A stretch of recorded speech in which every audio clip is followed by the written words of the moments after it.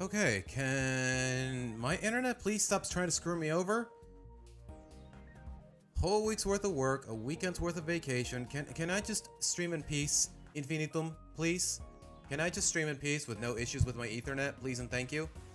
You know what? I think it's just about time that I invest in a new cord because I've had this one since like early 2020, late 2019. But what's up, guys? It has been an eventful week, more or less, to say the least. I did get back from Worlds. Work has been kicking my butt as of late. And well, there's been a lot of personal stuff going on right now that I can't more or less, I'm not gonna disclose, but all I know is that I'm probably not gonna be living here much longer, and the fact of the matter is, once I move out, according to my tenant, quote unquote, I should be able to set up Ethernet no problem, but the fact of the matter, I don't know how long it's gonna take, so maybe this weekend I'm definitely gonna be try to stream as usual, but the weekend after that and the weekend after that, we'll have to wait and see, because all I know is I'm definitely gonna be switching residences more or less soon enough, because I don't know, I applied for, you know what, on top of that, I did also apply for a new job, and that is miles away from, far away from where I'm currently at. Not that I'm gonna dox myself or anything like that, but a lot of things might change depending on how well my applications go and whatnot, to say the least. So, but let's not worry about that right now. Today, we're just here to play cards as usual and react to my content. But alright, let me get the mic in a proper position and hopefully... Okay, twice while I was setting up stream, my internet crashed, so honestly, I'm not very hopeful for what might happen. Like, I don't know, maybe it's an issue with my Ethernet cord, maybe it's an issue with the modem, because last time I streamed, we did have some of these issues, but the week before that and the week before that, we definitely didn't. We definitely didn't. Like, stream straight up never crashed in the whole 3.5 hours that I streamed, so I don't know what's going on, but we'll see how things go, guys. If it crashes and whatnot, then yeah, screw the emulator. We're just gonna get straight to the reactions and whatnot. I don't know what I'm gonna do, though, if I'm not playing TCG Pocket, just to... as the appetizer, quote-unquote, of the stream. If I can even call it that. But anyways. Honestly, it is way too late for me in the ranked season for me to climb, so we're just gonna do casual matches. And maybe build a new deck, for the hell of it. I don't know. You know, I haven't tried this Dragonite deck in a while. I did build it, like, last week, but I haven't had many chances to try it. Let's try it.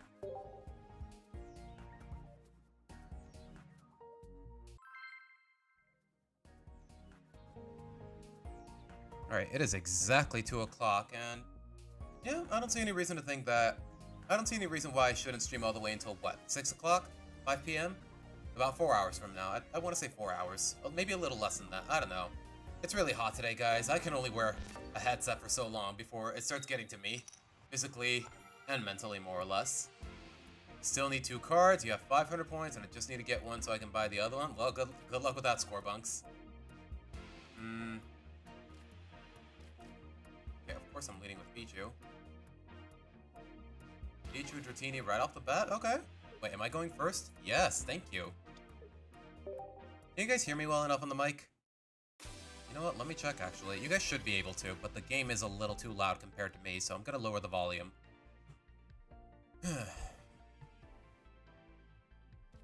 There's Cleffa. Wait a minute. Is this a Serena that gets rid of my hand and whatnot? Or... I guess it doesn't matter too much.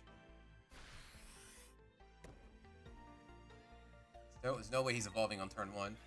Do I have an Espeon EX or just generic Full Art Espeon? Or Full Art Leafeon? You're gonna have to be a little more specific, Scorebunks. I might. I just might. I don't know. I want to say... You know what? I'm not gonna say anything until I look at my cards, because I don't want to get your hopes up, Scorebunks. But if I do have it, I'm more than happy to trade it. We'll check after this game. Just remind me, man. Just remind me.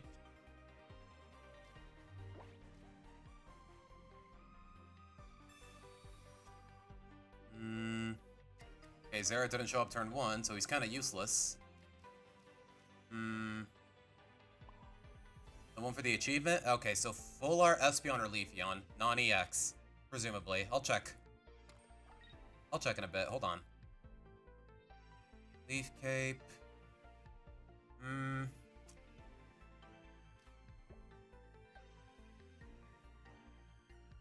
You know what? No.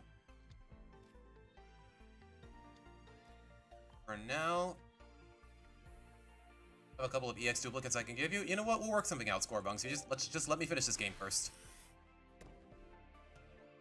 You know what I would appreciate? I only have Draco Meteor Dragonites. If you have a Dragonite EX, I would definitely appreciate that. But like I said, you know, okay, I'm gonna shut up. Like I said, we'll discuss it after this match. I'm getting too ahead of myself. I have a really bad habit of that, as I've come to notice. Okay, Rare Candy, Dragonite, anything? I probably should have played Cleffa instead of another Pichu, now that I think about it. Rare Candy? Of course he gets it. Of course he gets his Rare Candy and his Serena. And another Leaf Cape.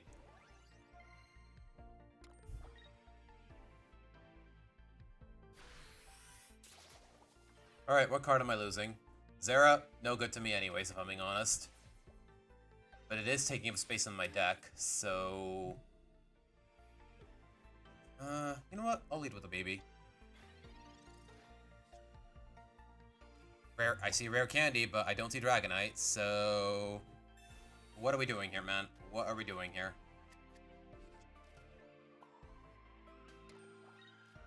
And if I lose my Rare Candy, then it's a disaster.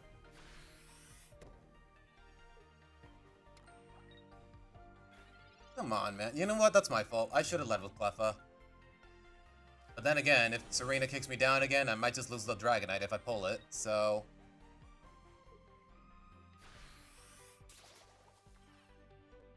Okay, he didn't take my Rare Candy. I can live with that. If I pull Dragonite here, or an Oak and then Dragonite, I'm satisfied. Otherwise, I basically bricked. Yep, I bricked. Yep, the very same card I just lost, I get it back. Okay, yep. I deserve that. I should have led with Cleffa.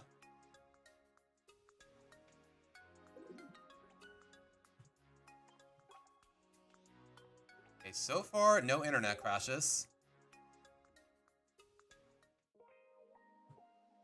Alright, let's see, Scorebun. Let's see.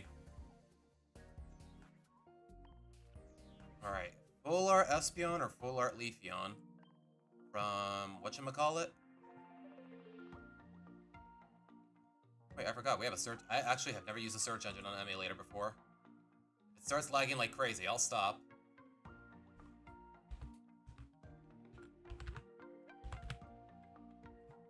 Hello, Jorge. Welcome to the stream. Unfortunately, no Full Art Leafeon. Just EXs. No Full Art Basic Leafeon. Can I actually, search by, the expansion that they came in? I doubt it, and even then, I don't have to overthink it. Nope, I'm sorry, Scorebunks. I don't have what you're looking for, by the looks of it. All the Espeons I have are basic. You know what? Maybe I can Wonder Pick it. I don't know.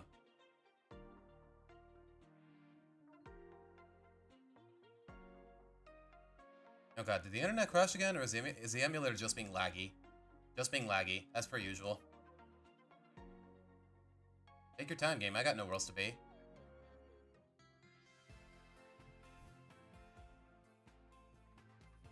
Don't care, don't care. You know what? Nobody is pulling on Eevee Grove anymore, so...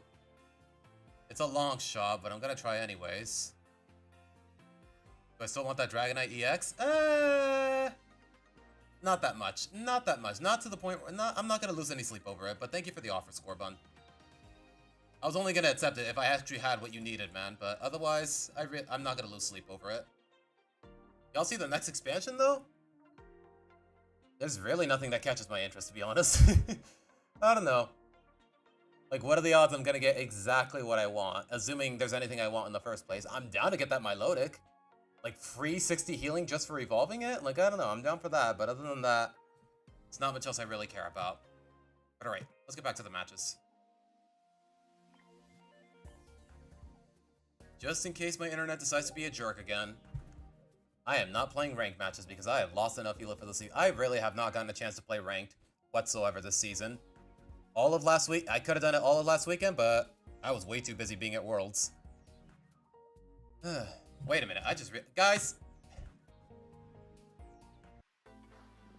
Do me a favor. If I have not gotten rid of the starting soon UI, please let me know, because I have been running my mouth for like 10 whole minutes and nobody's bothered telling me. Okay. Leading with Zera, but it's turn 2. Oh boy. At least he can't one-shot me unless he plays a Lucario.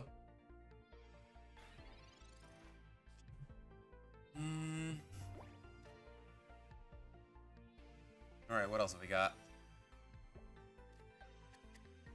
We got Cleffa. We got Dratini.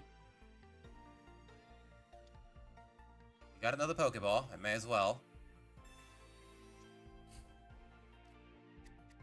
That really doesn't help, so... Yeah, use the water energy to retreat and then give the electric energy to Dratini. I think that's a good idea. I don't think there's anything I want besides the evolution card, so I shouldn't need to worry about this again. Yeah, man, if you're really not concerned yourself with ranked games, climbing the ladder, or anything else, if you're just in it for the collection, then yeah, just keep pulling Eevee Grove. Like, don't be wasteful about it.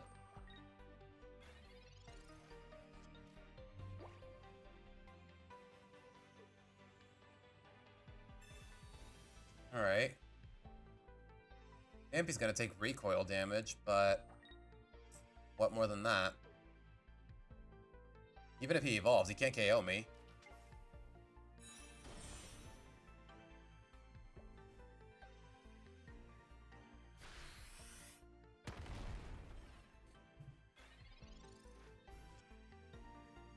We have the Oak, I don't have any other support, so yeah, let's run it.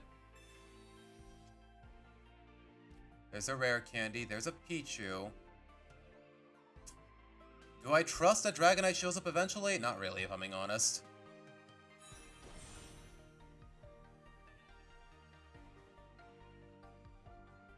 Really? Yeah, I heard that the director said that there's no plans for a sequel, and... maybe... I don't know, I feel like the story for Transformers 1, considering how expansive that whole franchise has been throughout the years, like in both comics and the TV series, I feel like it doesn't need it. Everyone knows who Optimus Prime is, everyone knows who Megatron is.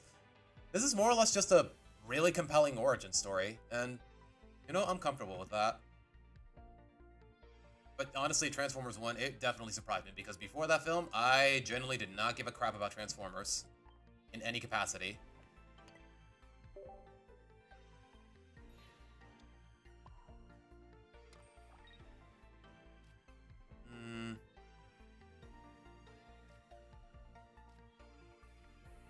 Just in case Dragonite doesn't show up soon enough, I can keep farming energy.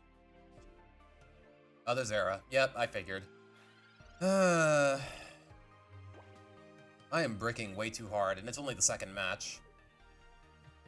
Okay, how long have I been going at it? It's only 2:12.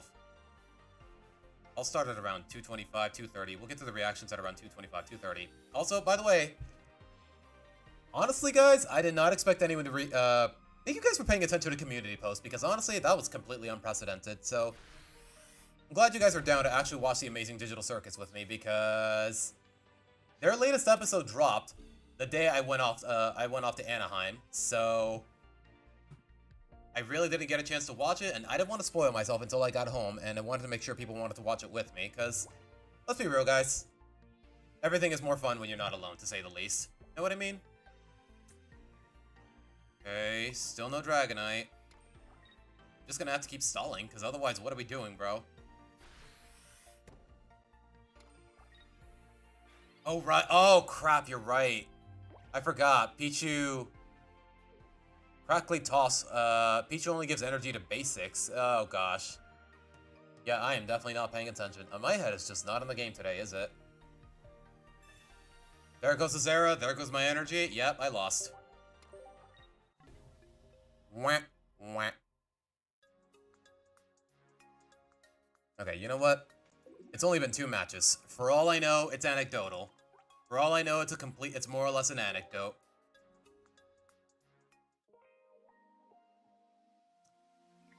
But at this rate, though,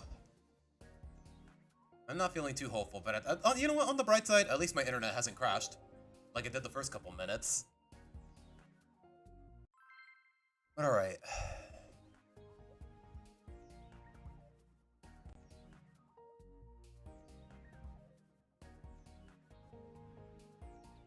The people that watched Joker 2. Okay, John, you're gonna have to work on your grammar a little bit, my guy, because I'm not understanding most of what you're saying. The Bayverse of Transformers was cool? Really? I've heard nothing but bad things about the Bayverse. But 2, 4, and 5 was so bad in mid that 1 and 3 were the best, though. Honestly, I remember watching 3 in theaters, and honestly, I fell asleep halfway through it. I mean, to be fair, I was like 12 years old, but still. Like, I don't know, I just found it to be really boring, more or less, but like I said, I was a kid at the time. My attention span was not the best.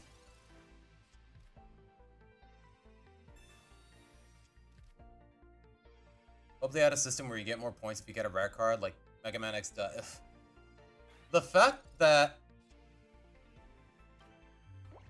that currency you use to buy cards from an expansion, whatever they're called, the fact that it doesn't work for every expansion, just the one that you pulled on, like, I think that's ridiculous, man. I think that's freaking ridiculous. Like, if I want to pull, say, if I want to buy, like, say, a Genetic Apex Gengar, I gotta keep, using my packs to pull Genetic Apex Gengar. It's ridiculous. I should have Pokeball first, that's my fault. God, I am way too distracted today.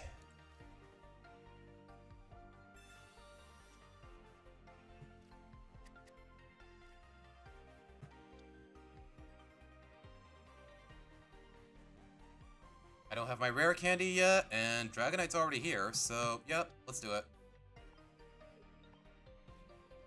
Best I can do is just keep stalling.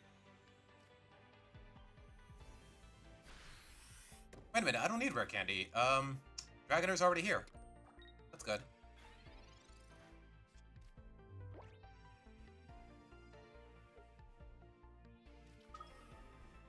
There's a Sylveon, but can't attack. Can play a lot of EVs, but he still can't attack.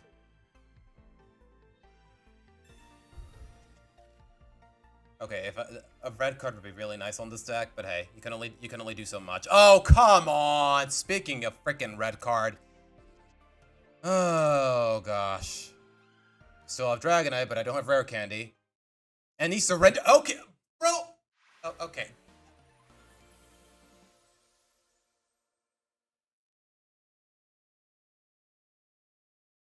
You ruined my hand just to surrender immediately afterwards? I'm conflicted. On one hand, maybe I want to feel pity. No, I don't know.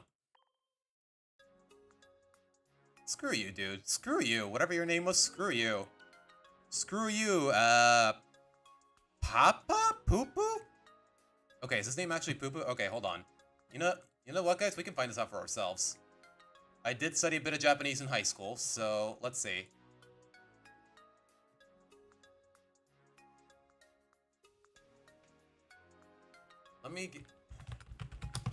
I know that's hiragana. And I know that little circle around the symbol. It means it starts with a P. Okay, his name is literally Papa. Okay, that makes sense. If it was Poo-poo or Popo, I'd have a lot of questions. The first time I win it today, and it's just because of it's just dumb luck, man. See, this is why I can't get too invested into this game, at least competitively. Just because so much of it is just luck-based. I mean, to be fair, this game... I just realized this game has been out for almost a year now, and it still sucks. In terms of RNG, it still sucks. But alright. Can I get a decent match for once?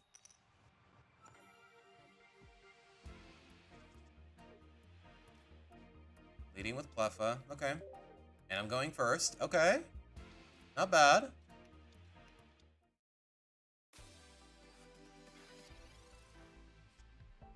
Can you guys hear the game well enough? And my opponent already left. Isn't that nice? Bro, come on. I just want a decent match where it feels like both of us tried. Is that so much to ask?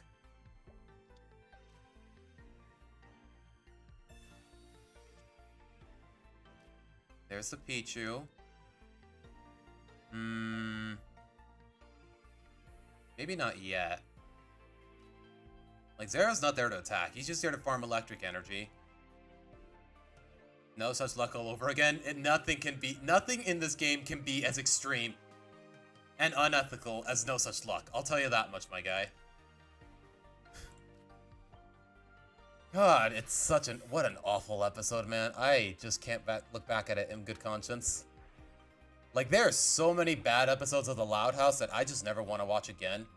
Because they're just that mediocre or they're just that bad. Like, it's crazy how it takes just a handful of good episodes for me to actually like the show, but that's what happens when a show goes on for too long. There are so many forgettable episodes, especially in this franchise. We got lightning energy, but we don't have a Dratini. Okay, this could help. Or it could make things worse. Okay, it helps. It helps. It helps. I'm not mad. I'm not mad at that.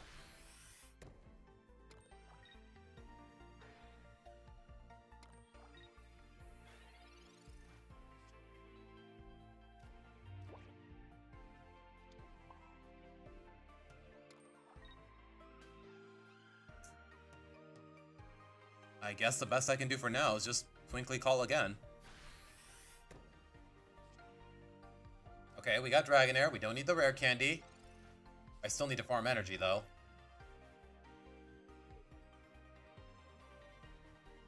I have the elemental switch, so I could attack with Dragonair if I wanted to. How much damage does he do? 60. Okay. I can work with that. Then again, my opponent's gone, so I swear, if I lose because he basically forfeited again, I don't know. Okay, he's here. He's here. He's here.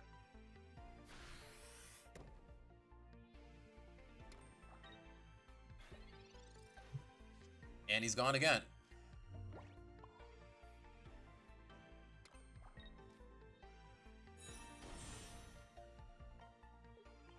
Okay, we're getting somewhere. For the love of all that is good, please do not red card me again.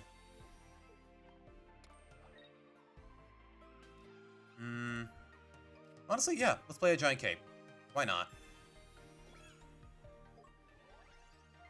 I've just realized we have played 4 matches and I have not gotten in a single attack until now.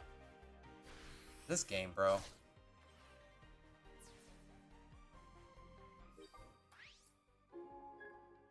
What time is it, by the way? Should be around, what, 2:20? 2:21. Okay.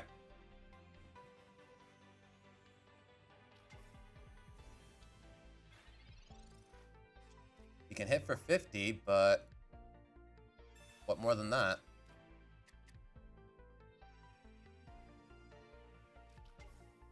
Oh, Arceus. Oh. That is unprecedented. Then again, he has elemental switches. He could start maybe he could start attacking already. Please don't tell me he has both. Please do not tell me he already has both.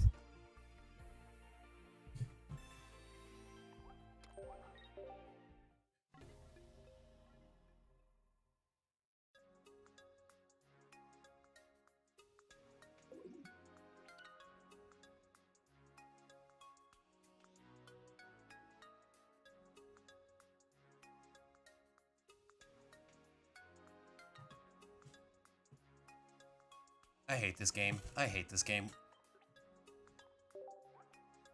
No, screw you. You don't get a thank you. You don't get a shopping ticket. Screw you. Oh, by the way, guys, do me a favor. Hit that like button. Just a little gentle reminder, because apparently reminding people to hit the like button gets people to hit the like button. As I've come to learn recently. And by recently, I mean 2 weeks ago.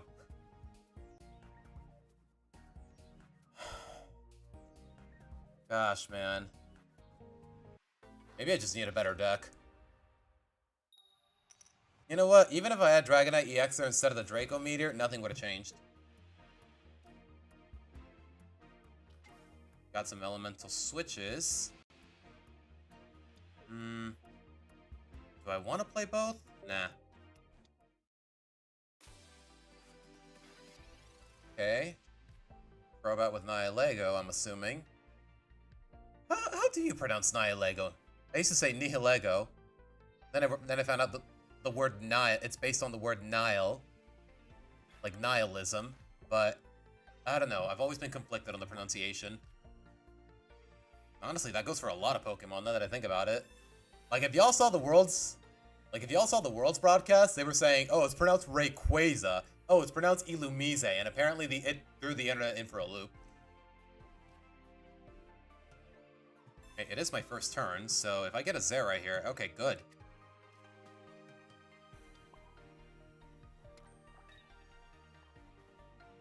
Then again, all I need is my rare candy, and I'm in business. Business, business, business. Numbers. Is this working? Please tell me at least one person in chat knows where that's from. Business, business, business. Numbers. Is this working?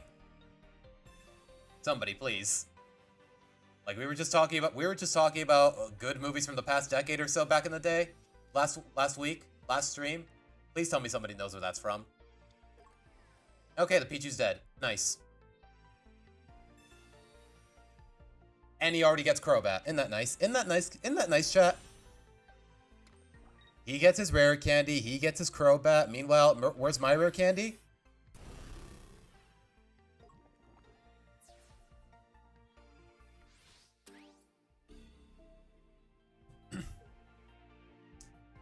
Okay, this could be really bad. If I don't get rare candy here, I lose. Yeah, this deck is awful. I don't know why I listen to content creators when it comes to decks, man. They just put them in thumbnails. They say they're broken, but... Scorebunk, thank you. Scorebunk, thank you. Scorebunk, thank you. Thank you. Somebody knows where that's from. Thank you, man. Oh my gosh, I didn't think anyone would get it. Definitely what did I say? She's the best character? Okay, it's between her and Benny. Because Benny was just, I don't know, that's that moment, that spaceship moment. You know what? Why am I speaking so, I don't need to speak so vaguely, guys. Let's just... Hey, Tiki Tech, welcome to the stream. I am glad somebody understood that reference. Okay, I just realized I should not have this emulator on and open other tabs, because it's already laggy as is.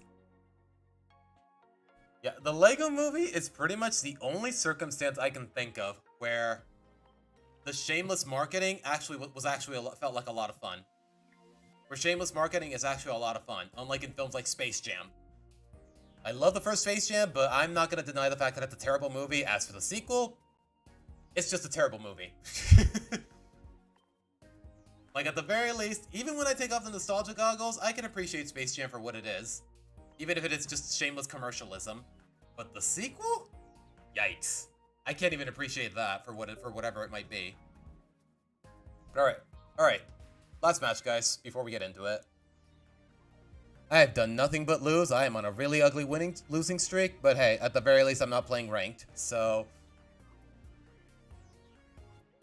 I don't know, Scorebunk. Between Unikitty and Benny, I think I like Benny a little more. Just cause of the moment where he finally got to build his spaceship. He's like, spaceship! Spaceship! No, I do a terrible Charlie Day impression. Honestly, I never got a chance to play the game. Honestly, most Lego games are solid, more or less. Or at the very least, they're above average. Yo, y'all hear about that new Lego Batman game? I'm kind of down to play it, just because I love the Arkham games growing up. Okay, this is not a good start.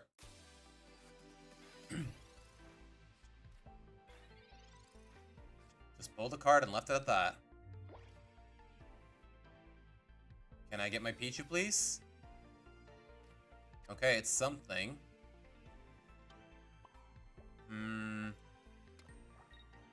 It's on the PS4. Really? It's really not that old? Like, I don't know, when did I don't know,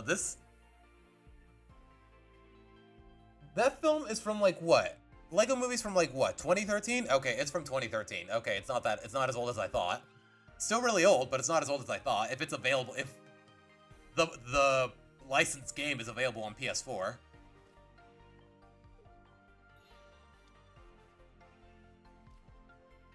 You know what? Screw it. Let's Mars the guy.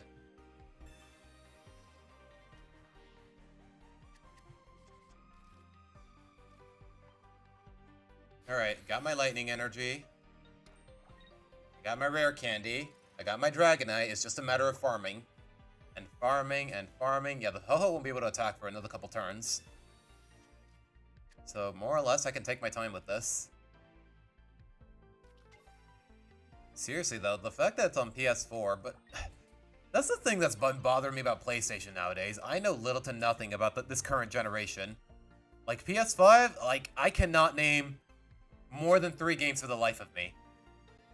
Astrobot, Final Fantasy VII Rebirth, and that's it. Those are the only games I can think of.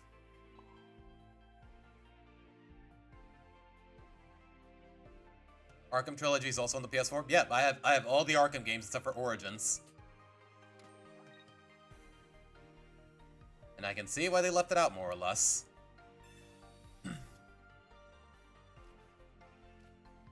Wait, how much health does Dragonite have? 160. He still gets one-shotted by Lugia. I'm sorry, Lugia. You know what? Let's be humble about it. Let's not use the full art Dragonite just yet.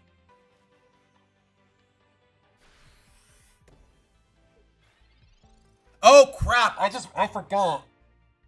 You know what? I deserve to lose this one.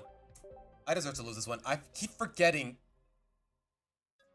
Pichu's move only works on basic. Pichu's move only works on basics. I am so out of touch with this game, guys. Oh my god.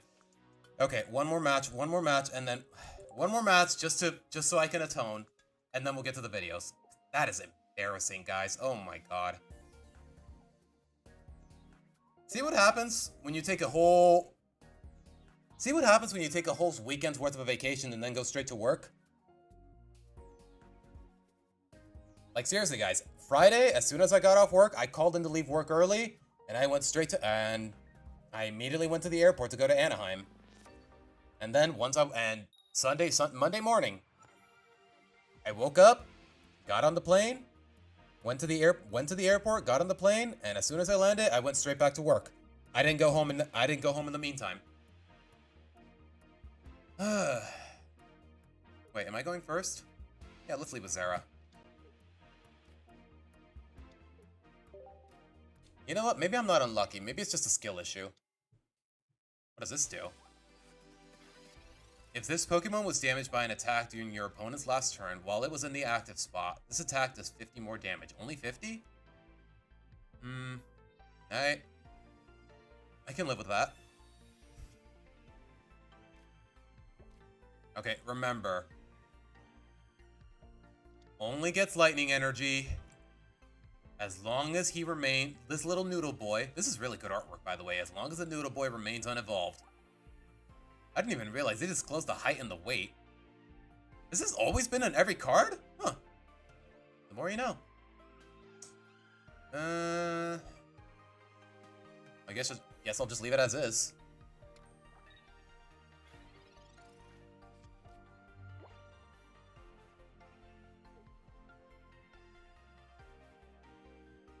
Wait, I just realized the Wobbuffet could one-shot Pichu. That's bad.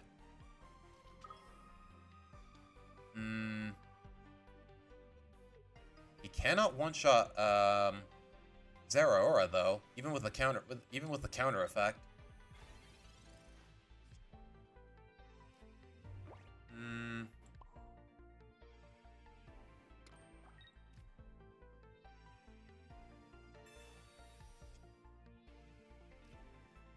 It's another rare candy. Wait, don't evolve yet. Don't evolve yet.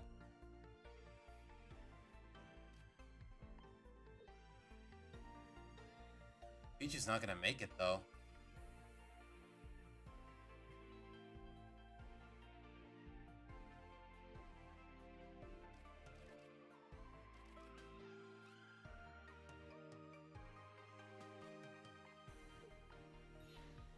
Oh, gosh. This is what happens when you don't have Dragonite EX.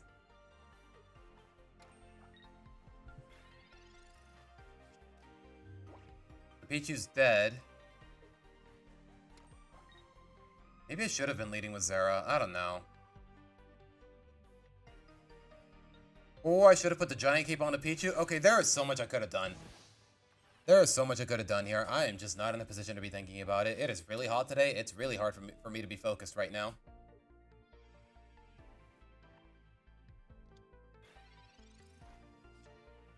But at the very least, I'm getting in some moves. I can use Mars.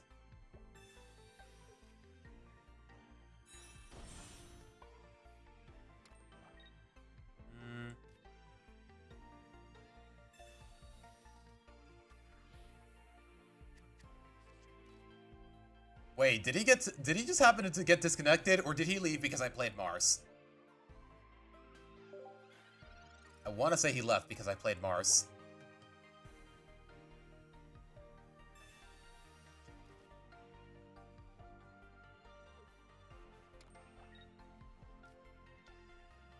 Mischievous, hello? That's a rarity. 30 damage.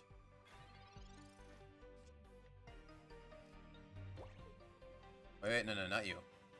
Not yet. Another Zera, that's dead weight.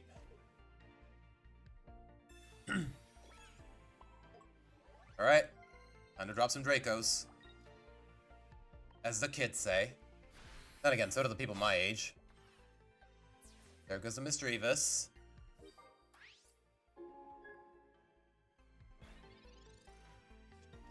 Would be nice to be able to set up my Dratini right now, but no Pichu, no other Dratini, no nothing.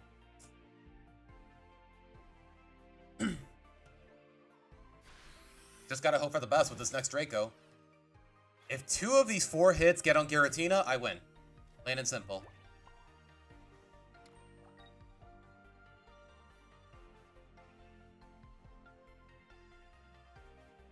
You know what? Can I conduct polls? I guess I need a few more subscribers or something along those lines. I don't know. Maybe I need to be partnered. I don't know.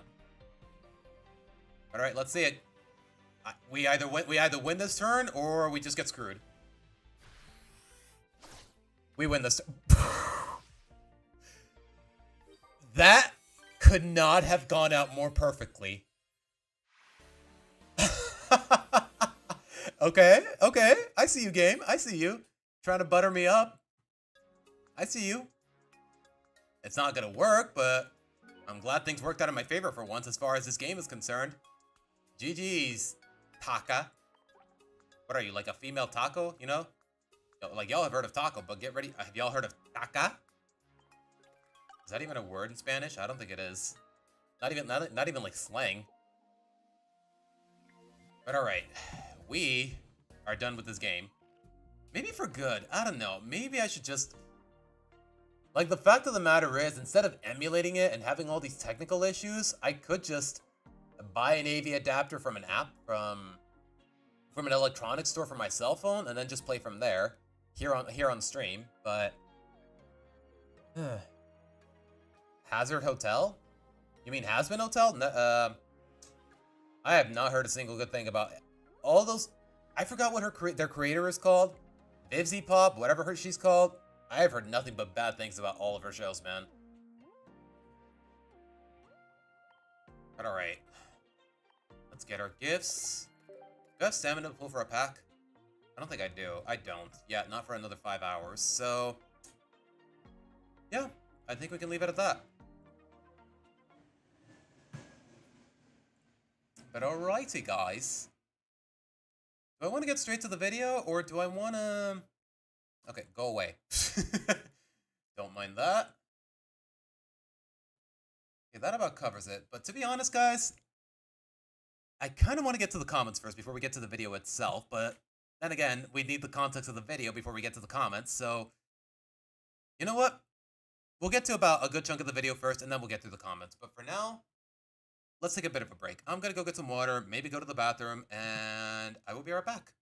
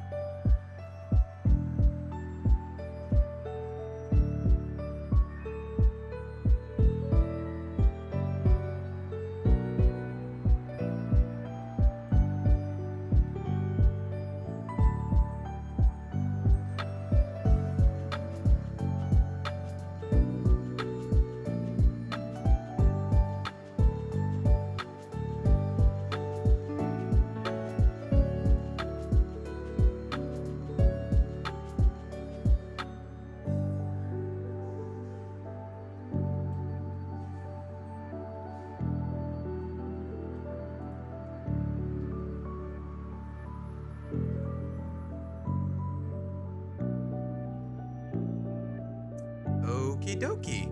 Okay, is it just me or is the music a little too loud? At least compared to my voice. Wait, guys. Hello? Who the... Oh my god. This is why... This is why I highly recommend Adblock, guys. I'm not... Look, you know what? Please do me a favor. Turn it off for my streams. But when it comes to having background music and whatnot, by all means, Adblock away. That's all I can tell you guys. I don't think it's against TOS to encourage it by any means, but Jesus, man. Like, how awkward is it when suddenly the music stops and suddenly I'm getting an ad for Pepsi of all things? Oh my goodness. Alright, wait a minute, where's my face? Where's the chat? There you go. For some reason this is still here. Oh my gosh, I need to get organized as far as my layouts are concerned, but everything should be good to go. But to be honest, guys, I kind of want to get to reacting to Digital Circus first. I'm not gonna lie. Because... Well, honestly, I've been holding it off since last week. I resisted all temptation to not watch it last week as soon as it dropped. I could have watched it on my train ride, on my plane ride all the way to Anaheim, but I didn't. Just for the sake of being able to react to it on stream. But all right, where is it, by the way?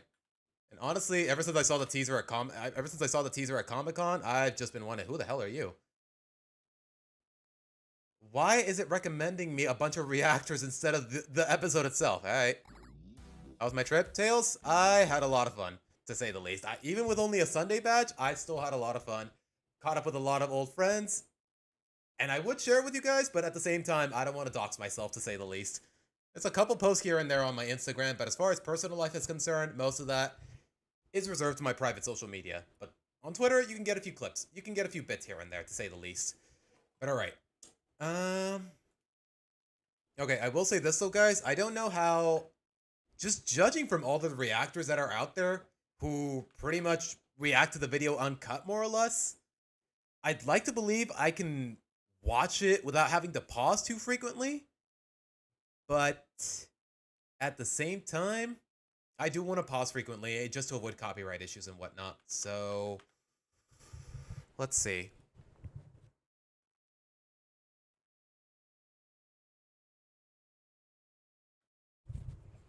Okay, we good? Everything should be good to go. Everything good in the layout? That's the real question. Y'all can see the mudkip, I can see chat, so let's get into it. And turn off the captions. I really don't think I need them. Let's go. Today's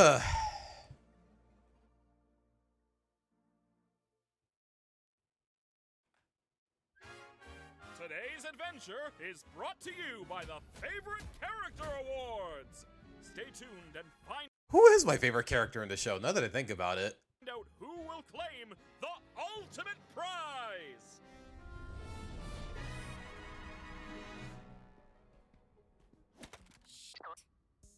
Can you toss that back up here?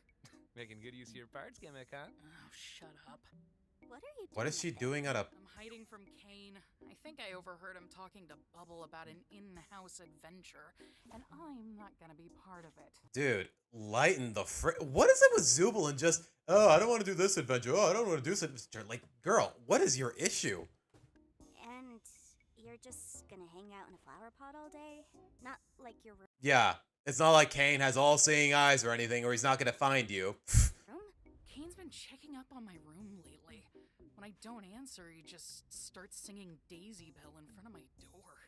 It's creepy. Okay, I need to see that. Does he really do that? I don't know. Let's ask him. Hey, Kane! You fucking You know what? You had it coming at this point. I know Jax is kind of a dick, but you had it coming. Yes, Jax? Look, it's Zubul. you! Ah, there you are. Now I don't have... I know a lot of people hate Jax, but I think there's a little more to him than what meets the eye, and I can't wait to find out. Do the snap summon thing. And I'm glad I found you. We need even numbers, cause today's adventure is a team adventure. Wait, show that again. Meet you guys up at the stage and Okay. Hello. Shortcuts. Thank you.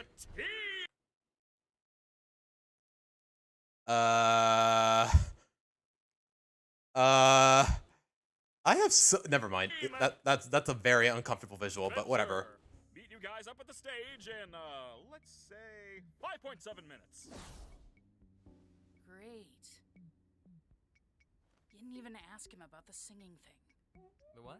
Today's adventure is gonna be a bit of a short one due to the Favorite Character Awards. But it'll be a perfect opportunity to showcase your guys' strengths to the press. This is so heavy. That's right, Bubble. Seeing you Aw. play Look at Bubble. He looks so sad. a bat ball a few days ago really got me thinking. We should do our own sporting event, but with cool new sports invented by yours truly. Help me, Kane. We could also just play softball normally this time. Please. In the Cane Leagues, we have Whoa, whoa, whoa, whoa. Show that again. Hold on. Normally this time. in the Cane Leagues. Did he just spawn that out of his hand? Okay, okay. That is really good animation. Holy crap. What's the budget for the show again?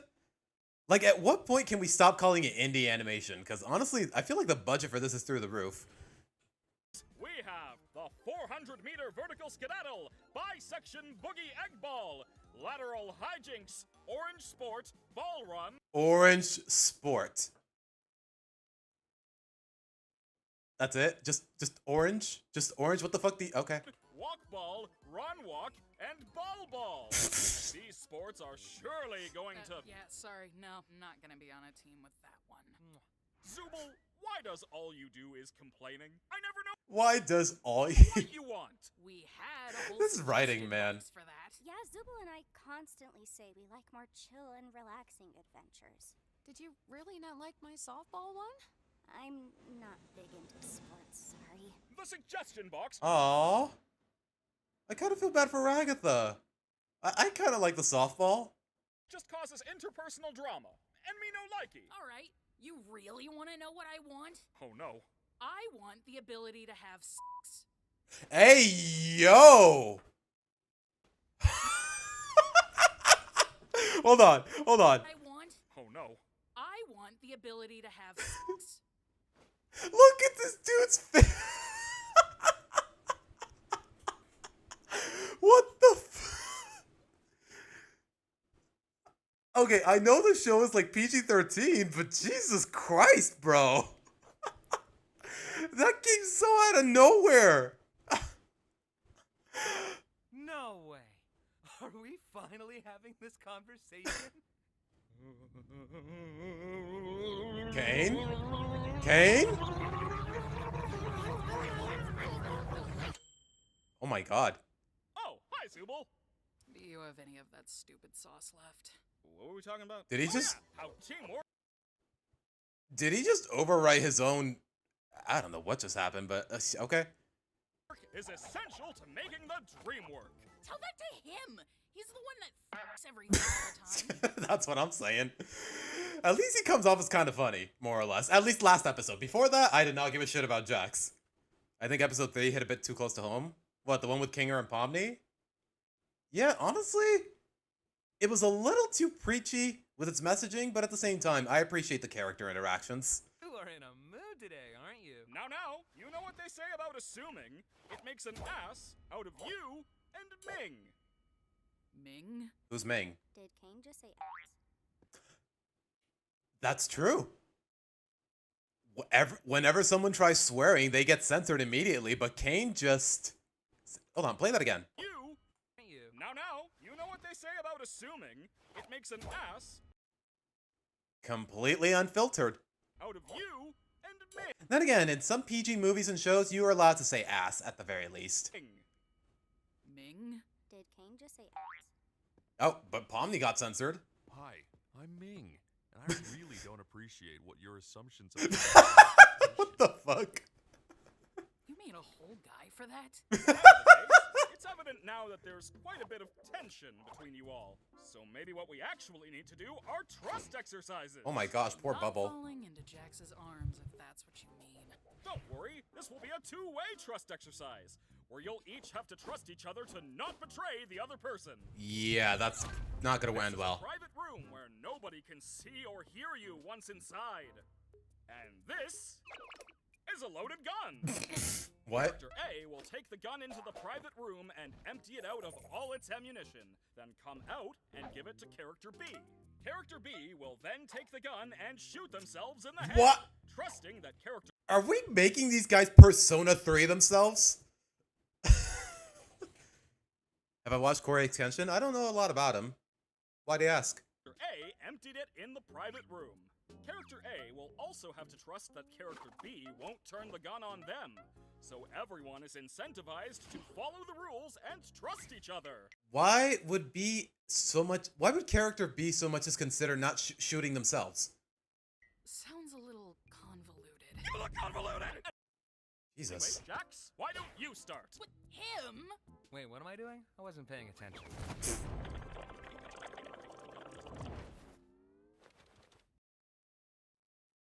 You all saw that, right? This show is all kinds of trippy. Good God.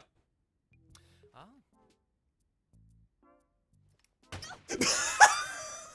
I knew it. I knew it. I fucking called it. I fucking called it. No. I mean, he didn't mess with his mind. He just put information in his head. I guess that it does count. I don't know, but I knew it. I knew Jax was gonna shoot Ragatha as soon as he... Or, yeah, we could all just shoot each other. Here, have guns. I don't care anymore. Away! Wait, that's just it? Here's guns and have fun? I didn't say have fun. It's just a little aimless. I'm sorry, this show is so chaotic. This episode is so chaotic so far, and I'm here for it. Use the sights. Kane! Ugh, fine! We're bringing teams back. Pair up in teams of 2, you all get 3 lives. Last team surviving is the winner. Oh my God, Jax is all in it for all kinds of chaos. Happy? Not really. No. Well, that's not my problem right now. I have an awards show to plan, so you guys are gonna have to handle yourselves for a bit. You get 5 minutes to figure the teams out. Once that's up, it's a free-for-all. What, for Digital Circus? I don't own any merch. And I don't think they ship to Mexico, more or less. Come on, Sadie. You're coming with me. Oh, hell no. No. Actually, gonna be on a team with Subal. Yeah, What? please. No, you're not. We've been together for every team adventure. No, the... Guess times are changing, bunny boy. Hey, you wanna be on my team? I'd love to, but, well, I really don't want Kinger to get stuck with Jax. Oh my God. I mean, that's fair. That's fair. Well, That's fair. I could be on Kinger's team. He and I were together once, and it wasn't too bad. And have me? Bro, just say that you don't want to be with Jax either. Someone has to bite the bullet eventually. Oh, yeah, just forget I asked. I'll be on Jax's team. Oh boy. Wait, Ragatha, Like you said. whatever you gotta say, just blurt it out. Probably good to keep Kinger and Jax separate. I can keep Jax in check, so don't worry about me.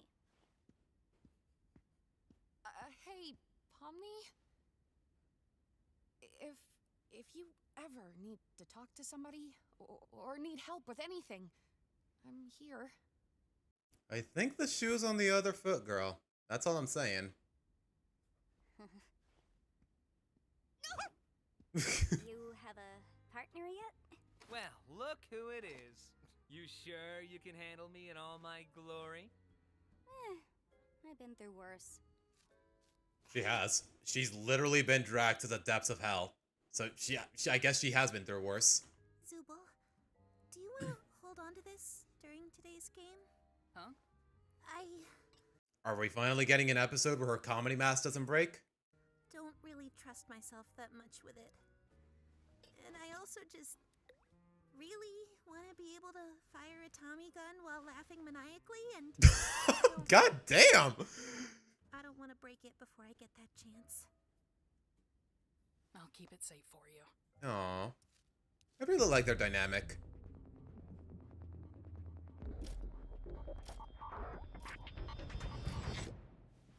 Wait, where'd the guns go? Huh? Why did she already lose a... That counted? Is it because she... Kane? Okay, that's dumb. Oh, yeah, the guns have been teleported to random spots in the circus. Go find them, champs. What about Ragatha's... Wait,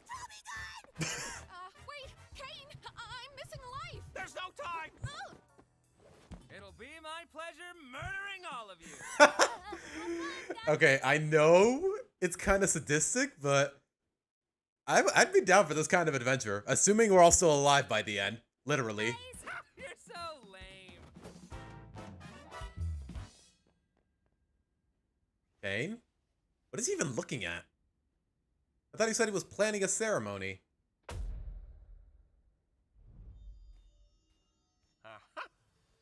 You little devil. All right. He's gonna shoot. He's gonna accidentally shoot himself, isn't he? Jax and Zubul. They're the youngest, so they probably still have some youthful fighting spirit. Man, I'm still missing a heart. This isn't fair. Huh? Oh, I got just the thing. Please don't give her your own. Take this. Wait, Well, where do you get the? what did you just do? Huh? What was that? It's a butterfly. It can restore your health. Did How did Kane? mention Did that? Kane never mention that? Nah, I made it up. Huh? What? You can just bend the. Okay. So, who are you gonna kill first, Pom Pom? I don't know if I'll really be doing much of the killing. I'll just find guns for you, and you can do all the violent stuff. Like that, right? You know none of this is real, right? Oh, what do you mean? Like the circus? The game today is literally to shoot each other. So what's the point in taking this moral high ground? That's true. Okay, Well, that's fair. They're my friends. I don't really want to hurt them. All right, let me be real here. Why do you care about that?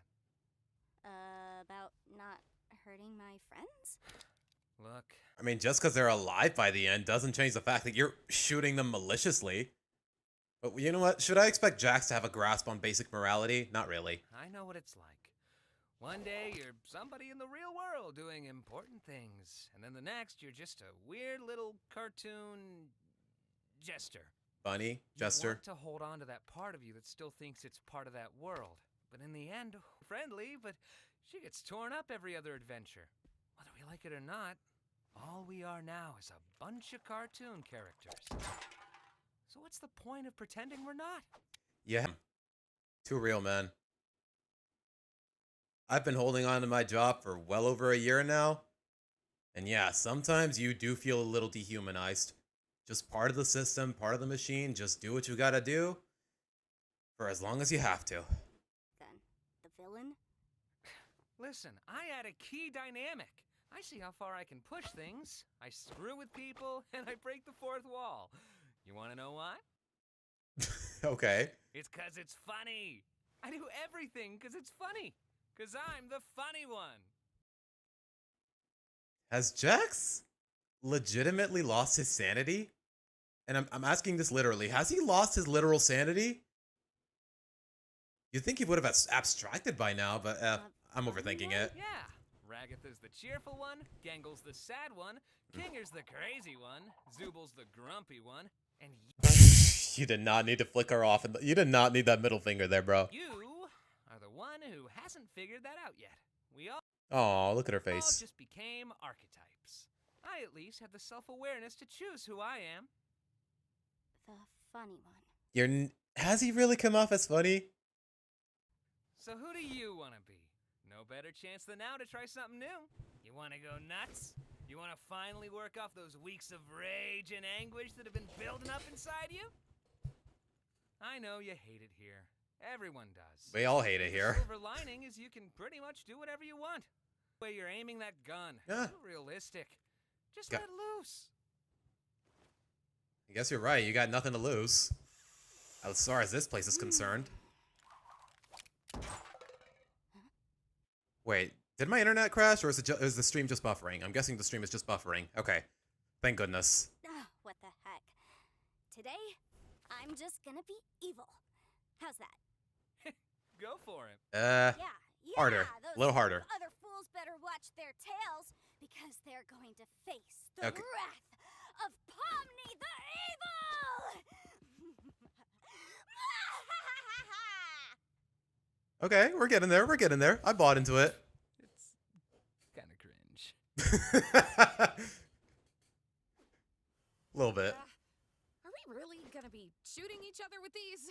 It's either shoot or get shot. God damn. Ragatha! There's a sniper around this corner. I think I got Kinger. Oh my god. Are you sure we're safe up here? Whoa! Tactical roll! Yeah, you're a chess piece. How the fuck are you rolling?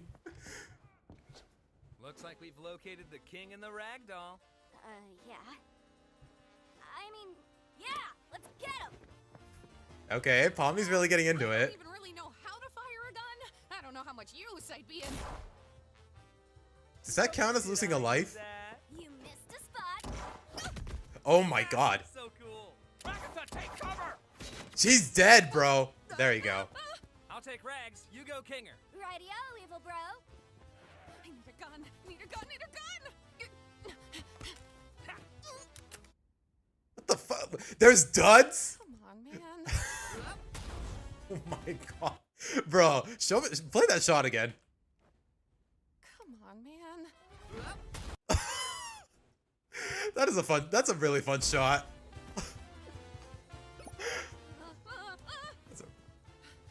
Kinger, really use another one of those butterflies. Howdy, howdy. Okay, seriously, where did those butterflies come from? I know exactly what you're doing with Pomni, and it'll never work. Huh? You know, getting close with Pomni to corrupt her. I don't Wait, think. No, wait. Wait, you could just. Oh, wow. I didn't actually think that'd work. Okay, Ragatha's out, but. Okay, she struck a nerve. God damn, she struck a nerve. That was still really funny though. Straight up Bugs Bunny, Elmer Fudd vibes from this whole interaction. I love it. Oh. I lost Kinger, but I got him down to 1 life. I lost a life, but I got us down to 1 Kinger. How'd you let her take a life off you? I don't That's a good question. How? really know. Wait, where the hell are they? Hey, I found this AK thing. If we can't find the Tommy gun, will this work? Yeah. Why does she want the Tommy gun so bad? Do you think Jax is gonna be mad that I didn't team up with him? No. I wouldn't worry about him right Of course now. not. It's all just a game in the end. It's Jax, though. He probably wants revenge. And he's For gonna what? make it painful. And Hey, you deserve better than thinking about him when he's not even here. You're a human. You're not his toy. Oh. That's okay, that hit a little too close to home. God damn. it sometimes doesn't feel that way.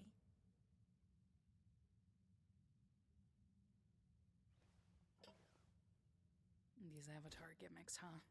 Makes you wonder why no one else got them. I just wish that... How are you supposed to like the part of yourself that just makes you worse than everyone else? 'Cause it exists. It's a part of you that's real. And the only you that you should care about is the real you. Normally, this kind of existential talk, it's a little cliche, but you know what? In the context of the show, it hits. It hits. You have to choose to love yourself, Okay, you lost me. even if it doesn't make sense. I'm gonna be real with you guys. Love yourself is a mantra used by narcissists. I do not buy it whatsoever. I'll say that much. It's not natural, it's intentional. Have you ever had to make that choice? Huh? Sorry, I mean, of course not. You're Zubul.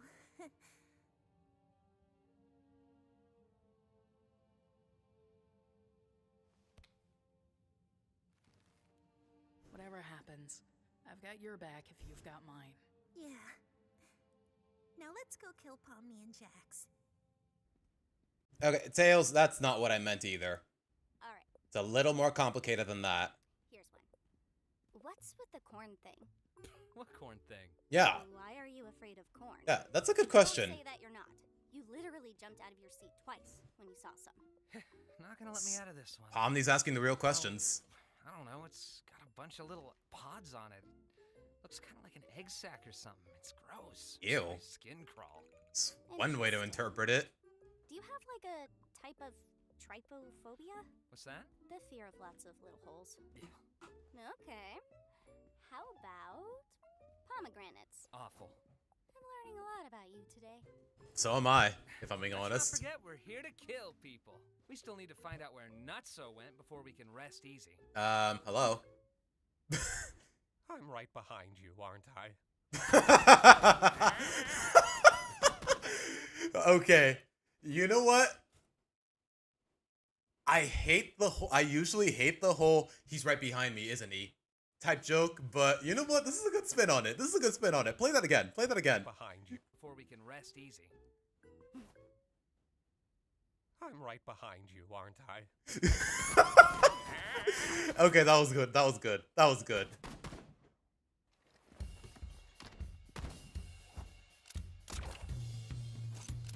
Wait a minute, King is in the dark. He's competent now.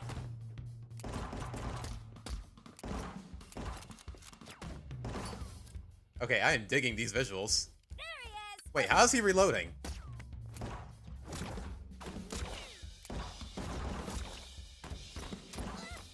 Bro, you... Sorry.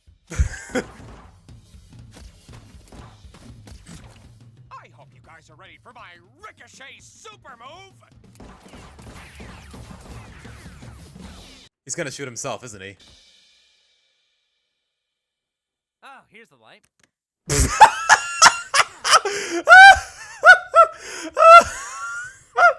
Oh my god. Yeah, this is my favorite episode. This is my favorite episode yet. Good god. High five! Oh my god. Who would be such a sharpshooter? Oh my These god. adventures, huh? Oh my god.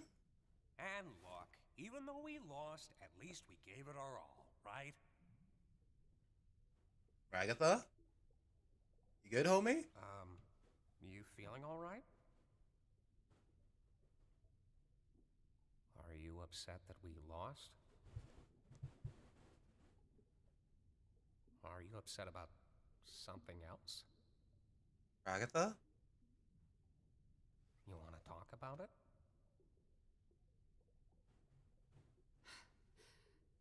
I think I might have failed Pomni, Failed how? just like I failed Jax. I tried too hard to get on their good side, and then I just end up pushing them away. Oh. They end up hating me. Well, I don't think I don't- everyone in here hates you. I don't think Pomni Jax hates you. does. Jax hates everyone, girl. Jax hates everyone. You know it. Gangle and Subal don't ever talk to me. Pomni probably won't after today either.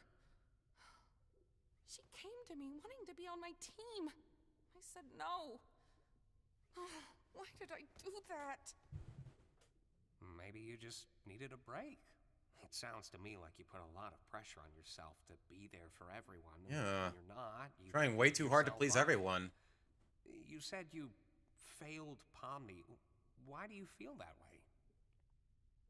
I don't know.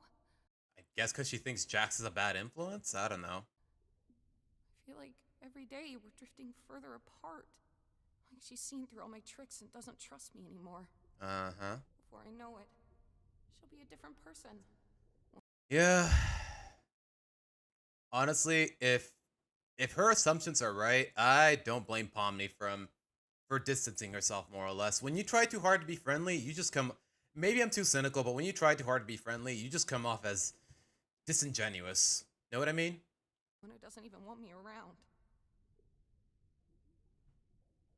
The way I see it, relationships are two-sided. And sometimes it doesn't make sense to do all the heavy lifting when the other isn't in the mood. We Oh, God. Too close to home. Again. all go through and deal with things differently. And And sometimes you just need to let people do things their own way.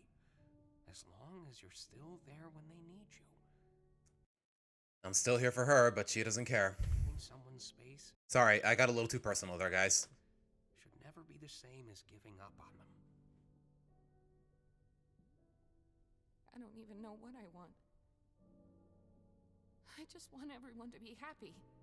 Aww. I don't want people to hate me. They don't. Do you hate yourself? I hated myself. I couldn't help but hate myself for the things I thought I was responsible for. It's awfully convenient that the loser corner is a really dark room, where Kinger is actually competent. I thought I'd lost everything. But then you showed up. And my outlook just changed. Aww. There are always ways to show you care without ruining yourself over it. You need to look out for yourself in all this, too. I don't get it. So often nothing you say makes any sense, but then you have these moments where you... I don't know. How do you do that? You know, in retrospect, maybe Pomni should have disclosed the fact that Kinger actually makes sense. Only makes sense when he's in the dark. How have you been around for so long? I guess I just have a resilient mind. What the hell's with the camera? Breathtaking! The committee's gonna love that. Okay. Are they still following us? Are you still following us? Yeah, we're still following. They're still following us. All right, this is a long one. We're gonna have to run. Let's go. What is this? The Looney Tunes cover? Like, what am I looking? The Looney Tunes. You know what I'm talking about, right? When I say Looney Tunes cover. Oh. Like, what am I looking at?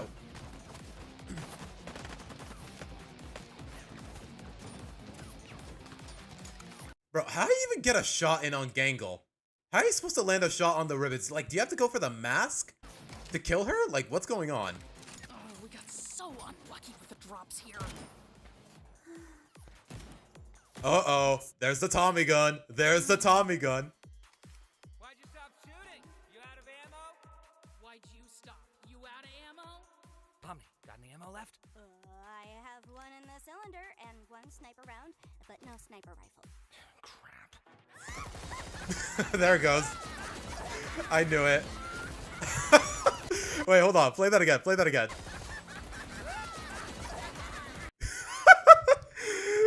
Zubo's just like, you go, girl. Like, goddamn.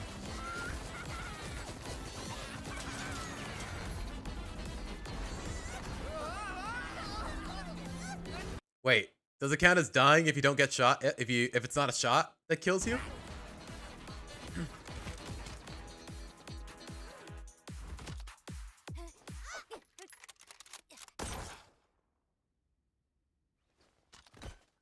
Oh, you have to go for the mask. Ouch. Wait, even her sad mask is laughing. You're just Wait. gonna hide in your room? Does she actually have a gun in there? Or can she just... What is this? Daisy, Daisy, give me your answer. Are you seriously gonna start singing that? Easy. All for the love of you. You. It won't Oh, be the a stylish man. gigantic Okay, this is the best episode so far. It's not even close. afford a carriage, but you'll look sweet upon the Guys, maybe pay attention. single built for two. Oh wait, I have a key to Zubal's room. Now you mention. Okay, you're fucked. Flashbang, gone.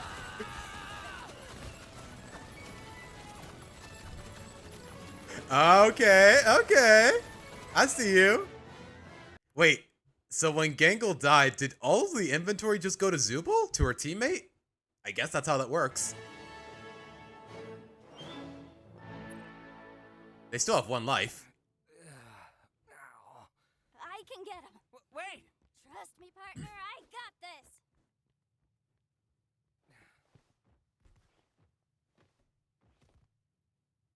Jax? Oh, Kaufmo's room. Okay, they did tease this in the last episode. What is going on with this little frog, dude? Apparently Jax's only friend before he abstracted?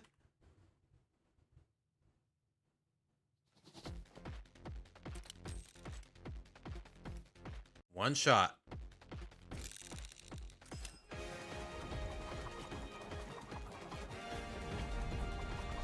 Whoa, okay.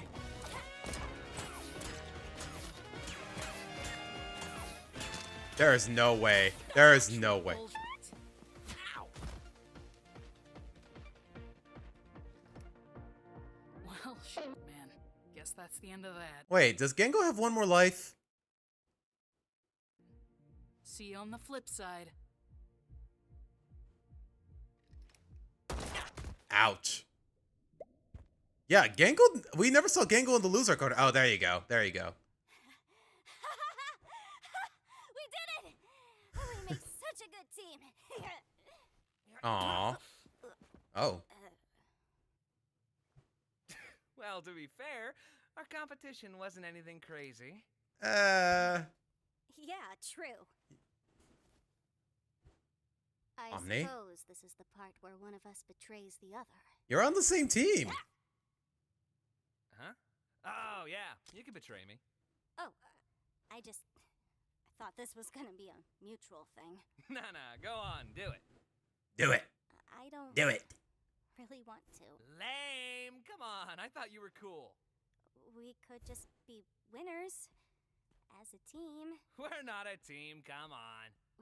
What do you mean? Yes, we are. Delusional. Kind of bonding over being chaotic evil together. I was merely Has Pomni always had fangs, or do they just show whenever it's convenient for the plot? entertaining you because I thought it was funny. Now are you gonna shoot me or what? Did I do something wrong? Ugh, you sound like Ragatha right now. No wonder we're not a team. No, I mean, we were doing fine, having fun, Aw. talking. But you suddenly You're not just... committing. Do it. Oh my god. Hold on, show me that shot again. Do it. Do it. If I shoot you right now, are we still gonna be friends afterwards? We were never friends. Ouch. What about all that stuff you told me? Yeah, I did tell you a lot, didn't I? Not looking forward to thinking about that tomorrow. No, we're not doing this. You're not gonna look me in the eye and tell me nothing we've been doing together meant anything to you, because I know that's not true. Are you coming on to me? Yeah, that's what everybody wants. A straight couple. Oh my god, can you take this Jax. Can you take anything seriously? Dude, you're a cartoon clown. How am I supposed to take you seriously? Oh gosh. I mean, I can see why he's behaving the way he does, but at the same time, it's still kind of dickish. You reached out to me, not the other way around. You're just gonna pretend that didn't happen? You must be misremembering. Is this why you didn't show up to Kaufmo's funeral? I don't show up to any funerals. Yeah, I bet you don't. Because you're scared.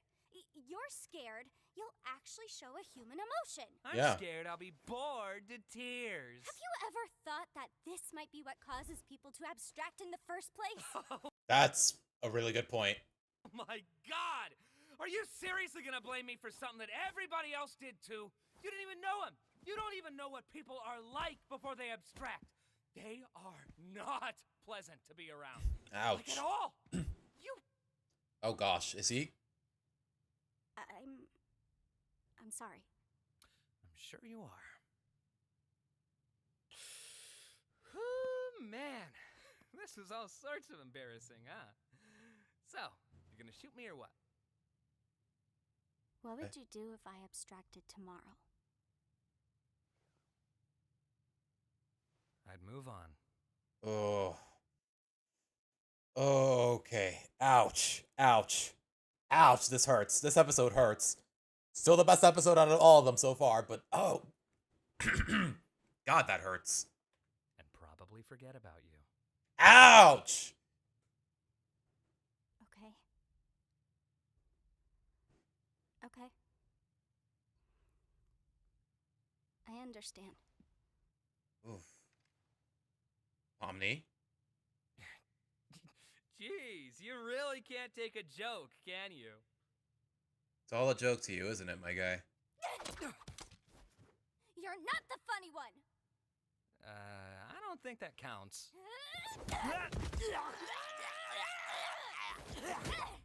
Hey, what are you doing?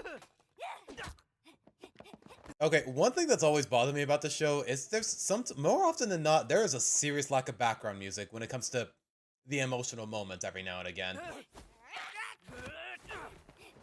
back! Are you crazy? I said fight back! Stop! Oh gosh. What's wrong with you? Why didn't you fight back? Oh, here we go. Here we go. Because I didn't fight back, that means I secretly care about you? I'm just a misunderstood little chicken fetus in an egg that needs to be cracked open. Well, I am not. I do not care about you or anyone else in this circus in the slightest. End of story. You are my playthings, and I get joy out of making you suffer. I'm the one Jesus who causes Christ. pain for fun. If I led you on, it was Look at his eyes, bro. just to make this part hurt you more.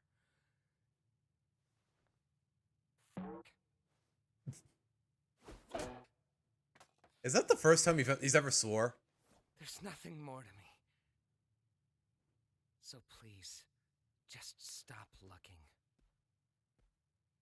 Jesus Christ.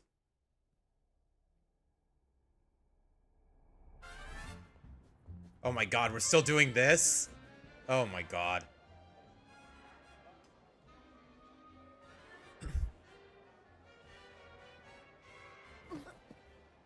Hey, I have something I I- feel like You can no, speak you first. go. Let's talk after the show. Yeah, sounds good. Aw. At least they're trying to make things right, but... Seriously, what's the point of all this?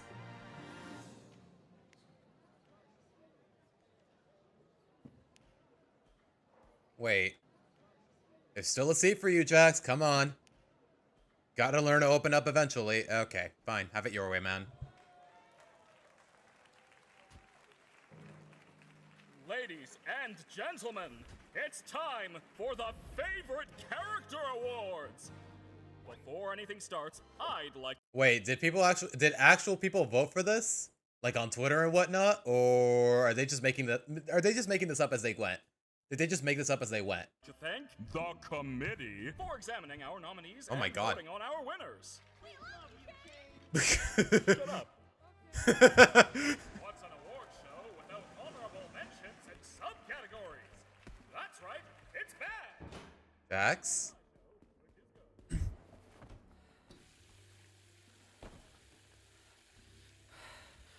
Oh gosh. Is he about to... No. Oh. On their website and everyone... Oh, okay! People actually did vote for this sort of thing. Okay! Good to know. Okay.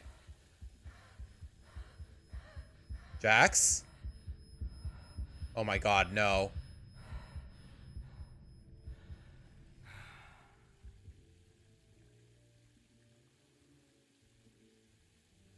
God, you look stupid. What the hell is that? So, Oh god, it's disappearing, guy. And the award Pause at the mirror? What do you mean? Am I missing something? I don't see anything. Hold on. Let me go back a little.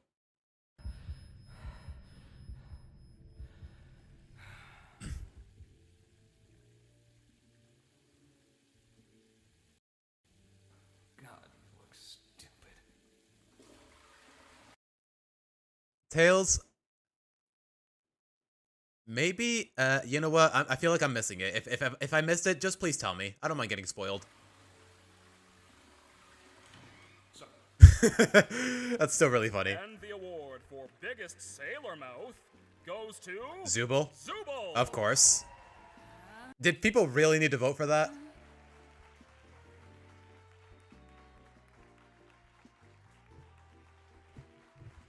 He thinks he's the Joker? Come on, bro.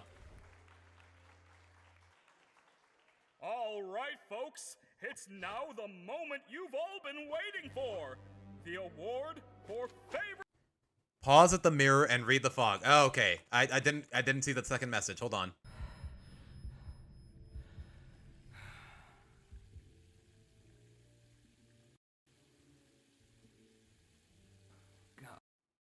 What fog? I don't see it. Tails, I do not see it. Hold on.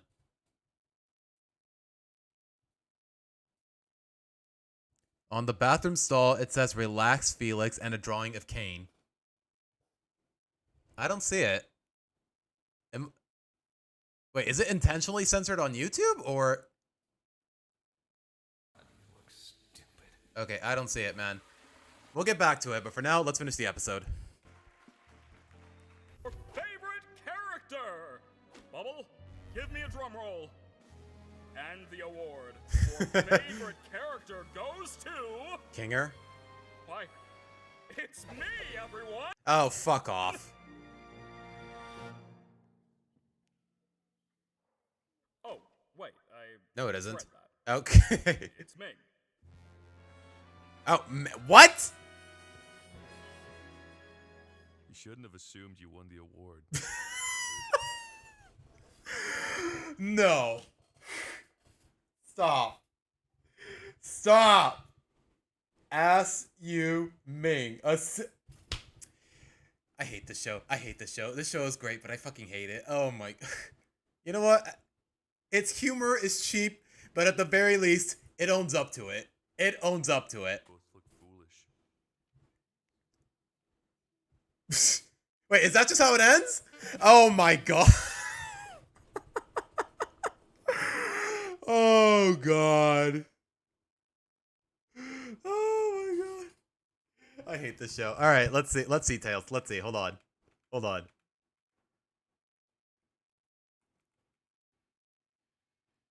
That's right. Turn the bright. How do I turn up the brightness on PC? Now that I think about it. It's bad. Like on Mac, it's just a button on the keyboard, but here?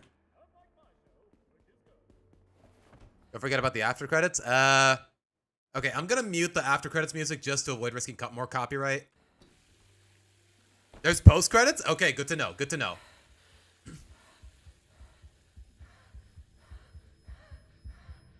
God damn.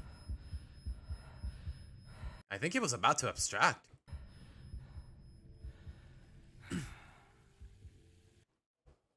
Okay, you know what? Let me look at this on my Mac. Good God, man. What a great episode, though. Let's see. They all get... Literally just type "they all get guns" on YouTube, and you'll get the episode. Let's see. Okay, I'm looking at it on my Mac. I still don't see it. You know what? Someone's bound to point it out on Twitter. Now that I don't have to worry about spoilers, someone's bound to point it out on my Twitter. Goes. Still, though, this is really funny. This is a yeah. And here I thought the last episode was the best one, but honestly, they just keep topping it. You know what? That's not entirely true. That is not entirely true. I thought the fourth episode was a little too boring, but you know what? That was kind of the idea. They're working at a fast food place. But still. Let's see. Oh my. I actually really like the post-credits music, but... Wait, I just realized Pomni wearing a Jack's outfit and a gun? Okay, I kind of want to buy it. I'm not going to lie.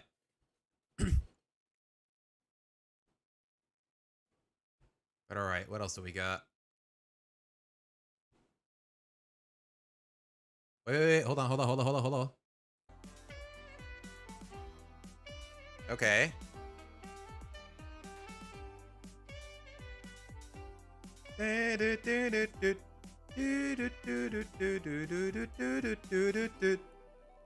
Aw, that's a really cute visual. Wait, there's 20 seconds left. Hold on. That can't be it, right? Alrighty. Now, let's see how many of them voted for me. Nobody? Ha, get fucked. Oh gosh. No. What's with Kane? What was that? What are they teasing at? What are they alluding to? You know what? I'm sure somebody's already come up with a bunch of theories, and I would give my take on it, but the problem is I can't really come up with one. Like, I don't know. I'm not that analytical when it comes to illusion, to say the least. But wow, that was a really good episode. Definitely my favorite yet. Just because, I don't know. Something about the gun, something about the whole assassin game. I don't know. It's just a lot of fun. At least when nobody's actually getting hurt and whatnot. But wow, guys. I had a lot of fun with that episode, to say the least. But alright.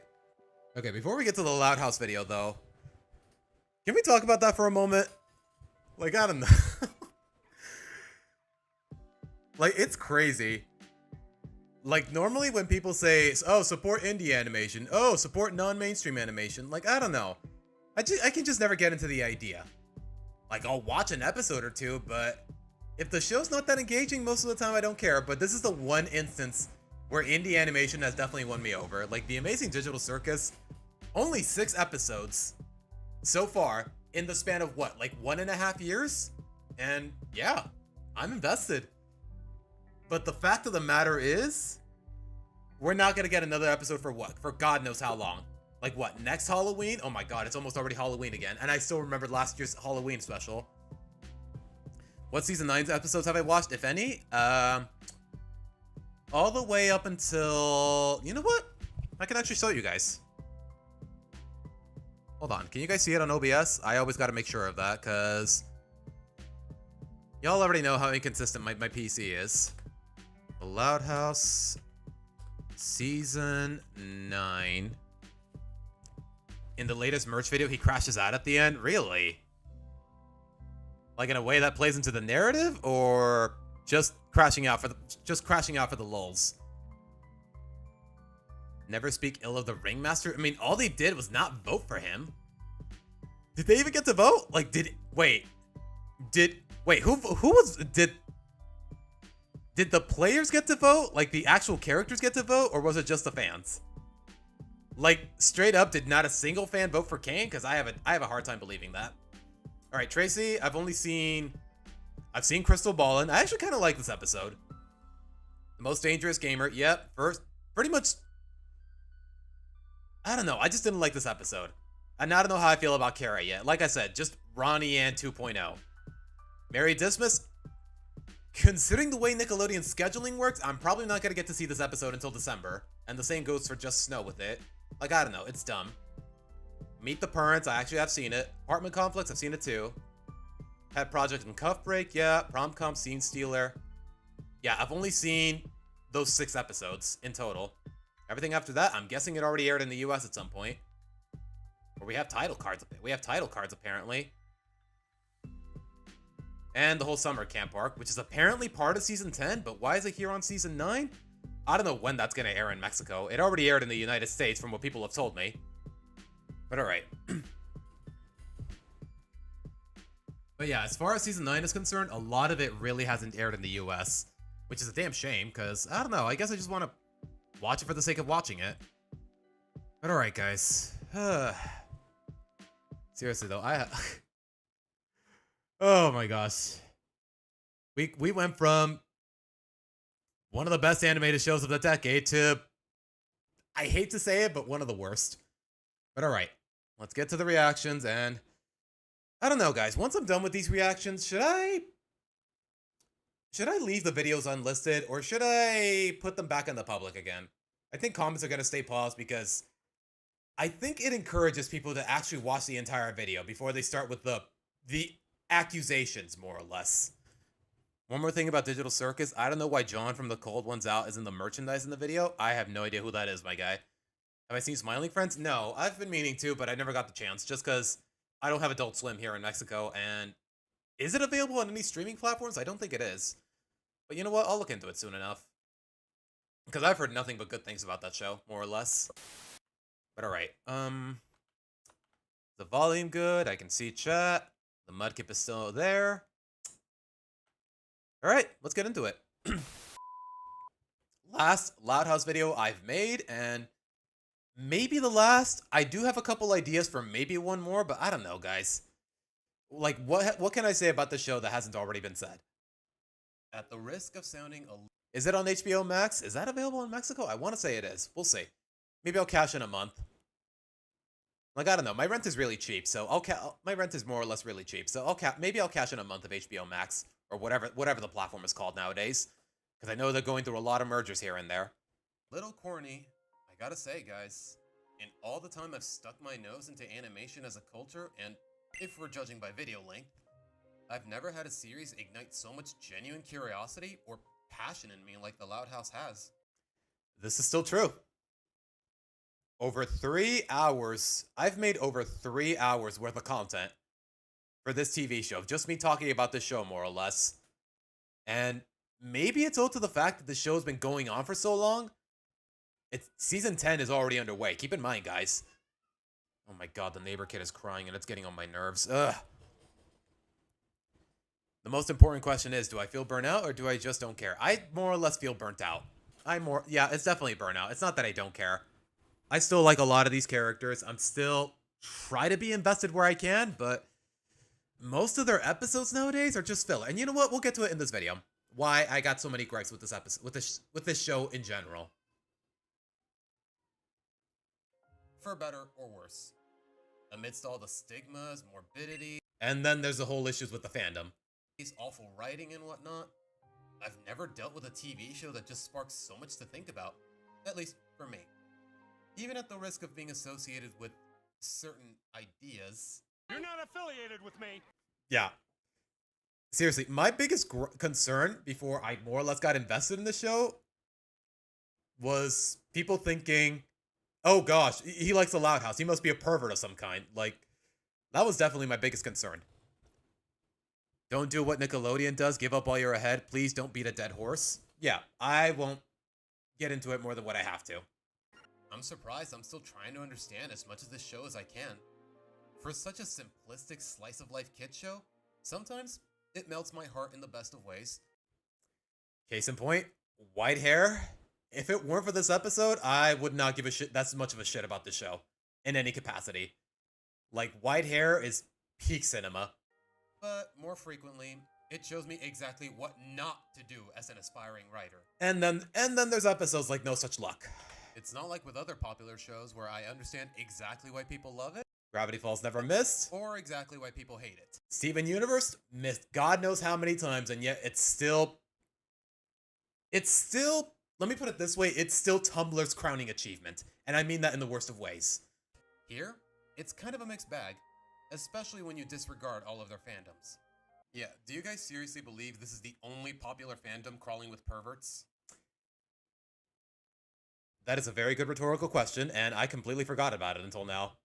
Not that I'm really an expert, I just looked at whatever numbers I had to know. Yeah, Gravity Falls and Steven Universe, their fandoms are not so innocent either.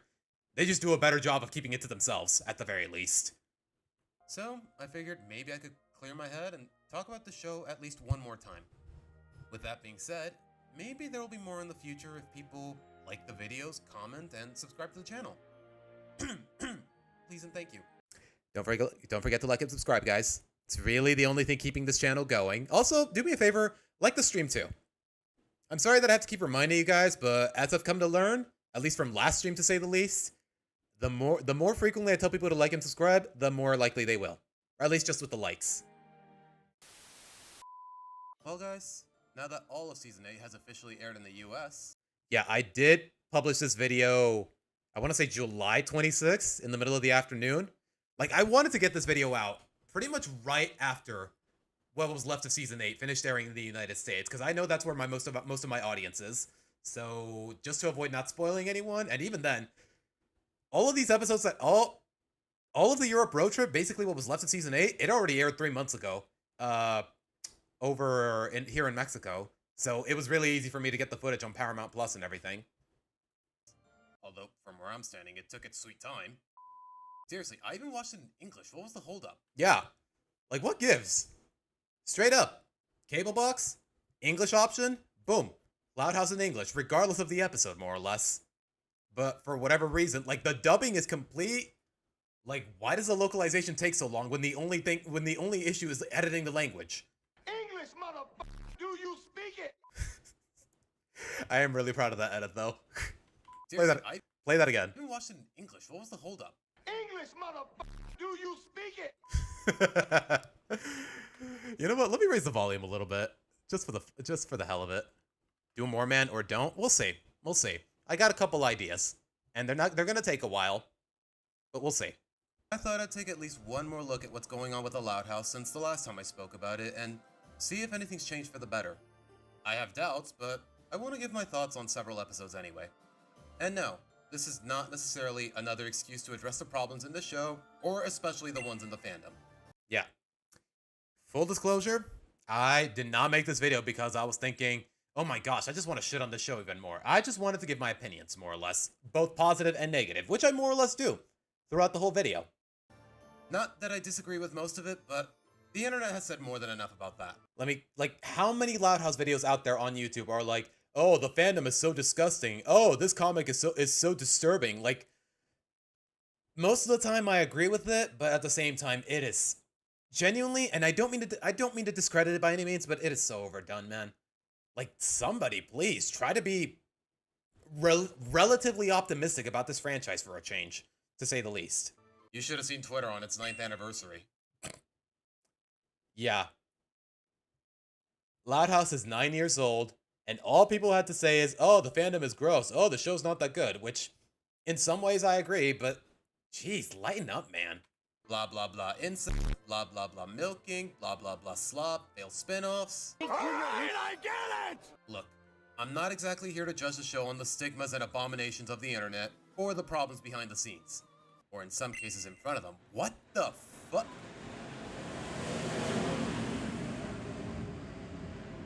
Okay, I paused because there was a plane flying over me. Because like I said, guys, I live near an airport, but why? Can we talk about that for a moment? Can we talk about the fact that for some reason, somebody in the writing team for the Really Loud House decided, hey, let's put this actual 14-year-old boy, 15-year-old boy. Okay, how old was he actually? You know what? Put some music while I'm looking into it. For some reason, in one episode of the Really Loud House, for some reason, they put live-action Lincoln in a diaper. When did that episode air? How old is he? They put an actual minor in a diaper on national television. Like, do you understand how inappropriate and humiliating that is? He is 15 years old. Like, what the fuck was that? Like, what type of Dan Schneider inappropriate kind of bullshit is that? Seriously. He's 16 years old. Even that, still underage. Like, what the fuck was that? Like, all the more reason I could never get into the Really Loud House. Like, just that one moment alone, I was like, nope, I'm out. I want nothing to do with the show. Like, Jesus, man, what were they thinking? Heck, almost every fandom I know has its fair Oh, God. So, yeah, there was this one moment where I was like, really? Loud House fans have all this creepy artwork, but when Gravity Falls fans do it, no one bats an eye? Like, and just take a moment to think about, you know what, Sheriff? I don't mean to drag anyone's name through the mud more than what I have to. Just take a look at this and think about the implications, especially if you're a Gravity Falls fan. Yeah, he was like, what, 12 years old, 13 years old when that episode aired? Other kids are going to pick on him? The entire country, no, the entire continent, at the minimum, knows what he went through. Like, God knows how many kids in his life are laughing at him. Like, poor boy got legitimately humiliated on national television. Like, what the fuck, Nickelodeon? Seriously. Seriously, though, think, like I said, if you're a fan of Gravity Falls, think about the implications. A 60-something-year-old man giving birth to the demon show for the show itself. I guess, in the grand scheme, like, deadass, that interaction was absurd, to say the least. Things, like, if you're gonna draw disturbing shit, then expect some semblance of criticism. I just believe some levity and or impartiality is warranted because more often than not, it feels like no one ever talks about the series itself rather than the fandom. And on top of that, misinformation is so rampant that I got commenters thinking that this cartoon ended 3 seasons ago. Yeah, for the sake of... I know it seems a little hypocritical, but if I have to morally or legally credit an artist, I will put the names, I will put the artwork and whatnot. But when it comes to more or less anonymous comments like this one, yeah, I will keep the name anonymous. So today, I'm going to take a quick look at every episode in their most recent season worth mentioning and give my input because, boy, there are some stinkers. And you might be wondering, am I taking this Nickelodeon cartoon a little too seriously? Yeah, honestly, that's what I thought to myself as I was making this video. Like, it's a Nickelodeon show meant for, like, 8-year-olds, like, and I'm in my mid-20s. Like, should I really be overthinking it this much? Like, has my life really come to this? Genuine question. Tiny bit, but it's what pays the bills. Well, but then I realized I was more or less doing it for the entertainment value. Well, that and my real job. So, let's take a gander, shall we? This is the current state of the Loud House. Season 8 edition? Yeah, I wasn't sure how to word this I wasn't sure how to title this video, to be honest. Because honestly, just from the title of the video alone, people were going to be thinking I'm going to be talking about the series as a whole, but for the most part, I was mostly talking about Season 8. Okay, either the title is too wordy or it's too vague. Okay, pretty much everyone sitting in this chat, all 10 viewers by the way, thank you guys so much for sticking around. Don't forget to hit the like button. It's really easy, guys, please. But anyways, Jorge, pretty much everyone in this chat is here because of this video. The one I'm talking about, my latest Loud House video, pretty much all bait. It's pretty much the reason we're all standing here today, man. Screw it. Let's start with the first episode of the season, which holds probably the biggest bombshell it had to offer. Homeward Bound. Lori moves back into town for college for a gap year after just one semester? It's never made clear because, well, we know how inconsistent this show's timeline is, but honestly, that still bothers me. Canonically, in the show's timeline, it's only been 2 years, a year and a half, but for some reason we've had 4 different April Fool's specials. And that's barely scratching the surface of the inconsistencies. Semester? It's never made clear because, well, we know how like, yeah, 4 different April Fool's specials, and honestly, I hate most of them. Like, they just make Luann seem like such a callous asshole, know what I mean? And I just realized most of them have the exact same writers, so you know what? That makes sense. Consistent this show's timeline is, but even then, you know what? At times I wonder, do these writers write these episodes because it's what the director more or less commissions them to do, or because it's actually their original idea? Genuinely curious. I don't know how it works. At least as far as this production crew is concerned. Really? Maybe it's because I got my bachelor's in a consecutive... Also, I love the fact that every time I'm trying to sound analytical or I'm speaking analytically, I just put glasses on the Mudkip. I'm really proud of that edit. It's so minor, but it's really cute. Like, seriously, just look at the Mudkip with the little glasses. 3.5 years, but is taking a gap year so soon really that common? I got a lot of questions that don't need answers, but anywho. As far as the premise is concerned, Lincoln kind of put it best. Because Lori's always kind of been the glue that holds us together. I feel like this is the writer's way of admitting that Lori's absent for the most of the show since season 5. For the most of the show? Okay, that is definitely a performance error on my end. Kind of put a dent on the quality. The cast felt incomplete, and not to mention, most of the episodes set on her campus were either poorly written or just boring. Straight up. How long was Lori gone? All of season 5, all of season 6, all of season 7. 3 whole seasons without the oldest Loud sister, and you know what? I definitely felt it. At least when the plot wasn't focusing on her, more or less. Like, when you show all the siblings as a whole, and Lori's not there, it definitely doesn't sit right with me. And for most people, it didn't. And what did we get in its place? Like, honestly, not a lot of good episodes. Like, straight up, the best we got was, okay, these 2 episodes were awful, and one of them was before she even moved away. And this one... Pranks for nothing. Apparently, she consults Luann to help prank something about a prank week in her university. I don't know. It was a really forgettable episode, to say the least. It feels like the showrunners are just saying, yeah, we screwed up. She's back now. Don't get me wrong. Lori leaving spurred a lot of good character development in her, and honestly, I do regret the fact that I did not mention Lori days in the best episodes video because I didn't really get much of a chance to think about it. Because keep in mind, guys, there's 9 seasons of this show. I can only cover so much extensively. I was bound to miss a good episode or two, or a bad episode or two. You know what? That could be a good that could be a good video idea. Even in, say, Lenny, but in the grand scheme of things, this feels like a giant cop-out, and it just spurs even more ambiguity. Is she staying for the rest of the show's runtime? I thought they're ever going to do another permanent time skip. Yeah, please never do. Please never do. Do not ever do another permanent time skip. Like, maybe a one-off episode set, like, 5 years in the future or whatever, but please, never do another permanent time skip. For whatever show, however much time the show has left. Please, never do another permanent time skip. Everyone hated it the first time, and I completely understand why. And you, honestly, it feels like you never needed it. Yeah, 10 seasons, whatever. Did Kevin write this episode? What episode? One semester has passed. Does that mean we're in January or December? And if that's the case, how is she present in the Halloween special later? Oh, we'll get to you soon enough. A lot of questions that I still don't have the answers to. That's all I'll say. Because if that's the case, does this mean another year has already passed? Does not compute! Does not compute! Does not compute! I'm really proud of that edit. Like, I don't know. I've been a big fan of Nostalgia Critic for a very long time, ever since my college days. As for the episode itself, well, it's mostly fine. The one where Lori comes back? No, I'm pretty sure it was someone else, but if it was Kevin, I would remember it. I would definitely remember. Lori tells the family that she wants to find her own place to live, but the Loud Kids really missed her, so they sabotage her apartment hunt.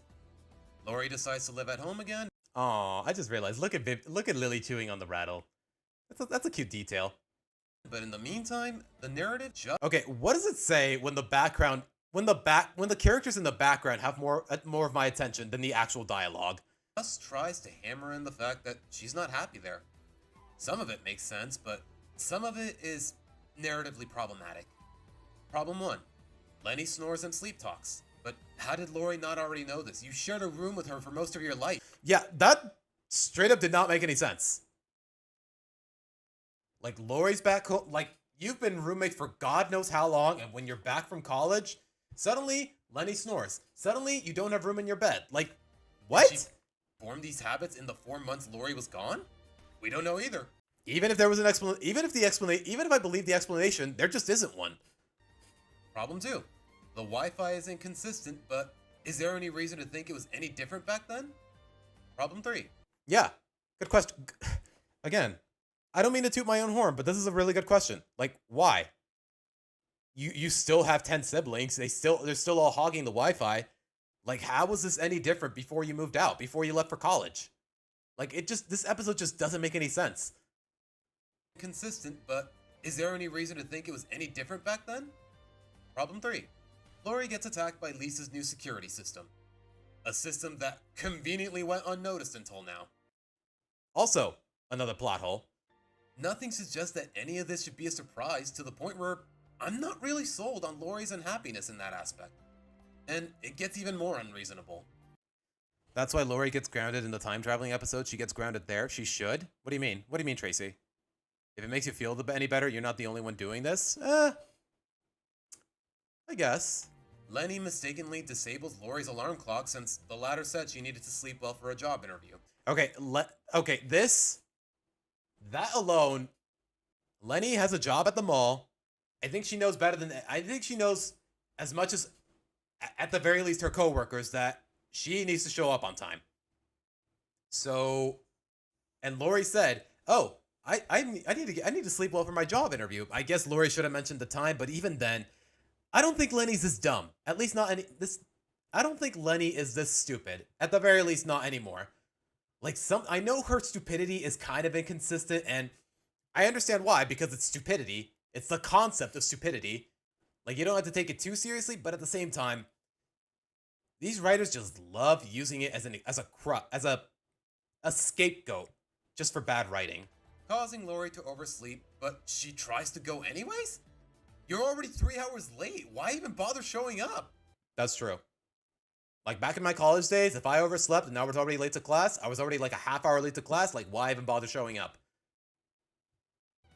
The whole episode tries to sell the fact that Lori wants to leave, but it doesn't prove that she feels the need to. But even with all this, and in a minor capacity, maybe I can overlook all these artificialities because this all leads to one of my favorite moments in the whole series. Okay, I was not exaggerating there. This is what you're about to see. It's probably is one of my favorite moments in the whole series, just for the admittedly. After seeing how miserable their big sister is, the loud kids fess up about the sabotage. Layers of comedy in those few frames. There's her being so angry her voice changes completely. Yeah. Still the same actress, by the way. Apparently, yeah. It's still can only have to do it once or twice, and then the engineers can even add some extra effects. Only have to do it once or twice, and then the engineers can even add some extra effects. So at the end of a workday, she just isolates herself and screams her ass off, and it just happens to be on camera, and that's the reason she was able to pull this off. Like one moment, this woman goes from I literally can't even, and then 5 minutes later, whoa! Like, I'm sorry, that is some very convenient talent to have, and I mean that as a compliment. She's so mad her hair is standing on end and it shakes off all the cake residue. Her yell is so strong it turns into a gust. Luann's wig flies off as a result, and Lily is so small that the look at little oh my god, bro. The fact that she just goes rolling away. I'm sorry, that is I think that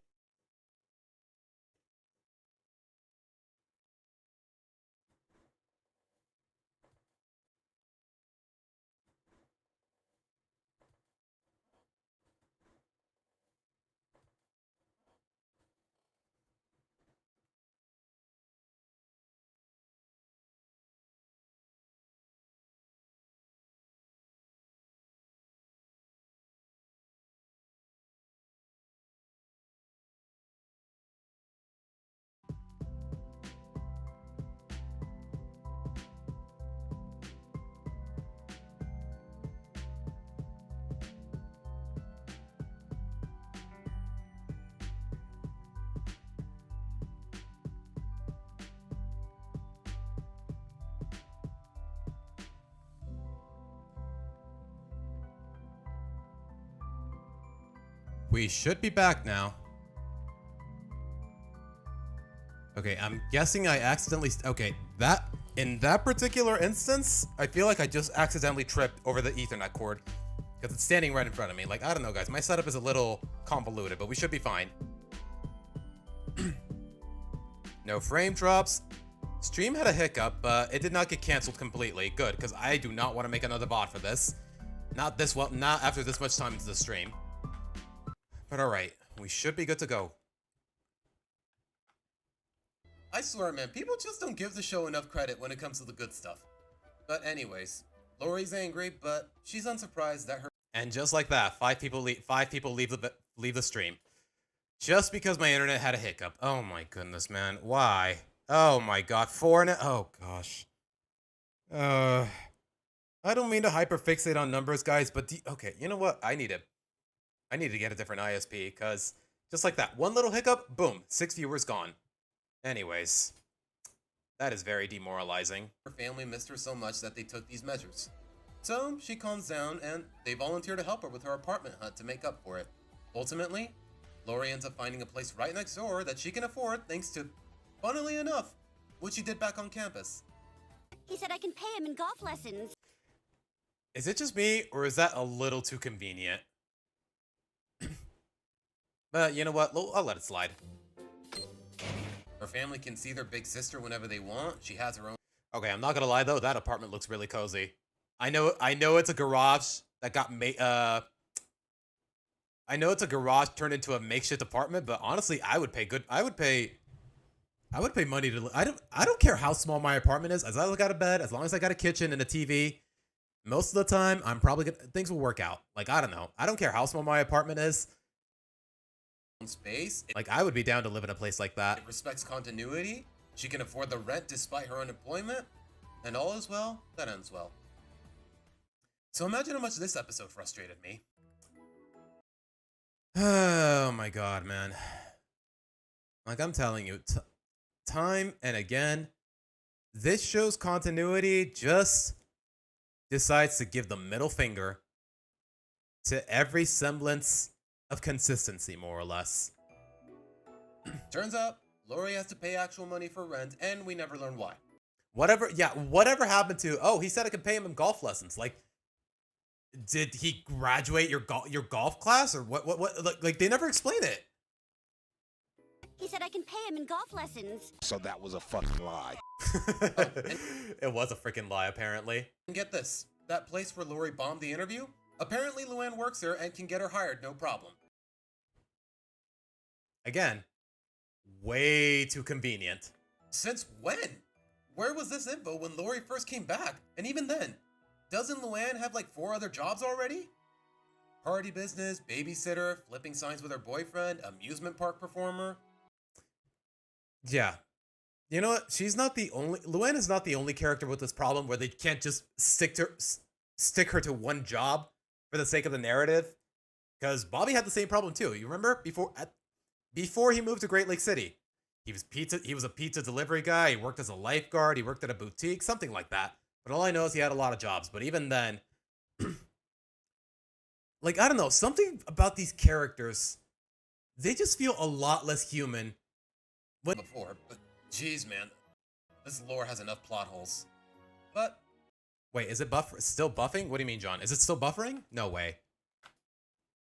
Okay, John, is the stream buffering? Hold on. Oh my goodness, man, I am so sick and tired of these technical issues. I think we're good now, though. Okay, it was just a hiccup. Stream didn't crash. Chat didn't get disconnected. It did get disconnected for a moment. You know what, guys? I think it's time for a break anyways. So, I will be right back, and hopefully the internet gets its shit together by the time I'm back. I'll be right back.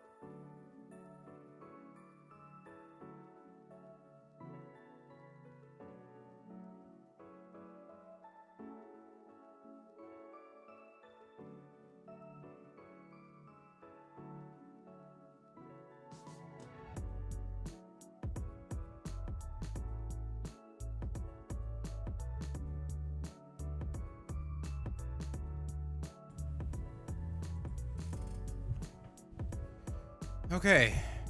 Haven't had any chat crashes in like 5 minutes. I'd like to believe we're good now.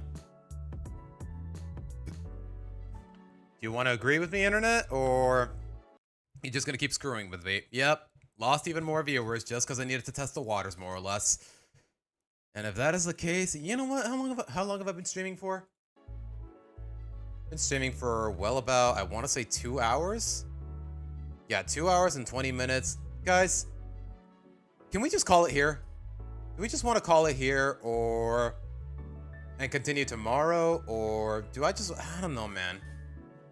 If I'm gonna keep having internet issues, I think I know what the problem is. Seems like everything's fine, John, but yeah, chat, like, check my guys, for context, check my community posts. Chat has been disconnecting and reconnecting like 10 different occasions. Chat disconnected, successfully connected. Like, my internet just keeps having hiccups, and I want to say it's just an issue with my Ethernet cord. Just because somebody accidentally cut it a while back, and I had to more or less manually reconnect it with a bunch of duct tape, apparently. Also, mind you. It's a little tacky, but it was getting the job done. But now I'm definitely starting to see issues, so maybe tomorrow morning I'll stop by an electronics store and buy more. Oh, I sincerely hope it's not too hot, because I don't want to leave my house, especially on my days off. But tomorrow, I think I'm definitely gonna buy a new cord and work from there. I don't know. We'll have to wait and see. But alright, guys. Oh gosh, man, what a pain in the ass. But speaking of pain in the ass, let's get back to the Loud House. I'm sorry, that's too rude, but hey, it fits. For the sake of critique, let's humor it for now. Lori gets the job, she and Luann are co-workers, and honestly, I don't know if it's because we rarely see these two Loud sisters interact, but it just puts a smile on my face. At first, they're thrilled to be co-workers, but when Luann subs in as the manager... Okay, I will say this, and I hate the fact that I didn't mention this in the video. Like, that little stupid song that Lori and Luann were having, like, throughout the whole episode. They were like, sisters, working together, chasing their burnt bean dreams, something along those lines. I don't know. I just thought it was really cute. Like, it's silly, but in all the right ways. And you know what? That's when I describe a moment in the show like that, they're doing something right, to say the least. Y'all will know what I mean soon enough. Lori's not exactly happy taking orders from her, no matter how genuinely fair they are. It really doesn't seem like any of the practices are any different from what the real manager would have done. So if they're trying to sell us on Luann being at fault here, it's really not working. Yeah, the narrative was a little too vague with what was going on here. Like, was Luann going out of her way to make Lori's life more difficult while she was working here? Or is it just because she's basically replicating her boss's behavior? Like, I don't know. They didn't make it clear, but they really tried it. And I don't know if they're trying to make it seem like Luann was genuinely being antagonistic or if Lori's just that petty. Like, I don't know. The ambiguity does bother me a little bit. Maybe that's what the narrative was going for, but it's really hard to tell. So, Tracy will actually get to the Klingon Eye soon enough in the video, if you want to stick around. Lori volunteers to babysit her siblings while mom and dad are away, including Luann, just to get back at her. Yeah. Lori's like, okay, I can babysit, I don't mind. Sure anymore, but she's like, I can stream crash again. Stream crash again.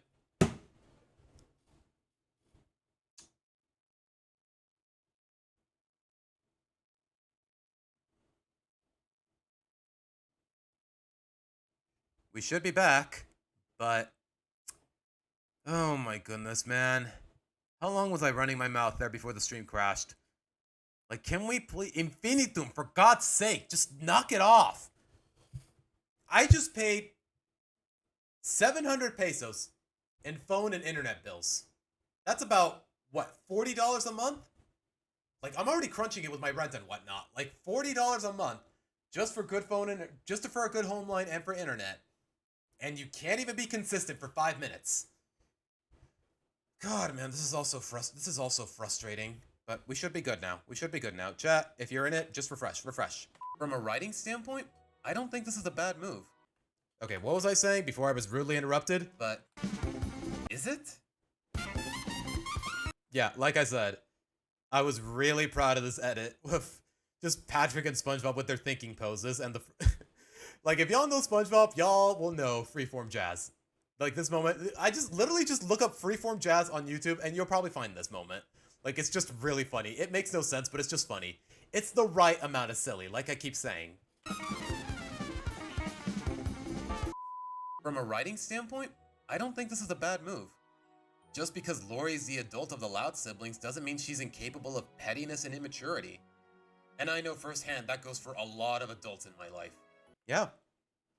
Just because you're 18, just because you're a legal adult, doesn't mean a lot of immature behavior is beneath you, more or less. Like, people think, oh, you're an adult, you should know better, and every now and again, an adult probably doesn't, especially when they're barely an adult. And even then, I'd say this behavior matches her well enough. Her whole life, she's basically been second in command in her family. She's shown that she doesn't... Okay, I just realized the mudkip is in the way of... No, don't move that. I just realized the mudkip is actually covering this part of the video. Should I put him here on the left and flip him over? I can do that. But at the same time, I don't want to. So, I don't know. I just like having the mudkip right above the chat. Like, I don't know. That's a really comfortable spot. Like, if y'all are curious what... If I show another instance where I'm showing an episode in the top right corner, y'all can just ask what it is, and I'll tell you guys. Don't worry. Like, I don't know. I just don't want to move the mudkip from his spot. Doesn't revel in it, but he just really likes it there. She's never been in a position with them where she doesn't hold authority when her parents are gone. So when she naturally lacks power even over just one sister, coupled with the strict policies Luann was enforcing, it makes sense for Lori to feel insecure and rather vengeful. I guess in a way, like, I've seen a lot of people say, oh no, this episode ruins Lori's character, but I'd say this is more or less a internal conflict she more or less needed to go through. It's not the first time she reacted poorly to a change in her status quo. Like, seriously, she has really bad reactions to some circumstances. Like, her little brother and her boyfriend's sister aren't getting along, and suddenly her boyfriend dumps her, so she forces her brother to go on a date with her. Like, yeah, this kind of petty behavior is really not beneath Lori. It was a lot more cruel in this particular context, but as far as this episode is concerned, as far as trouble brewing is concerned, I'd say it's fine. Please tell me I didn't get disconnected again. Okay, we should be fine. And maybe it won't be the last. Simply put, it's not a problem for someone to behave questionably or be in the wrong, as long as it's in character and the process makes sense. Which I think it does. Some people disagree, and that's fine. Like, some of the comments have made that clear, but I don't know. I think I stand by what I said as far as this episode is concerned. Which in this show is apparently a lot to ask for sometimes. Because you notice anything about these 3 episodes, aside from what I said in the video? Kevin Sullivan. All episodes where a lot of the behavior in a particular character is out of character. As for the rest of the episode, it's a little too predictable.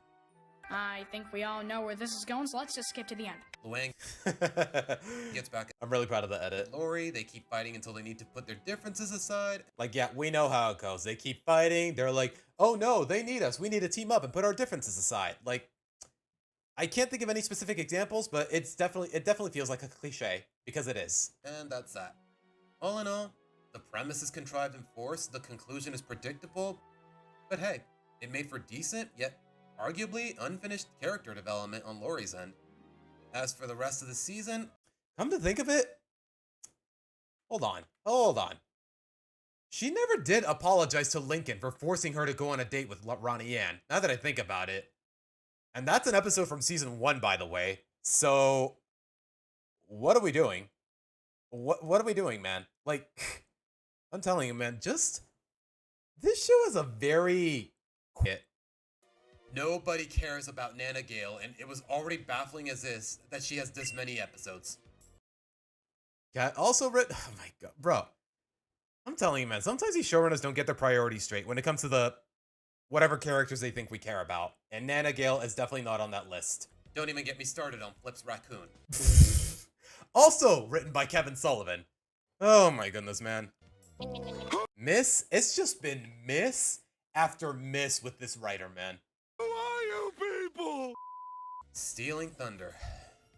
The messaging is just another lie reveal cliche, except they did it better 2 episodes later. Yeah. in the year of our Lord 2024, I did not think any show could ever pull off a good lie reveal cliche just because it's so freaking common. But I say this episode did it well enough, and I kind of hate the fact that it didn't talk about incognito a lot in this video, because TLDR, instead of Lisa having her cover blown or whatever, the message, instead of the episode's message being like, oh, to always tell the truth, oh, don't be bold and tell the truth or whatever, it's more so along the lines of, you mean more to your friends than what you realize. Like at the end of the episode, Lisa tells Todd that she's like, oh, I'm really glad, I know birthday's not your thing, Lisa, but I'm really happy you're here. And Lisa overhears the message and she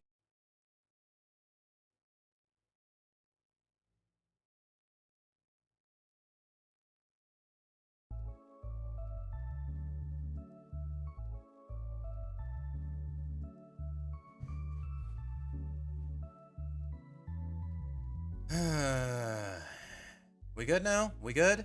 Tracy, I just saw your message get dropped, so I'd like to believe we're good.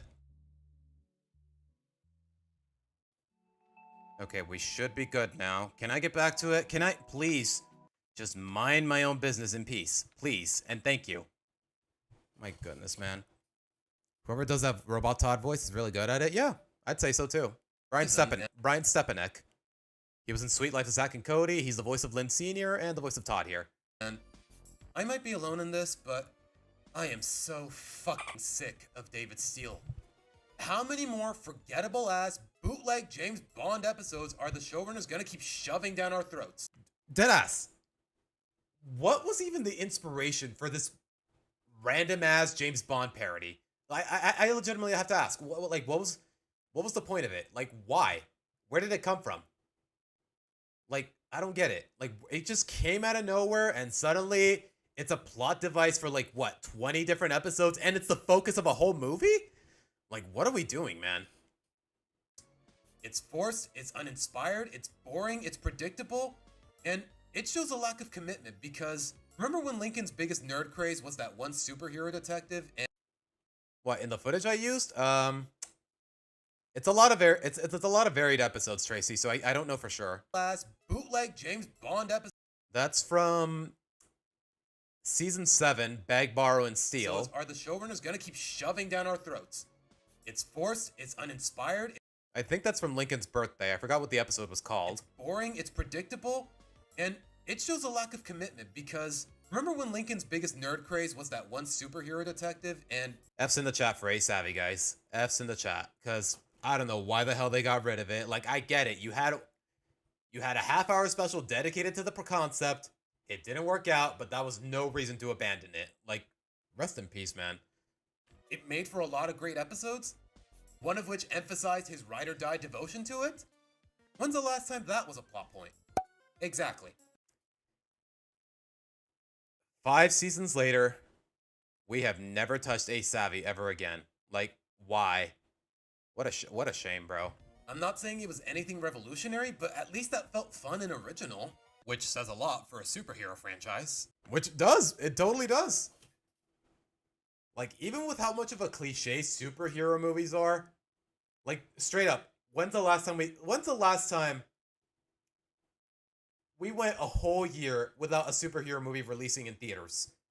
MCU, DC, whatever it might be. When's the last time? And even then, A-Savvy, it felt legitimately refreshing and original, at least in the context of the show and the plot points. The only time I genuinely could bring myself to give a damn about the whole spy shtick was when they needed 90 minutes for it. Which honestly surprised me, because I already did not like the whole David Steele idea, and the fact that they were doing a whole movie about it, I was like, okay, I'm probably not going to enjoy this, but I turned out to be wrong, and we'll get to that in the video. You'll see. But we'll get to that later. Other than that, though, honest to God, this gimmick has done virtually nothing but mindlessly entertain because, let's be real, what has been the messaging behind most of its episodes? And yeah, the messaging has been either non-existent or just dumb. It's okay to spy on your neighbors, don't put faith in your family, always borrow money even when you can't pay it back, you'll luck out and go unpunished anyways?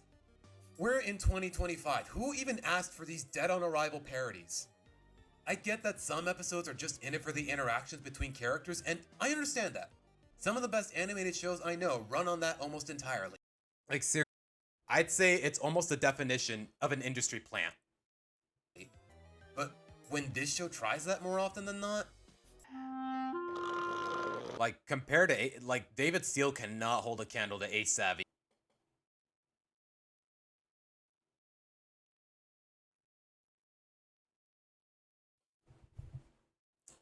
I hate to have to keep saying this, guys, but yeah, refresh your stream. Refresh. Again and again and again. Yeah, guys, I think at this point, we're not gonna... finish the video before the end of the stream. I'll definitely get a stream tomorrow, and hopefully have a... I think I just need to replace my Ethernet cord just because it's really old. Maybe that's the issue, but I'll look into it tomorrow. Just because I think the electronics store already closed by today, but we'll see. Are we good? Is it gonna crash on me again? I sincerely hope not, because I am losing my freaking mind over here. Like, it's hard to give insightful commentary on these videos, but without, because this has happened time and again and again. And it's happening again!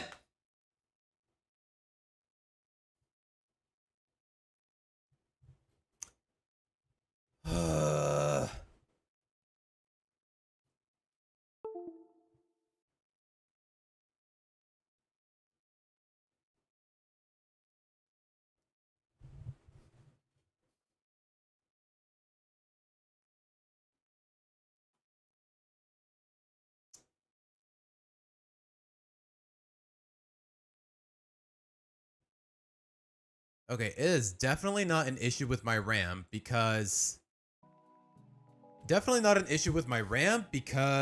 well... honest to God... literally, all I have is 2 YouTube tabs open and OBS. That's it. Nothing too demanding of my PC, no matter how old it is. This PC is from 2017, and nothing has been too demanding. Nothing too demanding as far as RAM is concerned, so it's definitely an issue with my Ethernet. And the fact that 2 weeks later it's still going on, like, it's either an issue with my internet service provider or it's an issue with my Ethernet cord, because this cord, it extends all the way from my room all the way to another room at the other end of the hall, more or less. I got a feeling that somebody tampered with it. It's damaged. It's time to replace it. Like, I don't know, man.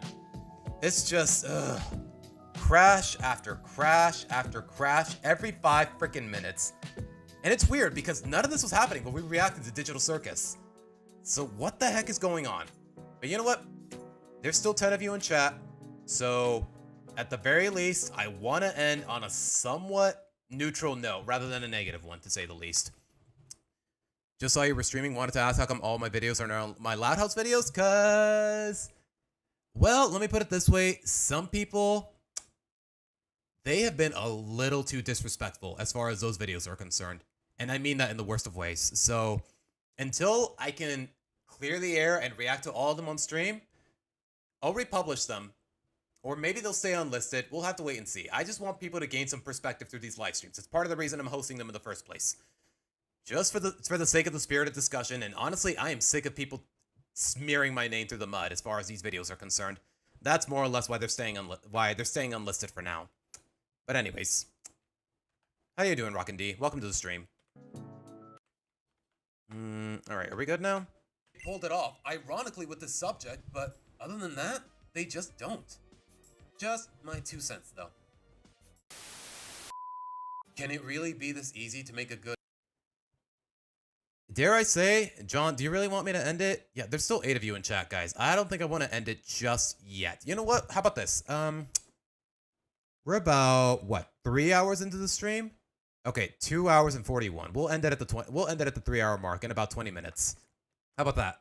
Episode, because this is probably my favorite of the season, and I've noticed there's kind of a formula to it. Step 1, work off of a pre-established idea. Yeah. On a handful of occasions, especially with Benny, we know Luann loves practicing miming, especially with him. L is for love, that one episode, I think in Lori Days. Yeah, this footage is from Lori Days, where Luann is miming with Benny. Yeah, you're 8 seasons in. Like, it's a pre-established concept, and they work with it in this episode. It's that simple. You can't just go all... My sources that I made. Like, I am so freaking tired of these writers just making up new ideas on the spot.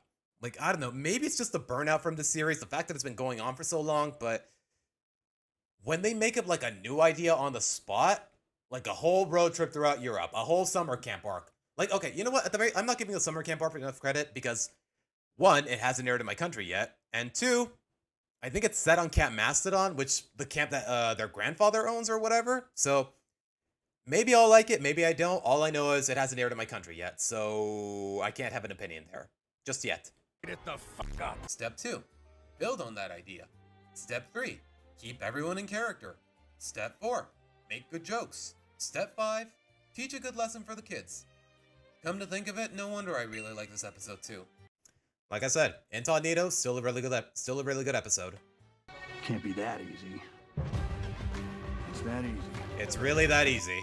Luann has to avoid talking for the whole day to pass a miming exam, so of course, everything around her just so happens to push her physical and ethical limits, culminating in her giving in to save a whole restaurant from food poisoning. But Luann still passes since mimes are allowed to talk in life-threatening situations. See? It's really so simple. Like, this episode, it is more or less unquestionably filler. But even then, it's good filler. It's all I can really say in that regard. Even then, Then again, maybe this entire series as a whole is filler. There's no overarching narrative or anything along those lines. So this episode is just creatively funny. The dialogue is concise, the body language, and by extension, the animation are... Like, honestly, just... every frame of Luann just pantomiming her expressions without dialogue, it's just... I just really enjoyed it. I thought it was a lot of fun. On point. And it's overall just a fun time. And I don't know who was on that piano, but give them a raise. I never thought I'd say this, but... like, the soundtrack for this episode in particular is surprisingly unique. But honestly, the bar with the show is really not that... it's really low, but at the same time... like, I don't know, I just really enjoyed the background music throughout this whole episode, especially because, well, the whole point of the episode is that Luann can't talk, so the music definitely stands out a little more. Da-da-da. Why, that's no wall, it's a box! Magnificent! I'm really proud of this edit, by the way. Just the piano on fire in the foreground, like, that's just gold.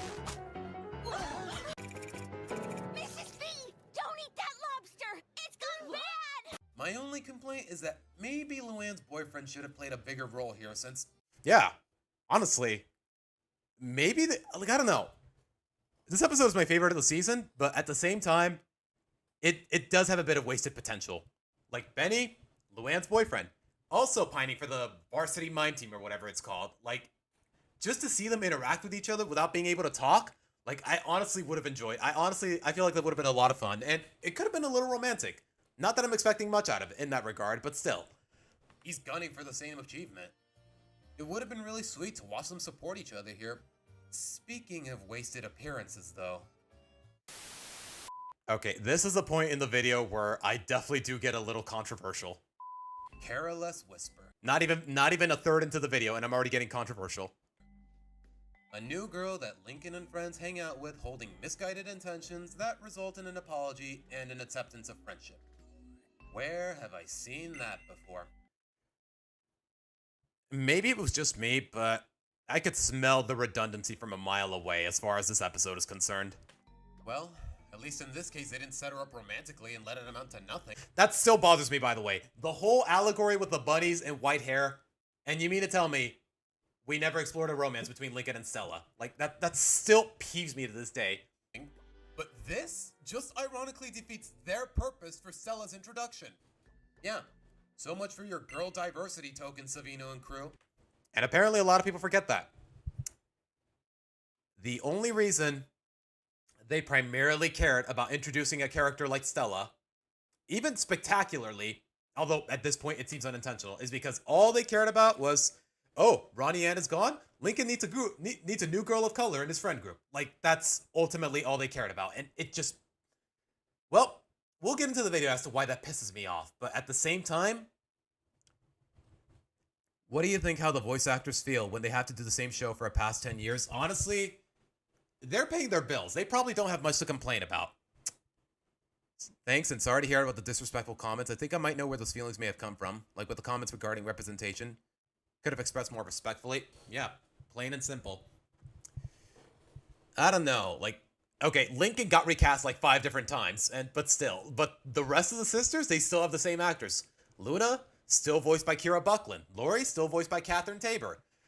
Lucy and Lynn, still voiced by Jessica DeSico. Or was it both of them? I don't remember exactly who she voices, but yeah, I sincerely hope they're at the very least paying their bills, paying what's due.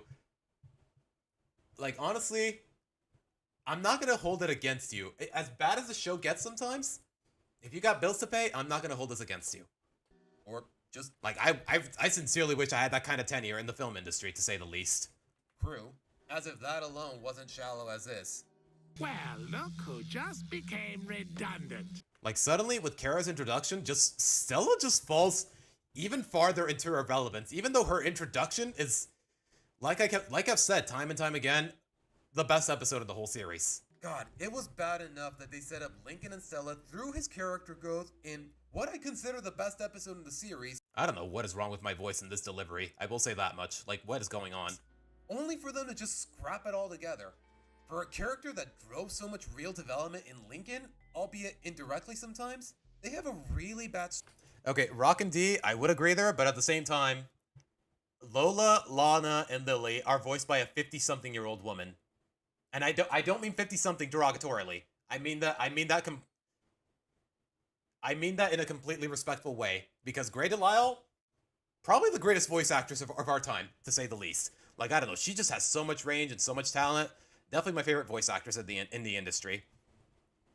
Streak of taking her for granted, and I guess that kind of idea only applies to Lincoln because his voice is so soft, more or less. Soft-spoken? I don't know how to describe it, but I can see why he keeps getting recast. Sorry, but Kara's introduction just adds to that. But who cares, right? As long as she's a girl and she's Filipina, that's all that matters, right? Jordan who? And some of you might be thinking, like, I'm not talking out of my ass when I say they only cared about the fact that Stella's a girl who's a girl of color. A woman of color? No, that's too inaccurate. A girl of color.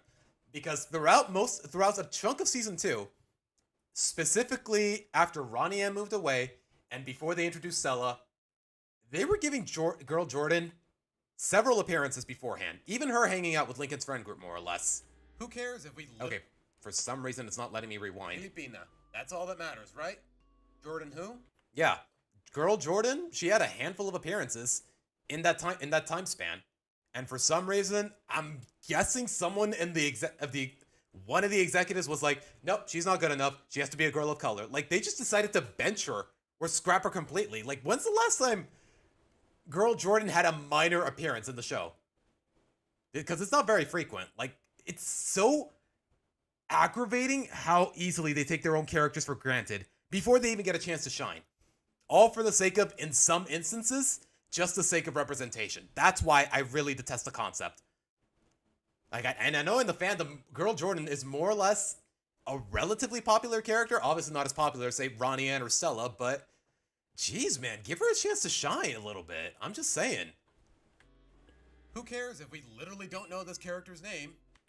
And yeah, I've been over this before, but we literally don't know this character's name, but they expect us to care about the fact that she's from El Salvador. As long as we know she... You know what? I'm starting to see why the beta intro for the Casa Grandes got cut, because this moment with the flags, it just tells me that their priorities are in the wrong place, to say the least. She's Salvadoran, right? And not Nicaraguan, as I've come to learn recently. And I'm really glad the comments corrected me in that regard, because in my previous video, I said she was Nicaraguan, when that was actually the flag of El Salvador. Like, for some reason, the flags are really similar at a distance. That's why I made that mistake.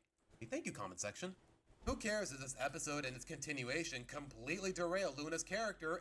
And I've said more than enough about Luna and Sam, and the character derailment here. And turns her into a thoughtless and anxious idiot. Gay romance means 10 out of 10, am I right? Like, can y'all blame me for being this cynical in this regard, to say the least? Do you see why I detest the prospect of representation in media? Showrunners get so fixated on trivialities like ethnicity. Yeah, the pool party episode, that one episode where Lincoln and Clyde are trying to set up their gym teacher with another teacher, just so that he stops being so strict in gym class. And then there was one more episode. Yeah, Pulp Friction. At the beginning, when Lincoln and Clyde are showing that fan comic to their friends, Girl Jordan just happens to be hanging out with them. And after that, she's basically never a character ever again. She's basically relegated to a background character permanently. And sexuality, that they just scrap better ideas in favor of it. More often than not, that includes good writing and what's actually inherent about the character. And you know what? I'm starting to really understand why I really dislike. Like, I've honestly, you know what? I'll let the video finish before I start talking. Luna and Sam is the equivalent of Mega Garchomp. It might look cool if you're a suck-up, but it ruined his best abstract element just for the attention. Straight up, Garchomp, my favorite pseudo-legendary, the ace of my favorite Pokemon champion, one of the best competitive Pokemon out there, but his Mega Evolution sucks. Just because they nerfed his speed in the process. That's it. Just like that, one of the best pseudo-legendaries in Pokemon history, completely neutered. Just because they made one minor change. Or at least a change that seemed minor on paper. And even when I overlook the consequences of Kara's you know what? Next time I have a Garchomp, I think I'm gonna name her Luna Loud if it's a female. I don't know. It just seems funny. Introduction?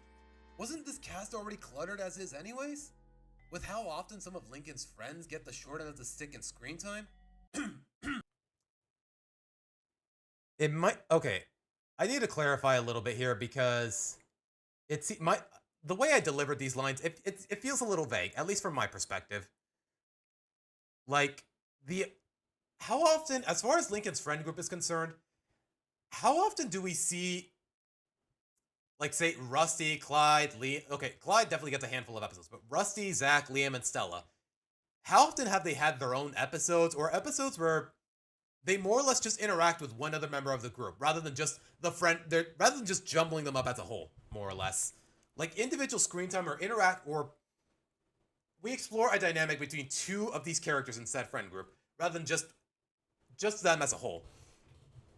I will admit, I don't agree with this part that representation contributes nothing. Okay, contributing nothing, I definitely worded that a little too aggressively, more or less. Little to nothing? I think little to nothing would put it a little more clear, would definitely be a little more accurate. Did we really need to add a 7th member to his group? And not to spoil too much of Season 9, but she's basically a rehash of post-development Ronnie Ann. Straight up, if they wanted to introduce a character like Kara, why did they just have Ronnie Ann move back to Royal Woods or whatever? I really do want to keep an open mind about Kara, guys, but honestly, what would even be the point? Oh wait, I know. More David Steele slot for Season 9. Yeah, that's a preview from Season 9, by the way, an episode that hasn't aired here. At least in Mexico. Has it aired in the US? I don't know. But yeah, Kara's parents own a comic book store. David Steele is a comic book character. I think I know where this is going, and I am not down for it, because like I said, I'm so sick of freaking David Steele episodes. And they still have some in Season 9. I hate it. No. I'll say this now. This is my least favorite episode of the season, but I'll try to be brief about it. Lenny's gay stereotype coworker wants... Okay, I know I got a bit of a streak, and I'm more or less not beating the allegations, but I do not like Miguel as a character. He is just literally just a stereotypical gay man. Works at a boutique, gets really angry when people insult his sense of fashion, wants to sell perfume. Like, bro, can you just... Is it so hard to write a character that happens to be gay instead of whatever the hell this is? A good character that happens to be gay instead of whatever this is? Because Miguel is just a blatant stereotype from every angle, and I kind of hate it. To sell perfume, and apparently the secret... I think the episode is called Just Snow With It. I haven't seen it yet, like I said. Secret ingredient is... And then there's the whole plot of this episode, which I hate. That coworker wants to sell perfume, and apparently the secret ingredient is Lenny Sweat? Do I need to... Yeah, cue the frame. I can't... Straight up, who... I don't know a single sane person who would come up with this kind of plot. Oh, I want to sell perfume. Oh, turns out the secret ingredient is my coworker's sweat. Like, I'm sorry. This show just has way too much of a negative streak when it comes to sensitive subjects. To the point where I can't interpret this in any other way. Like, there was that whole incident with live action Lincoln in the diaper. There's Chris Savino's accusations, and not really accusations, more or less. You know what I mean. Like, I don't know. There is just way too much wrong stuff behind the scene for me to take this lightly. So to watch the camp arc, it hasn't aired in Mexico yet, and I guess I could get a VPN to watch it on American Paramount Plus, but I don't know. I don't think it's there. I don't think it's there either, but I'll look into it eventually. Be too cynical with this franchise anymore. The most recent Total Drama reboot had better gay representation. I don't know. From what I've seen, I don't know. I haven't seen it. I've seen little to nothing of the new Total Drama season, so I wouldn't know. But just from the few bits, from the one episode that I have seen, like, I think the one line that came out of a gay guy was like, "Oh, are straight people this weird?" Like, bro. Like, if my first impression of a character is just, "Oh, they're gay," then you already failed as a character. At least in my opinion. That's all I can say. So, what does he do? He manipulates the sweetest person in the series into sweating constantly, and when he learns she's been hospitalized, his first conclusion is exactly what he was provoking. Think about it. Oh, I'm gonna make Lenny sweat all day. It might provoke heat stroke, it might cause burns, it might cause heat stroke, it might get her hospitalized, but when it happens, I'll be completely ready to apologize. Like, is that seriously his mentality? Is that seriously Miguel's mentality here? Like, I don't know. This episode is way too poorly written. Like, the structure, the premise, the intentions, everything is just so wrong, man. Like I said at the beginning, it's my least favorite episode of the season, and hopefully you guys understand why. What the fuck? You knew damn well this was possible. You kept hurting your friend. It's the reason you're both here, as far as you can tell. But now you want to apologize? Oh, but it's okay, because it wasn't Lenny who got hurt. And it turns out it wasn't even Lenny. It was their boss for something completely unrelated, more or less. There's no real growth or lesson here. Like, I think Fiona just tells Miguel, "Oh, Lenny's in the hospital," and he's like, "Oh God, this is my fault." And it's so dumb, man. It's just dumb. Eat shit, Miguel. Wow. It's been a while since we got an above average Luna episode. She and her band want to get a tattoo for a commemoration, but after watching her roadie literally die while getting one. Honestly, this definitely threw me in for a loop, and I mean that in a good way. Oh, I'm not exaggerating. That's how it went. Kids, he made me experience high tide! Like, y'all remember that one SpongeBob episode, Bubble Buddy, where that guy drowned because he was buried in sand in the waves and Bubble Buddy didn't bother saving him? And he's like, "Dudes, he made me experience high tide." Oh. Okay, I do a terrible impression. But if y'all remember that episode, like, that was written like what, 2002, 2003, early 2000s. So to see a similar idea here, someone just straight up dying for the lulz in like when did this episode drop? 2024? Like, I don't know. It just feels like with these moments like these, it feels like Nickelodeon hasn't lost its roots.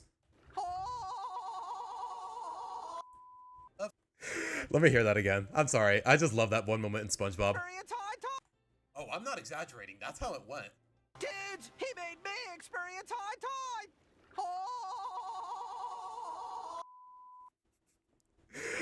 Okay, I need to see the actual clip. Hold on. This is just I'm sorry. I want you guys to see all the context, and even then, I don't mind seeing the context again because it's just really that funny. Kids, he made me experience high tide!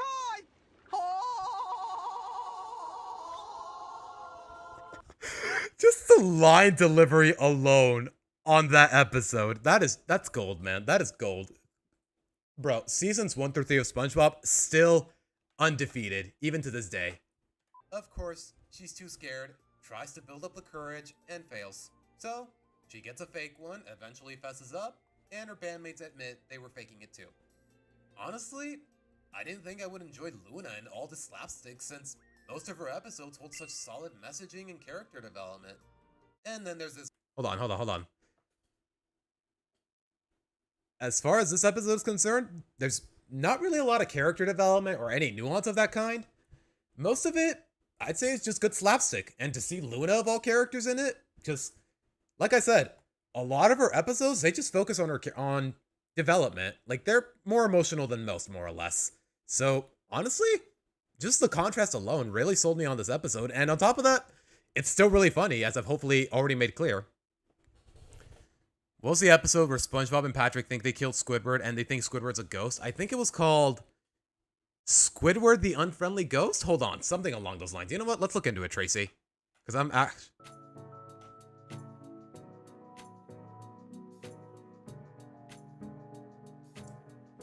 let's see. Squidward the Unfriendly... Yeah, Squidward the Unfriendly Ghost. Okay. Yeah, that's exactly what it's called. To think that all these years later, I still remember the name of the episode. Like, honestly, classic SpongeBob never misses. Still immortal. Like, it's crazy, man. One Nickelodeon... Like, I hate the fact that it's been going on for this long, but I can understand why. To some capacity. Most of her episodes hold such solid messaging and character development. And then there's this garbage. Your booze mean nothing. I've seen what makes you cheer. Okay, to be fair, I wasn't being... Even though I have my gripes with some of the commenters in my videos, I'm not exactly being a good sport about it in some capacities. Like the occasional edit where I'm like, why are you booing me? I'm right. Or this. Or that edit with Rick going, your booze mean nothing. I've seen what makes you cheer. That's more or less comedic. As far as my actual perspective is concerned, yeah, it's a little different. Yeah, Bowie, Raj, I don't know what the guy's name is, but one of the first lines I remember hearing about him is like, are straight people usually this? And I was like, okay, I'm out.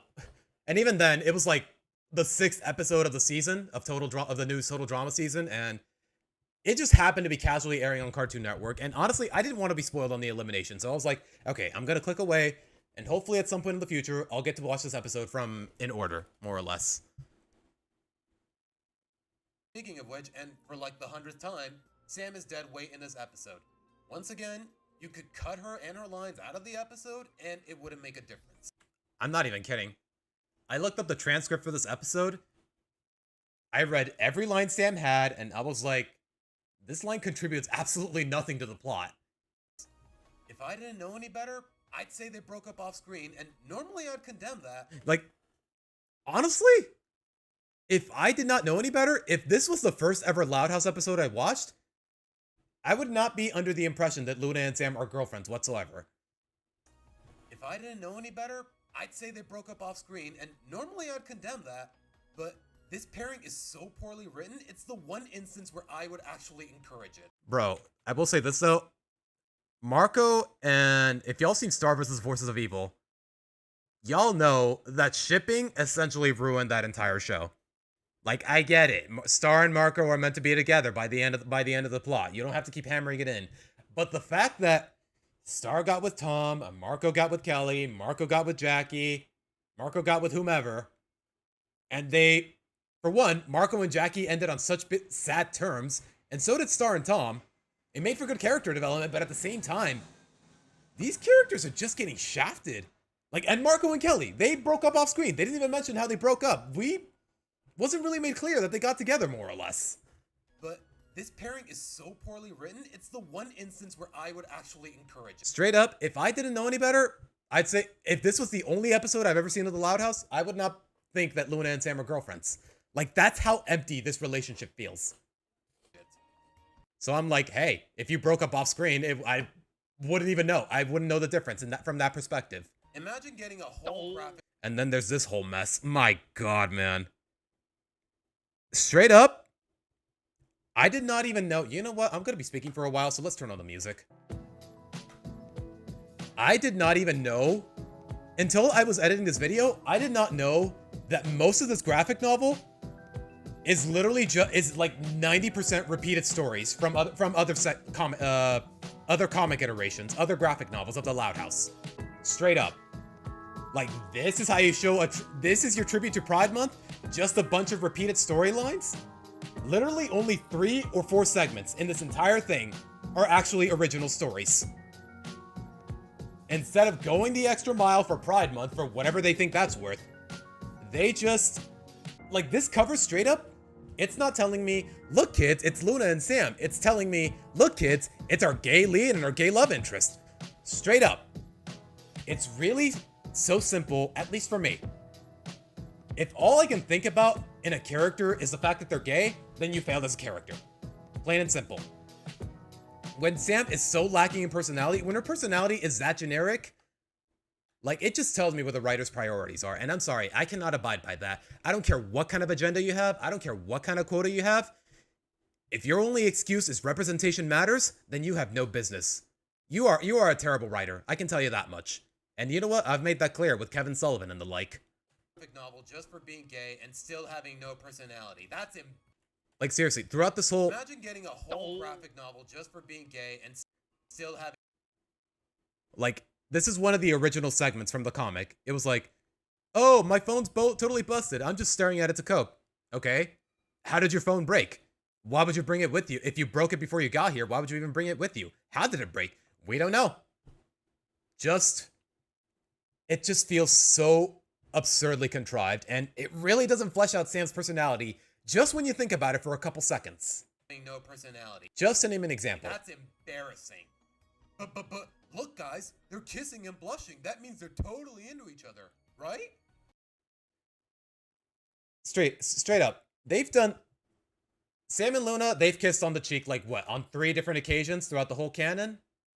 And I hate to be so cynical about it, but I feel nothing when it happens.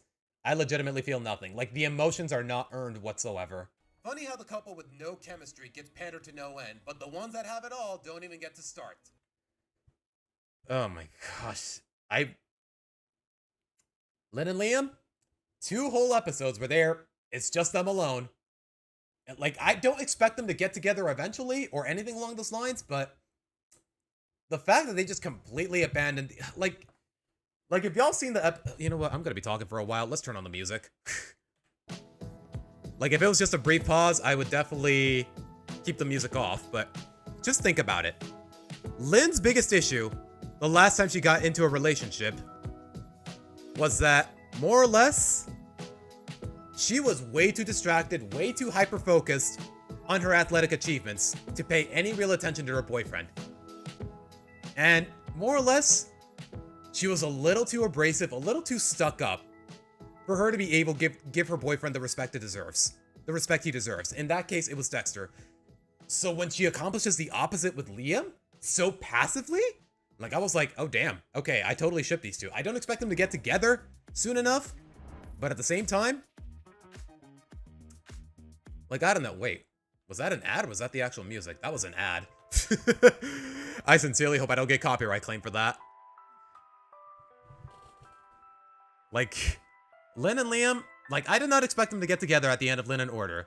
But at the same time, like I said before, if we ever get like a time skip episode or if they explore their bond even further, like, if they ever get together, yeah, it makes sense and I'm totally down for it. Lincoln and Sella, I've said time and time again, like, if you're gonna set them up romantically, like, they set them up romantically in the best episode of the whole series, in my opinion.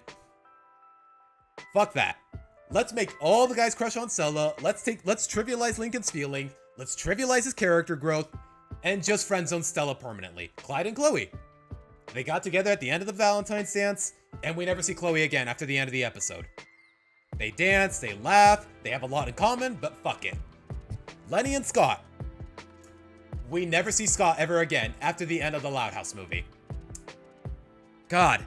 Botched romance after botched romance after botched romance. And yet,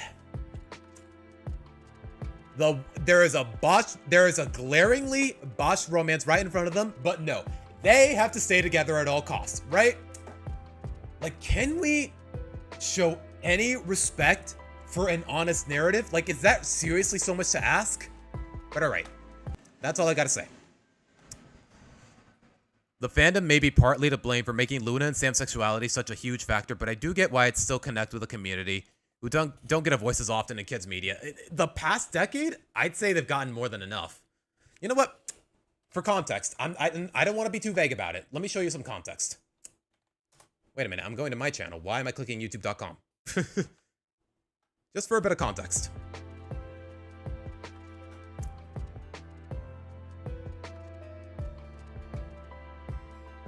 Alright, where is it?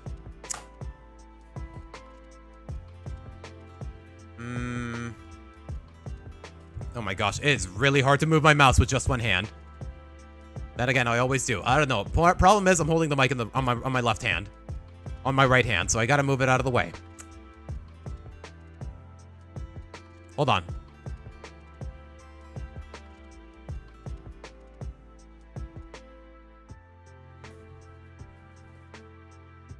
Where is it? Where is that one shot? Come on. I know it's here somewhere. Okay, we're getting close. Hold on. What? Attention. It's kind of... Just think about it, Rockin' D. Every single one of these shows has either a lot of gay plot elements or a lead gay character. Let's count them. 1, Strange World, We Bare Bears, DuckTales, The Simpsons, Big Mouth, The Dragon Prince, Camp Camp, Rick and Morty, 12 Forever, Harley Quinn. Like, in the past decade alone, like, I'd say they've gotten more than enough representation. To the point where, whenever someone in that community says, oh, my voice isn't heard, like, bullshit. You've had more than enough. That's all I gotta say in that regard. But alright. Just wanted to give some context so people don't think I'm talking out of my ass, more or less. Like, yeah, representation, it is a legitimately, it's a genuine cliche. Like, to the point where when people say they're doing it for the representation, all I see is a load of bullshit. I don't mean to be too cynical about it, but I'm not buying it. Genuine as a straight guy buying a life-size Gardevoir plush. You think you're proving a point, but you just come off as attention-starved and creepy. Like, seriously, whenever in the year of our Lord 2025, whenever some executive, some writer says, oh, representation matters, bullshit. Just a load of bullshit. Whatever the hell you think, whatever community you think you're doing a service to, they don't need it. Not anymore. There was genuine times where there was. Like, for example, someone in the comments said, Franklin from Peanuts, back in the 1970s. Like, Charles Schulz, the creator of Peanuts, he insisted that Franklin, the black kid, actually be featured in the comics. But a lot of publishers argued against it, but he fought for it. Like, in the 1970s, where segregation was legitimately at an all-time high, I can genuinely respect that endeavor. But nowadays, when someone tells me representation matters, we need this character for the sake of just having this gay character or whatever, I'm not buying it whatsoever. And when they insist on it, especially at the expense of the narrative and good writing, that's when I have an issue with it. Plain and simple. I don't know why I'm turning on the music again. I'm going back to the video. I swear, this girl is more of a token than the boy intentionally named Token. And if I didn't know any better, I'd say this is a self... And then there's whatever's going on. Okay. It's just a theory, but what I'm about to get to in this video, I don't know. It doesn't feel like a coincidence. Just listen. Wait, do I know any better? Flashback. This isn't a character. This is another stereotypical self-flattering fanfiction OC. Self-flattering fanfiction OC. Self-flattering fanfiction OC. Oh, no. No joke. This background character, whatever you want to call her, she's based on a real person. And the fact that her hair is exactly like, never confirmed to be like her mother or something along those lines, just straight up has hair that is uncannily similar to Sam's. Like, was the gay love interest based on this girl? Like, what are we doing here? Well, I would say some things, but I don't have enough information, so moving on. Yeah, like, I don't know. There's just been a handful of instances where writers, executives, or whatever plug themselves into the show and get romantically involved with minors. Like, I don't know. That's just... I'm just being maybe I'm being too paranoid, but at the same time, I can't take any chances. It's just fucking creepy.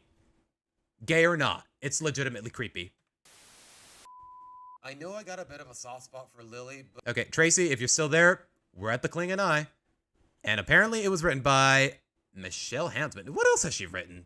Now that I think about it. I just disagree about the skeptical view about it only ever working when treated ironically or very passively and never working otherwise. Okay, like I said, saying it accomplishes nothing is a bit of an exaggeration. I think I understand that more or less. I think if I had a chance to rephrase it, I would say little to nothing. Yeah, 2016 Powerpuff Girls was a whole mess, but that was definitely that whole shit with the writer pairing himself romantically with Blossom. That was the straw that broke the camel's back. Seriously though, I'm curious. What else has Michelle Hantman written for the show? I am legitimately curious. I need to see.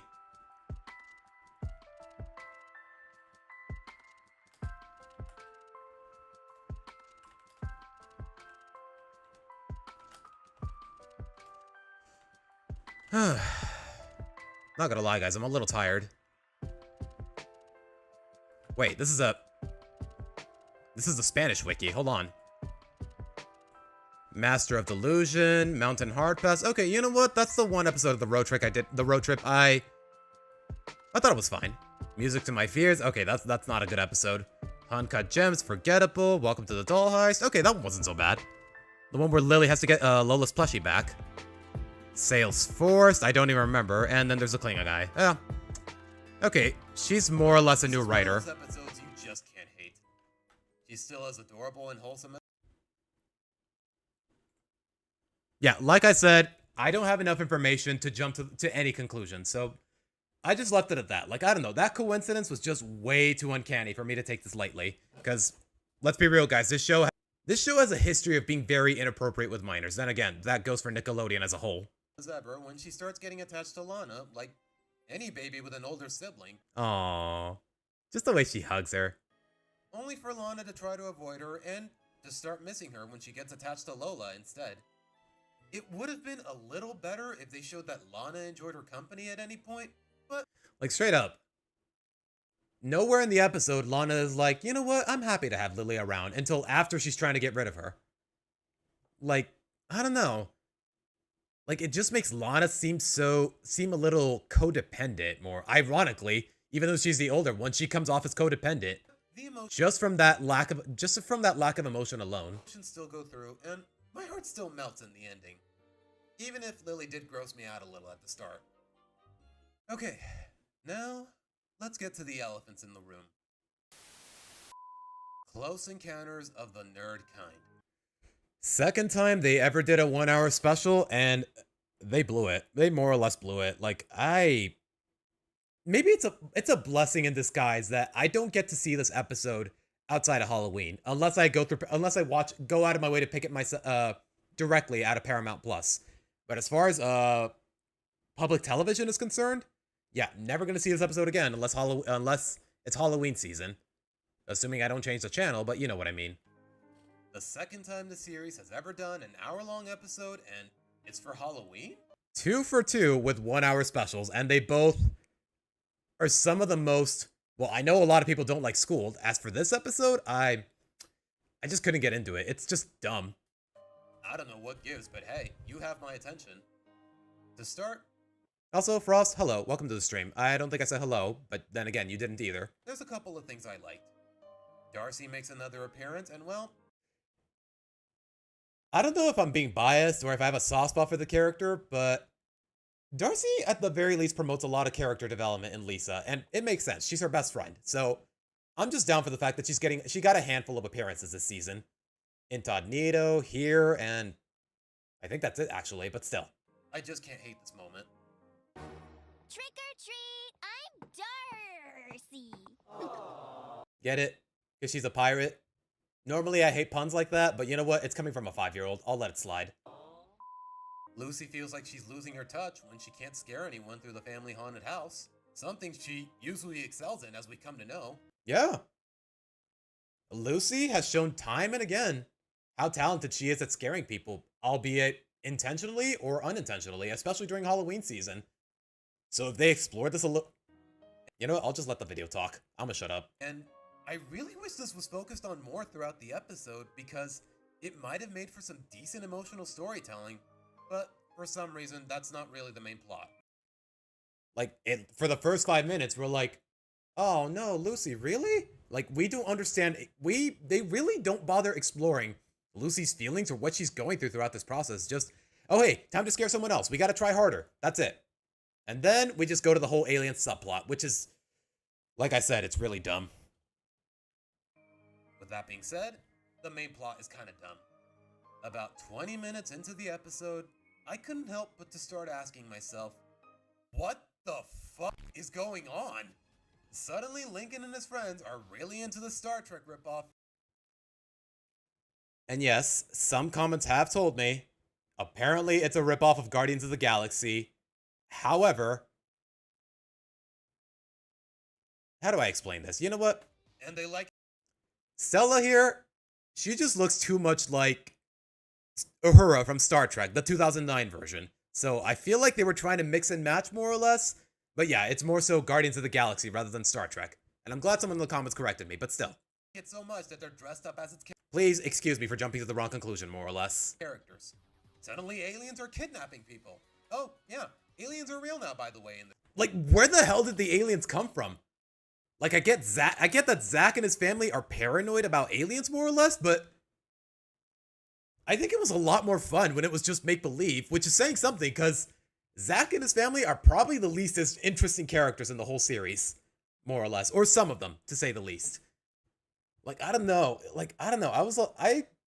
For whatever it's worth, I like Zach's conspiracy theories a lot more when they were all essentially fake. But now we gotta believe it all, because aliens are real. In this suburban, slice of life, otherwise normal kids show, aliens are real, for whatever reason. This world. Oh, and by the end, Lincoln's squad knows how to land a whole ass spaceship from watching said Star Trek ripoff. Like, how the hell does watching Guardians of the Galaxy, Star Trek, or any sci-fi film for that matter teach you how to pilot a spaceship? Like, even for a kid's show, that is just so freaking dumb. And for some reason, the moral of the story is, don't make fun of nerds. Sorry we gave you a hard time earlier. You didn't. What hard time? You laughed at a guy for literally flexing too hard. Other than that, though, you were kind of doing the opposite. Yikes! Do you guys want me to come with you for protection? Huh? What do you mean? You look like a magnet for bullies. No offense. They see, straight up, the Loud Sisters seemed like they were the only people who were completely cool with them cosplaying sci-fi superheroes or whatever. Sci-fi mercenaries? I don't know how to describe it, but the fact of the matter is, like, I don't know, they really don't get the messaging across compellingly. Like, don't make fun of nerds. Sorry we gave you such a hard time earlier. You didn't. None of you did. Like this whole episode narratively is just a mess. Who wrote the special? There's like 4 writers. I can't name them off the top of my head. But alright guys, we're like halfway into the video, so let's look at some comments. At least the ones associated to what we've already covered. The Lori movie back in story would have made more sense if the Loud sabotaging the apartment went on longer. They convince her to move back in. They realize what they did was wrong, so they admit to Lori what they did and let her move back out. They could keep the story exactly the same and have Lori say the line, "Wow, everyone sure changed since I left. I don't remember Lisa's security system or Lenny snoring. I'll suck it up because I love my..." I guess. Crazy how one line, more or less, manages to save the entire narrative from collapsing. I agree with the basic gist of it. Tell you what, it's not just... Okay, that comment's for later. I never understood why they made some changes to the Loud House starting at season 5. I also wish they would bring back some certain characters, like the Chang family, for example. Who are the Changs?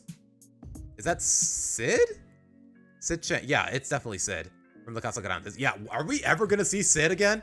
Are we ever going to see Ronnie Ann again? We haven't seen her since the Casa Grandes movie, and that was in like March of last year, before, what, season 8? Like, it has been a very long time since we've seen the main characters of the Casa Grandes, more or less. We've occasionally seen Carl in season 9, but that's about it. I'm not too keen on the supernatural stuff either. It really goes against the tone that was set from the start. Aliens, ghosts, and dragons being reals, a helmet that takes you to a place where mythological creatures exist, and... Okay, we'll get to that later, actually. A curse from a ring that can only be dispelled with a potion. What is this, regular show? That's... I actually really like this comment, because... Yeah, regular show? It's called regular show for a reason. It's supposed to be ironic. The title is supposed to be ironic, because we all know how crazy regular show gets. Martial arts that can destroy an entire city block. Like Benson getting so angry, he creates a small sun Stuff along those crazy shit along those lines. It's expected, but with this show, it definitely undermines its own simplicity, to say the least. You know what, Tracy? Let's look into the writers. Actually, just for the sake of putting your conscience at ease. Whitney Weta, Jeff Sayers, Andrew Brooks, Byron Dawkins. Yep. As far as the show is concerned, it's all veteran writers. Let's see. So this is basically the Loud House's version of Ink Lemonade. What's Ink Lemonade? Okay, what the? Okay, he's talking about the Miguel episode, but what's Ink Lemonade? Ink Lemonade. Oh, it's SpongeBob, right. Okay, you know your episode is bad when Mr. Enter makes an animated atrocities for it. Okay. Yeah, he did the same for No Such Luck. He did the same for One of the Boys. Okay, that's all I need to know. That's all I need to know about how bad this episode is, whatever it is. Alright, where did we leave off? You know what, I want to keep reading comments, just for the heck of it, just for the fun of it. This show has been a sad shell of its former self since season 5, and it doesn't help that the creator himself is a fucking creep. The season 5 premiere schooled literally killed off any remaining goodwill and morale of the show. Okay, I wouldn't put it that way. This show had left and shifted into SpongeBob season 6 through 8 and Fairly Odd Parents. Okay, that is oddly specific, but I get it. As a casual viewer, I don't plan to watch the show anymore, and I don't think I missed much. Yeah. Sadly, you really wouldn't. Like, all of the good episodes, and I do get to it in the video eventually, but all of the good episodes from season 8, as much as I appreciate them, you can take them or leave them. There's only 4 of them. Incognito, Only Mine Will Tell, The Cling and I, and Know Your Business. We'll get to that in the video eventually.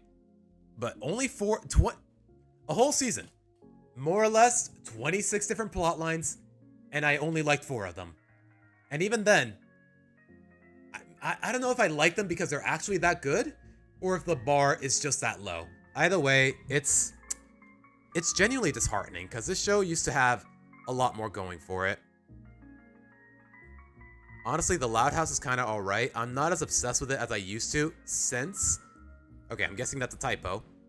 I don't watch it that much, but it's still okay in my books. But what I can agree with you is that the writing in the show is so annoyingly stupid sometimes that they'll stick to what they did previously other times.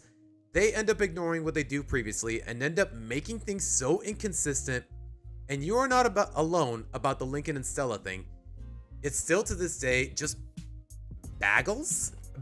I'm guessing you meant to say baffles. Baffles my mind. Like they had something going on for it, but no, all that down the drain. Just okay. No offense to some of you guys, but some of y'all need to work on your grammar. Like guys, don't be afraid to use periods and whatnot. Don't be afraid to use proper punctuation. Just friends and nothing like more. Bro, why would you set up a romance ad potentially only to make it not go anywhere? You know what? We actually get to that in the video later, so I'm gonna save that comment for now. And yeah, apparently that whole subplot with Miguel and the perfume and the sweat, I forgot. Fairly Odd Parents actually did it a while back. Timmy needs to sell lemonade to make money for, I think, tickets to some sort of ice show. And he starts selling lemonade, and apparently the secret ingredient is Cosmo's sweat. For whatever reason. As a kid, it didn't bother me, but now as an adult, it is legitimately disgusting. But alright, as far as the comments are concerned, I'm gonna leave it as is for now. Just because we're only halfway through the video. But alright. Suddenly, Lincoln and his friends are really into the Star Trek ripoff, and they like it so much that they're dressed up as its characters. Suddenly, aliens are kidnapping people. Oh, yeah, aliens are real now, by the way, in this world. Oh, and by the end, Lincoln's squad knows how... Okay, we already saw through most of this, so... Okay, that's a good place. That's a good place to put it. Want me to come with you for protection? Huh? What do you mean? You look like a magnet for bullies. No offense. Yeah, they're...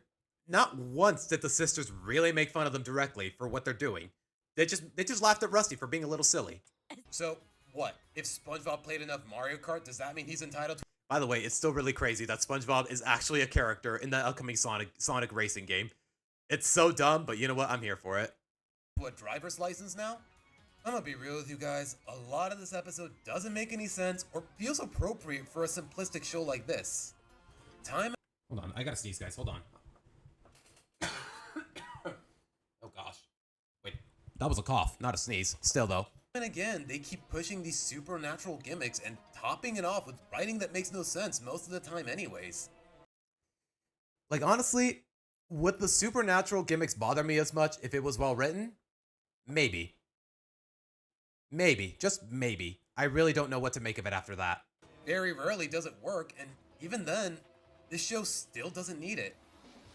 At least, and amidst all the bullshit, we actually got a handful of moments between Lincoln and Stella because in the span of 5 seasons, somehow it wasn't warranted to these showrunners until now. Look at that. They actually bothered building chemistry between these two, like they set them up. It's almost as if they set them up 5 seasons ago and they barely started caring until now. Like, I'm not saying Stella has little to no character development, because she totally does. She's had whole episodes dedicated to just her and her own internal conflicts.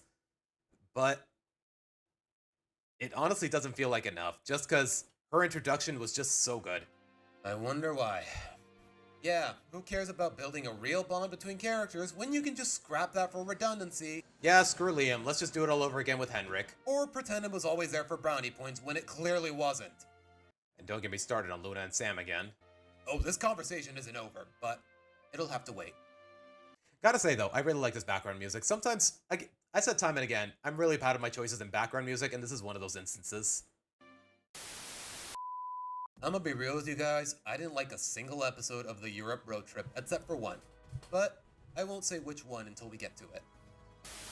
A Night to Remember. Do I think this international rock star appreciates Luna's admiration and performs at her local high school as a favor?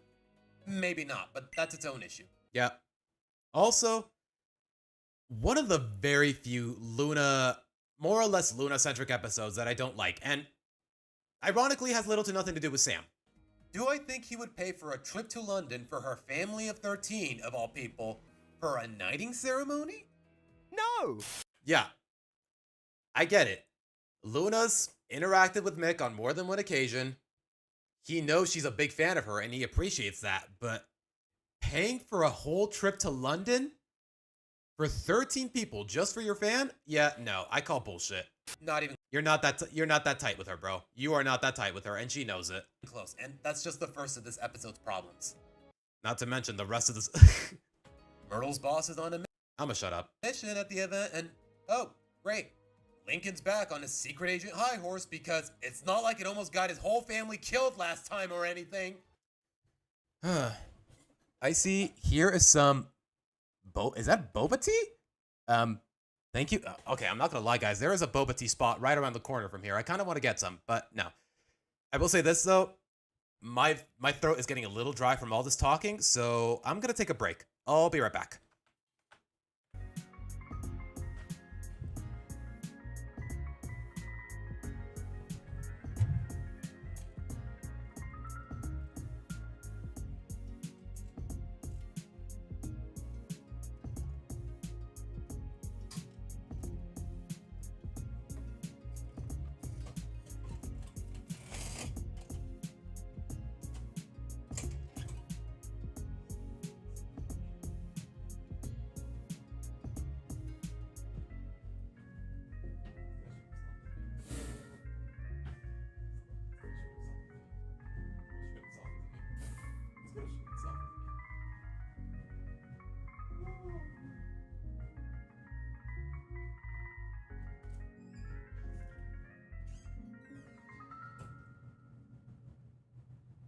El Conjuro 4, Últimos Ritos.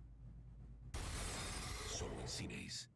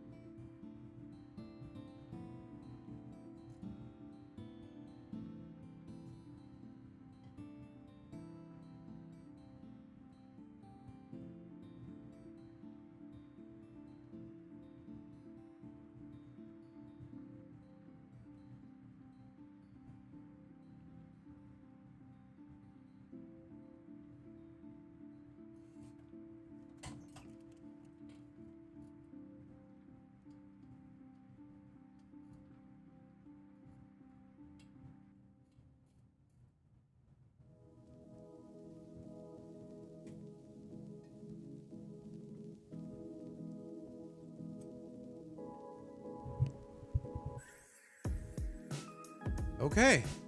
I think we're good. Got some water.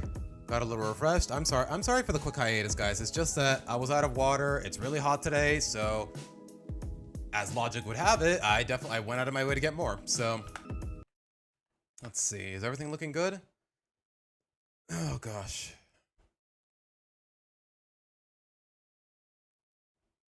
But all right. Oh my goodness, man. It is really hot today. It's not like he shamefully discarded the comics that spawned it or traded his collectible watch as a symbolic gesture. Oh, and what happens this time? He's eager to help the spies as if none of that growth ever happened. Straight up. Lincoln, for whatever it was worth, he went through a whole character arc throughout No Time to Spy about, like, throughout the whole movie, he's like, oh my gosh, I want to help you with spy work. Oh my gosh, let's go fight these bad guys. And then Myrtle's like, no, you're a kid. This is my business. This is my problem. And if I don't keep it that way, someone's going to get hurt, including my newfound family. But then Lincoln, he's like, he goes behind Myrtle's back, tells the boss, we accept the mission. Let's do it. And what happens? It's exactly what the villain wanted. She wanted all of the Louds to reach her lair and fall into her trap, and now they're all about to die. Like, and somehow in this episode, Lincoln didn't even think about that.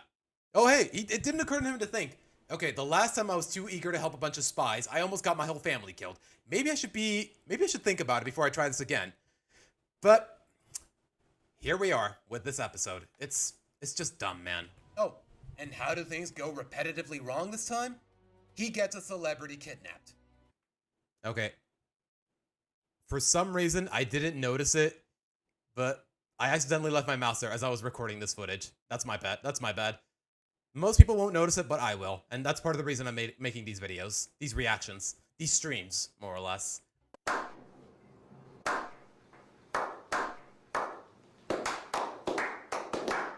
Like, really smooth Loud House crew, really smooth. Got the budget for a whole hour-and-a-half movie or whatever. And for some reason, any semblance of good storytelling, character development, or whatever, completely undone in just 5 minutes of this half-hour special. Like, I'm telling you, man, part of the problem with this franchise is just a lot of its elements, not just physical, but also narrative and emotional, they're just obnoxiously repetitive. And it's really owed to the fact that whomever at Nickelodeon keeps insisting, okay, this show needs to go on for as long as it can. Like someone mentioned in the comments last stream, someone mentioned in chat last stream, like this show, apparently, according to Savino in some capacity, his intentions was to more or less end the show after a fixed amount of seasons. A lot less than what we got going on right now. So it really makes you wonder how inorganic all of these stories feel ever since, let's say, season 5. Maybe I didn't make enough of a point of it before, but do you see why I really haven't liked this whole spy gimmick? All of the emotions and character growth from a movie with a ridiculous premise as is. Like, honestly, I already hated the fact that out of all the themes they could have done for another Loud House movie, they went with the David Steele crap. Like, the discount James Bond crap. Undone only half a season later for some uninspired tension. As far as this anthology is concerned, this episode gave me a really bad first impression, and it hardly gets better for the most part. A bite in Transylvania. A place apparently so spooky that Lily needs her eyes and ears covered the whole time. But, for some reason, that idea is forgotten. Do I even need to say it? The caption there, that's not an exaggeration. Not even a whole minute into the episode, and it's already gone. Oh my god, the neighbor kid is crying again. Oh my goodness, hold on guys, I need to...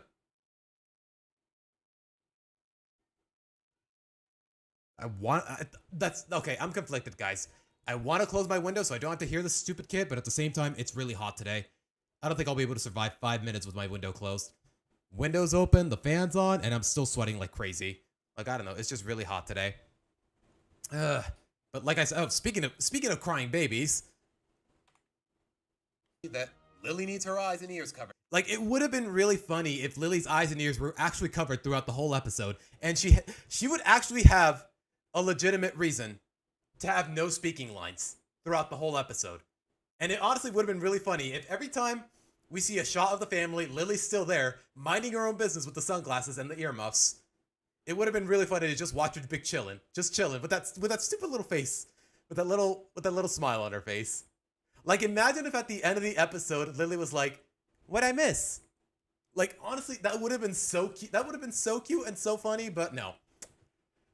Whatever they did, well, you know what? It's not that they did, it's not whatever they did, it's the fact that they did nothing. That's my problem the whole time. But it seems so simple, but not to me, to say the least. For some reason, that idea is... What happened in that minute? Just one of the tires popped in the bus, and that's it. That's really it. Forgotten almost.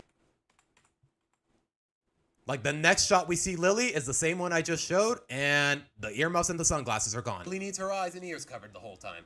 But for some reason, that idea is forgotten almost as soon as it's introduced. But anywho, we got a classic staying in a creepy shelter because your right is busted trope with a good old don't judge a book by its cover lesson. I'm gonna be real with you guys, I've always hated that lesson. Don't judge a book by its cover. Like, has it occurred to you guys that maybe the cover genuinely gives you an insight on who people are?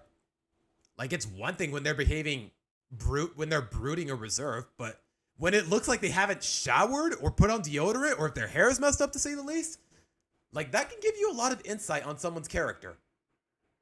So you can see why I have gripes with that kind of moral. Take it away, Candace. That's why books have covers, to judge them. I mean, why did you choose these books from the library? They looked interesting. So? Point taken. Thank you, Candace.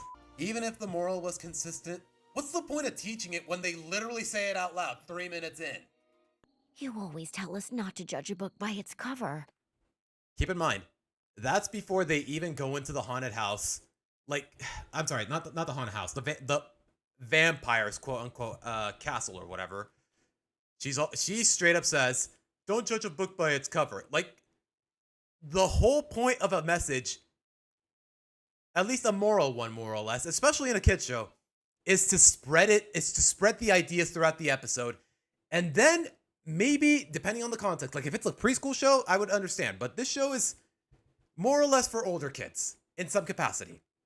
So the fact that they can't even bother with subtlety for the messaging, that's just bad. That's just really lazy writing, man. You did not need this line in the episode, or at the very least, they could have worded it differently. I swear, man, sometimes this show is just allergic to subtlety. If they just kept the episode the same, but made it so that they really were vampires after the loud... Like, I think you guys know how it goes. They weren't really vampires, Lucy's fine, and they leave. Like, this is the one instance where I know I complain a lot about supernatural gimmicks, but having actual vampires that turned out to be friendly? Like, I don't know. I honestly would have liked that a lot more than what they did here. Left? It honestly would have been so much more unique and compelling, and for once, the supernatural stuff wouldn't have disregarded the intended simplicity of the show.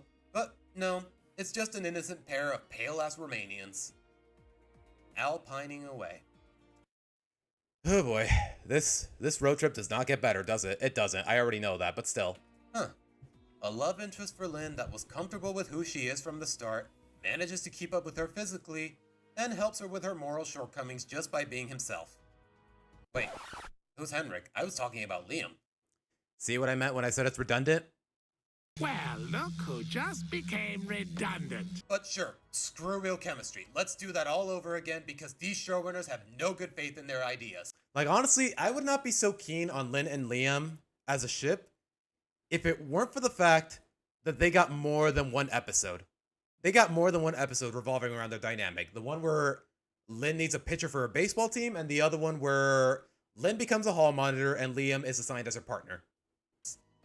It felt like they were trying to build a romantic story, but just like with Lincoln and Stella, just like with Clyde and Chloe, they just gave up on it at the last minute or whatever. I hate it. It's so, if this kind of behavior wasn't so repetitive, it wouldn't be so bothersome. Oh, and for good measure, let's have him spearhead the next Christmas special. That I haven't seen yet, by the way. Hasn't aired here in Mexico. What are the odds we'll see him again after that? But apparently, let's apparently the plot of this episode is that, oh, I don't like Henrik that way. I'm not ready for that. Girl, you were crushing on him. You were blushing like crazy. He came all the way here just to see you. The least you could do is humor him in that kind of way. Even if you, like, if after spending time with him or maybe going on a date with him or whatever, you're like, okay, you know what? I'm not in it. But apparently she starts running her mouth about those kind of ideas before, like, 2 minutes into the episode. I haven't seen it yet, but apparently I haven't seen it in its entirety yet, but judging from the clips that I've seen leaked on Twitter and whatnot, I'm already getting frustrated as is. Have him spearhead the next Christmas special. What are the odds we'll see him again after that? Wouldn't be the first time they discarded the European love interest of a Loud sister. Okay, that's another thing that bothers me about this whole road trip. We got a whole anthology about traveling through Europe, and it didn't occur to these writers to revisit the family ancestral home or address what happened with Lenny's boyfriend from there since, you know, she's with someone else now? Seriously, the first episode of this road trip, it takes place in London. Scotland, Loch Loud, whatever you want to call it, it's not that far away.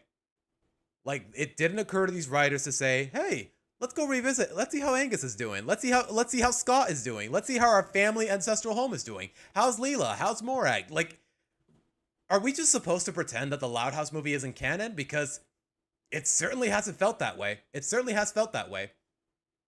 And there's also the fact that Lenny's with Gavin now. How's Scott gonna feel about it? Like, did Lenny ever care?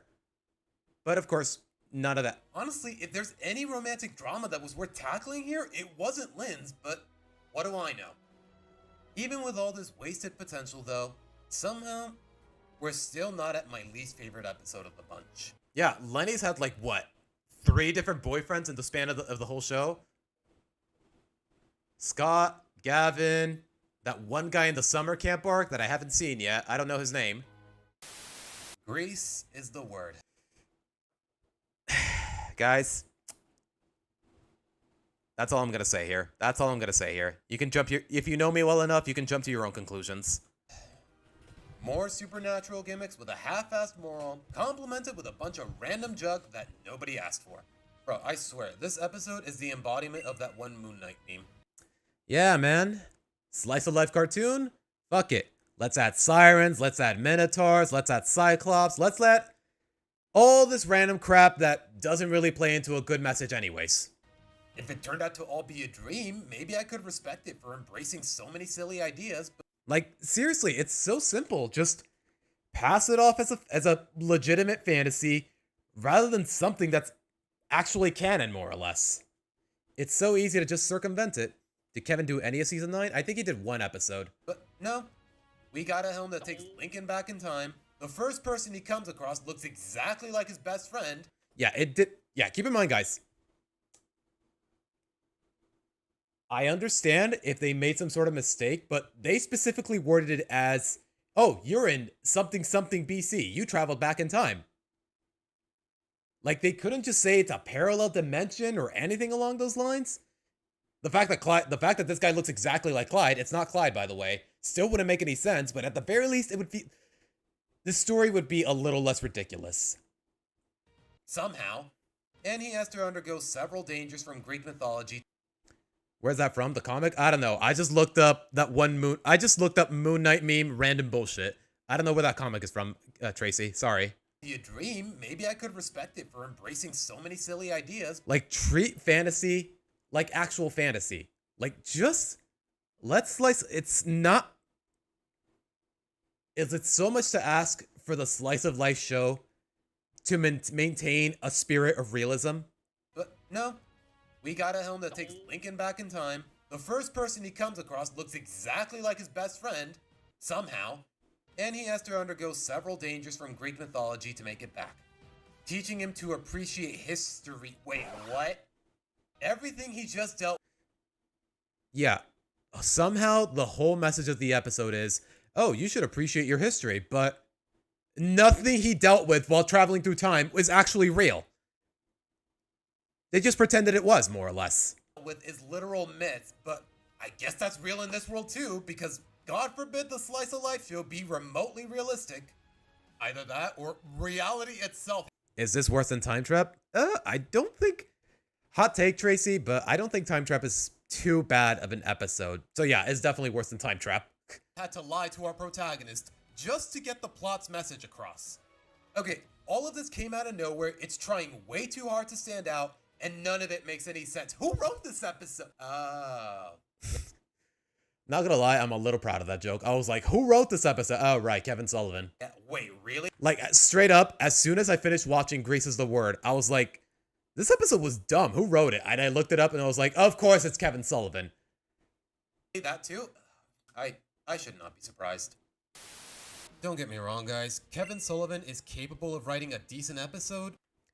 Like, people think I'm just hating on Kevin Sullivan for writing Sam and Luna, but no. He is more than capable of writing good episodes, but also really bad episodes, and these are some of the good ones. And some of the best when he's not at it alone, which says a lot.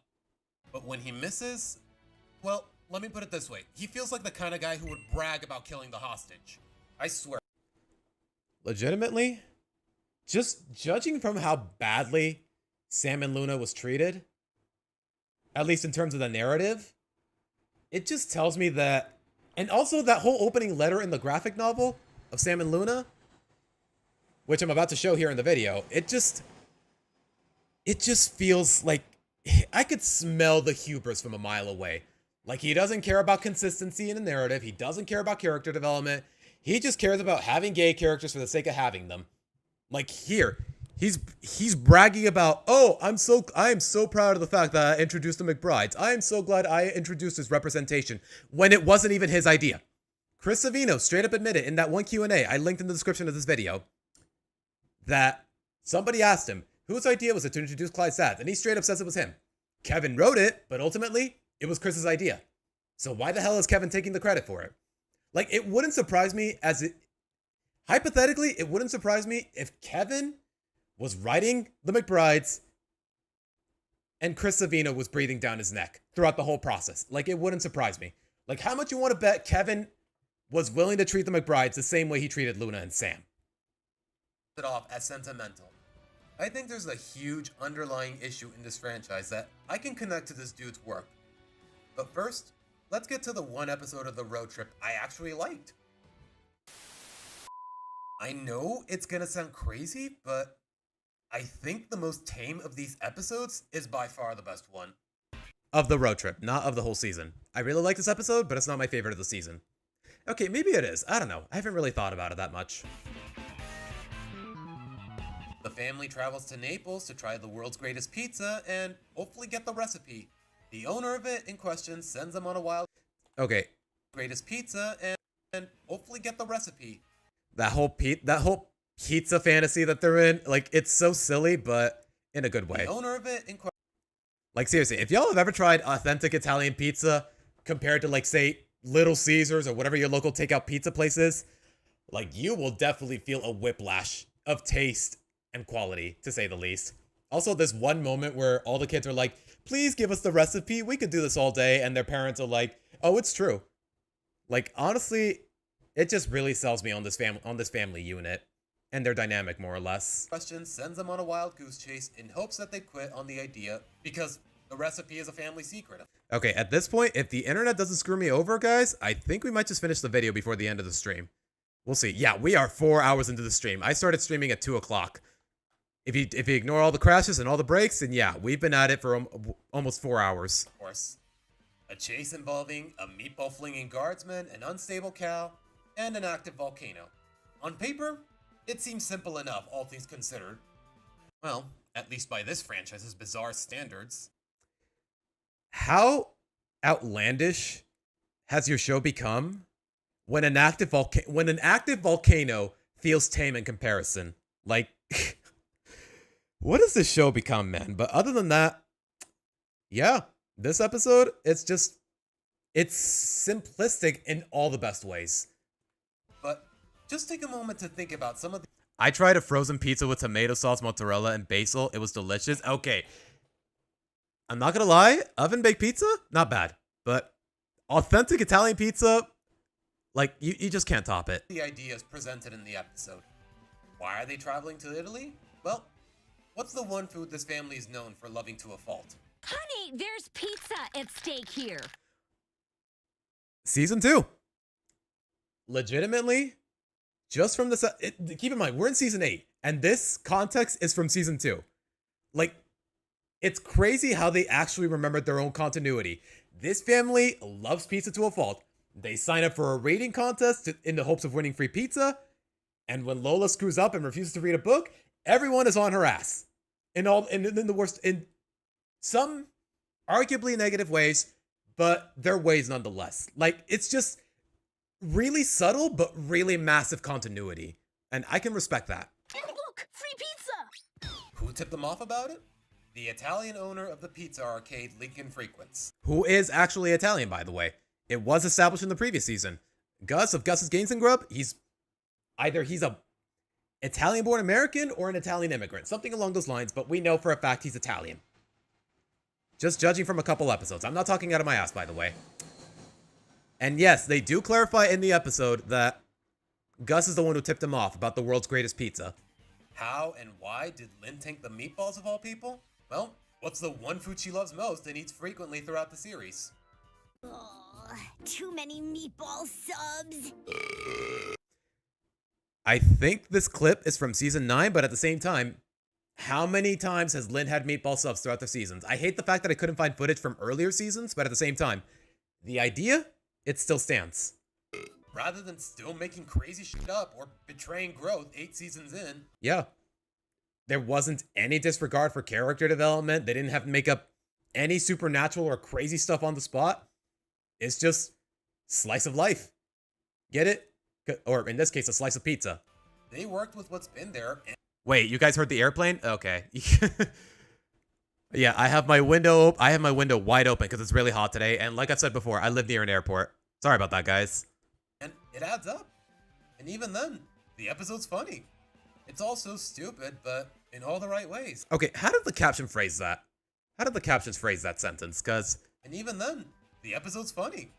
It's all so stupid. I meant to say all as in everything is so stupid. All of it is very stupid, not also. So yeah, that is an error on the captions, or maybe I just could have phrased it better. But in all the right ways. A pizza so good, it rewires a dumbass into speaking fluent Italian. Yeah. Honestly, I didn't think this show could make me laugh. Like, I got more laughs out of this whole episode than I did throughout the entirety of the whole season. Like, I don't know. This episode was actually really funny. Like, the pizza's so good. Lenny's brain gets rewired into speaking fluent Italian. Like, I don't know. That's so silly, but I mean that as a compliment. I mean that in the best of ways. A classic dust cloud over just a piece of crust. And the goth having a scythe just to harvest wheat. And absolutely nothing else. Please tell me you knew we'd be harvesting wheat today. Sure. Okay, deadass. How did she get that past TSA?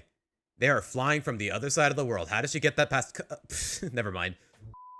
See, you don't need fake vampires, celebrity kidnappings, or another uninspired love story to draw attention. Something as simple as getting pizza ingredients can be engaging. And for good measure, we got the lore on Lynn Sr.'s cowbelling, and it's so simple, but honestly, it's just really sweet. I used to play this one to soothe you guys to sleep. Can we talk about that for a moment? How many times has Lynn Sr. shown off his cowbelling as an instrument? Like, time and again, even very early in the show's runtime. And we never got an explanation as to why he got into the instrument, why he plays it.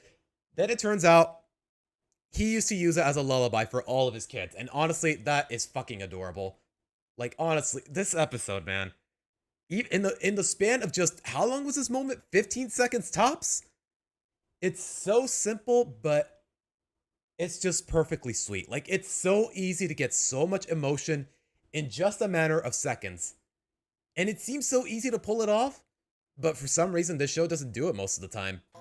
Unlike the rest of this anthology, it's creative, it's fun, it keeps the slice of life spirit, and seeing how that's all disregarded more often than not, I can now see why this show has the problems it does. Okay, this is definitely the most controversial part of the video, but I came all this way, so let's do it. Then again, if I finish the video today, what am I going to do tomorrow? What am I going to react to tomorrow on stream if I finish this video today, guys? I'm genuinely curious. Because I have a few ideas. But I want to hear you guys' input more or less. Because I don't know. On one hand, I could react to other content creators' Loud House videos and of course give them proper credit in the description. Or, that's really all I can think of as of right now. I don't know. I've been meaning to play Donkey Kong Bonanza on stream, but what are the odds all my Loud House viewers are in it for are down for that?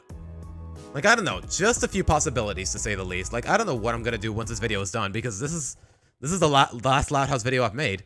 I might make more in the future, but for now, that's all I've got. Anyways. Why do I have this nagging feeling that almost everything about this Scorebunks, I've actually already seen the Kirby Air Riders Direct. Unfortunately, I saw it while I was at work, the day it dropped. Corey Kenshin, my guy. I have little to nothing to do with that guy, with Corey X Kenshin. Is it Corey X Kenshin or Corey X Kenshin? I don't know. Point is, I don't know anything about the guy, so I don't know. I think the plan is just to react to other content creators' Loud House videos, at least for now. Franchise nowadays feels botched and passionless. Well, why do you think they keep introducing new side characters just to repeat ideas that were already done with others? Why do I feel like we'll never get a bold moment like this one ever again?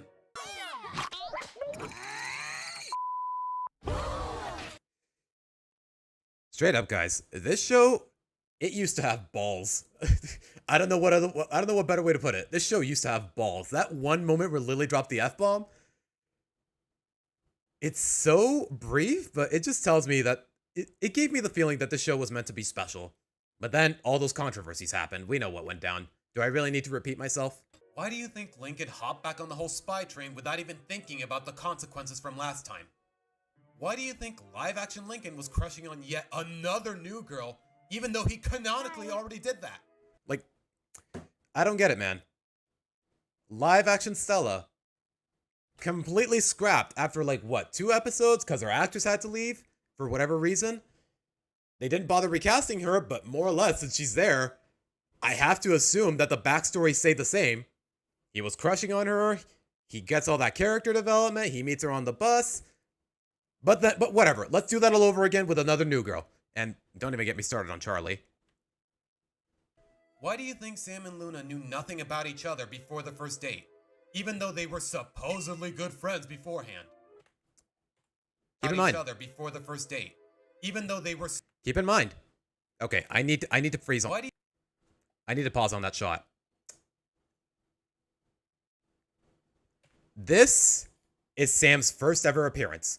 Clearly, if she's jamming out with Luna and Sully here, clearly they are close enough to the point where I can believe that they met through the music club. That's how they became friends, and that's how Luna allegedly started crushing on her. Like the fact that she's jamming out right there with them, it just tells me that there's a legitimate friendship in there. And yet, for some reason, they know nothing about each other when it's time for the first date. Supposedly good friends beforehand. Why do you think that instead of breaking them up and or pretending it never happened, like several other romantic setups, they last all these seasons with no real explanation, no chemistry, no personality on one end, blatant derailment of Luna's character, and even a graphic novel just in tribute to their sexuality? With 90% copy-pasted storylines. Yeah, you really care about Pride Month, huh, Nickelodeon? Yeah, real respectful. Mostly unoriginal stories, but whatever. As long as you get your bag, whatever. As long as you get your money in the bag. With a target audience of children. Like, if it's handled this poorly, straight up. Okay, this line, it definitely made people raise a couple eyebrows. Just in tribute to their sexuality. With a target audience of children, mind you. You realize how messed up that sounds, right? People think that because I said it the way I did, that I'm like, oh, gay people shouldn't be around children. No, that's not true at all. Like, if you pay attention to the context, like, if you listen to the fact that this whole graphic novel was botched in so many capacities to the point where it feels like they weren't even trying to tell a compelling story.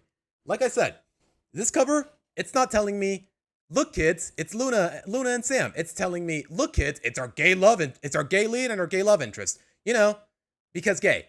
Like, if my first impression of you as a character is just the fact that you're gay, like I said, you failed as a character, and when you're selling a graphic novel to kids, it legitimately feels like you legitimately give me Discord mod vibes. Like, that's how questionable it all seems. Maybe I'm jumping to a really big conclusion, but at the same time, I got a lot of evidence behind me. Would the target audience be a bit more broad? Why did the test screenings of a Pixar film fail to win over a single soul? Deadass. The director of Pixar's Elio was like, oh, the one in theaters sucks. The one in the test screenings, it was so much better. It's so much better. Elio's this little gay kid, and that version is so much better, but we had to scrap it. But then you read the whole headline. The plot of Elio was changed after the original cut was test screened by Pixar, and not a single person in the test audience. Keep in mind, test audiences on average range from 120 to 400 people in total. And the fact that not a single person, presumably picked at random, did not like the film, it says a lot about the film itself. Like, the director is saying, oh, that version is so much better. Tell that to your test audience. See if they agree with you, dumbass. Like, geez, how insistent and oblivious you gotta be with the concept of representation to completely disregard actual quality in a piece of media. Legitimately, I'm asking. It's not, you know what? I'm being rhetorical. I'm asking rhetorically, is what I'm trying to say. Like, get a fucking clue, man. To start, in the months that I have been studying this franchise, and ironically, thanks to the efforts of certain writers, I've learned that representation, diversity, inclusion, whatever you want to call it, ultimately accomplishes nothing. Okay, that line, I more or less stand by what I said, but I definitely could have phrased it a little better. Straight up, when it's done, at the very least, when it's done this poorly, or maybe in general, like, what are you getting out of this prospect of just getting your representation in? Just think about it for a moment. You know what? I may as well turn on the music because I'm going to be speaking for a while.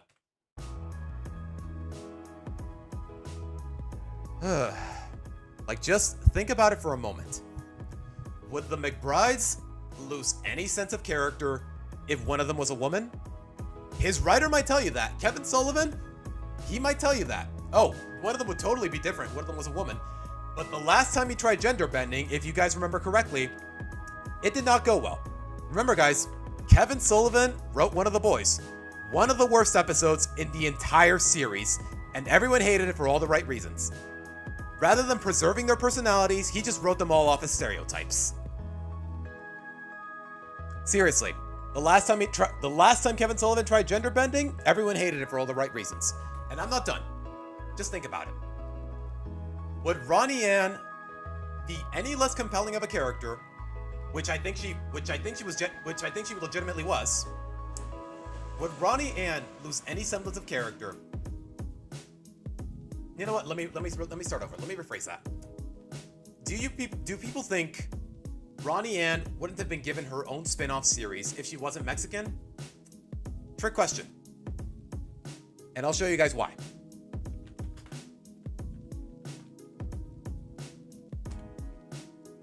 Originally, Ronnie Ann was not even Mexican. This is official beta artwork from Chris Savino. And yes, he did actually confirm that it's true in a Q&A. That same Q&A where he did that interview in the car. He straight up confirmed this is official beta artwork where Ronnie Ann wasn't even Mexican.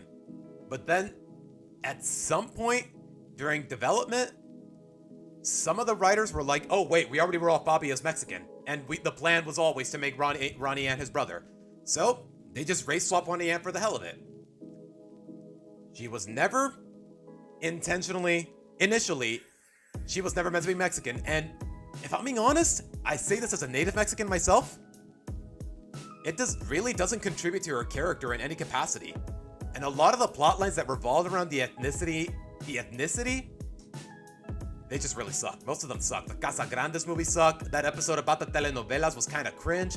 that episode about the quinceañeras, it was just, can we just worry about the good writing instead of hyper fixating on this sort of stuff?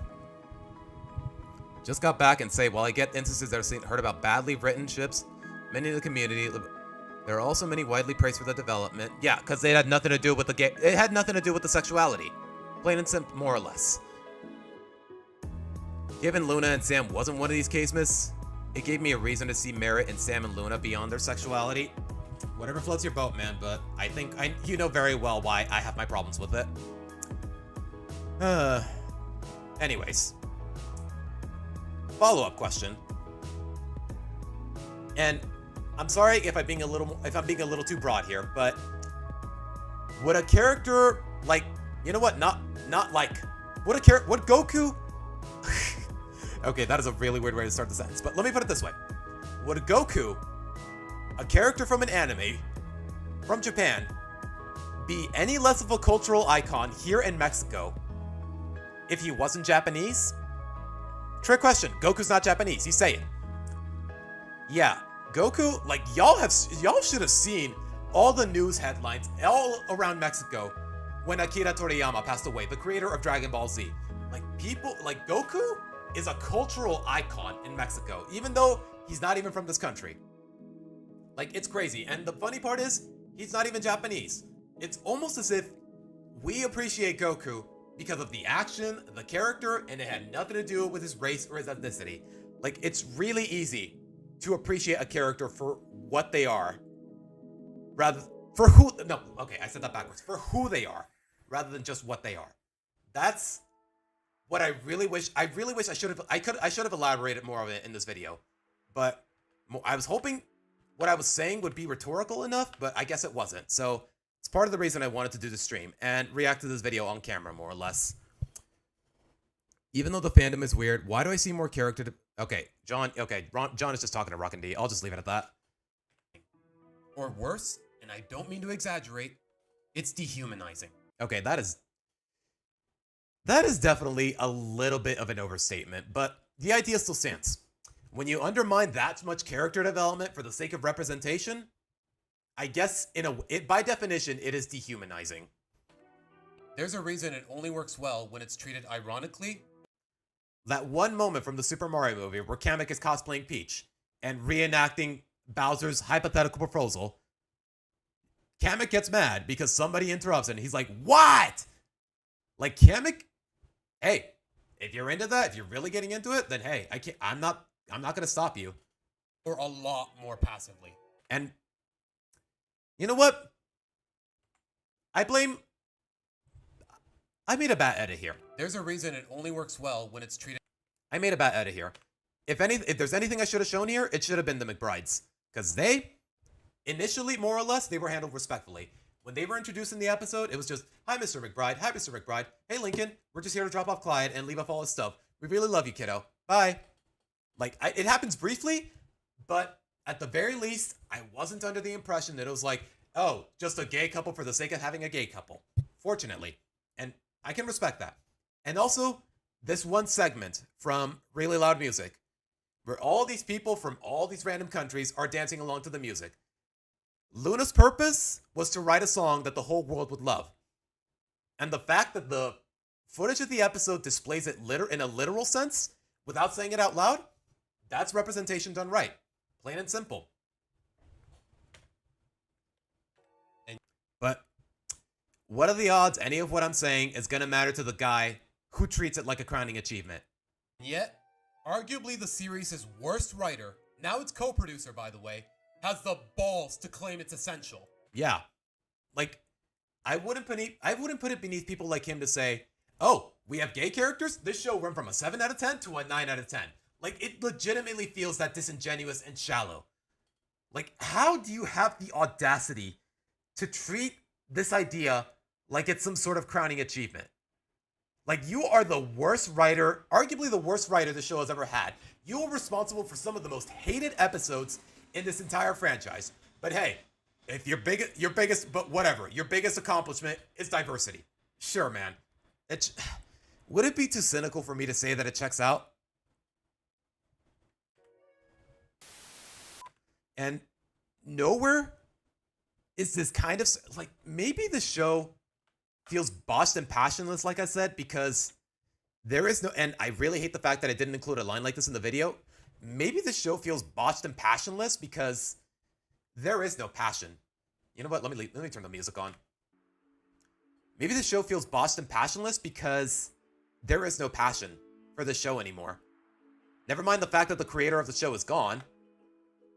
It just feels botched and passionless because there is no passion. Just quotas to fulfill, more or less. Either in the number of episodes, which would explain why we still have so many seasons, in total, or every now and again, a quota of whatever diversity we can cram into the narrative with little to no rhyme or reason. Because like I said, the McBrides would lose nothing if one of them was a woman. Ronnie Ann's character development, it would hardly be influenced by her Mexican family. Just the prospect of having a family in general in the same setting, it probably, more than likely, it would have accomplished the same character development. Or something very similar, which hypothetically I could probably still respect. But even with all my gripes there is one instance where I think this insistence on representation is legitimately insulting. And that's the biggest reason why I snapped. I snapped at this franchise. I snapped in this video, and I just went all out with my rant. More often than not, this show neglects its true identity by not comprehending the... By the way, I really love the background music I chose here. Like, it really got the emotions across, at least when I was rewatching it. More often than not, this show neglects its true identity by not comprehending the emotions it invokes in their entirety. And in the rare times it does, well, it's taken for granted. Why do you think I consider this the best episode in the whole series? Is it simply because there's a love interest for Lincoln? If I were that shallow, I'd ship him with Kara for the hell of it, and I would have no problems with Sam. Or is it simple enough? If all I cared about was, oh my gosh, a new love interest for Lincoln and Ronnie Ann's gone. Oh my gosh. Like, if my way of thinking, if my sense of critique was that simple, yeah, I would be like Soluna for life. Oh my gosh, Karakin for life. Like, honestly, there's just the amount of shippings this show has, this fandom has, is just ridiculous. Like, I'm sorry, I just cannot get behind that mentality in any capacity. Because of the emotional comprehension, the character development, the genuine comedy, the details, the consistency, and the continuity.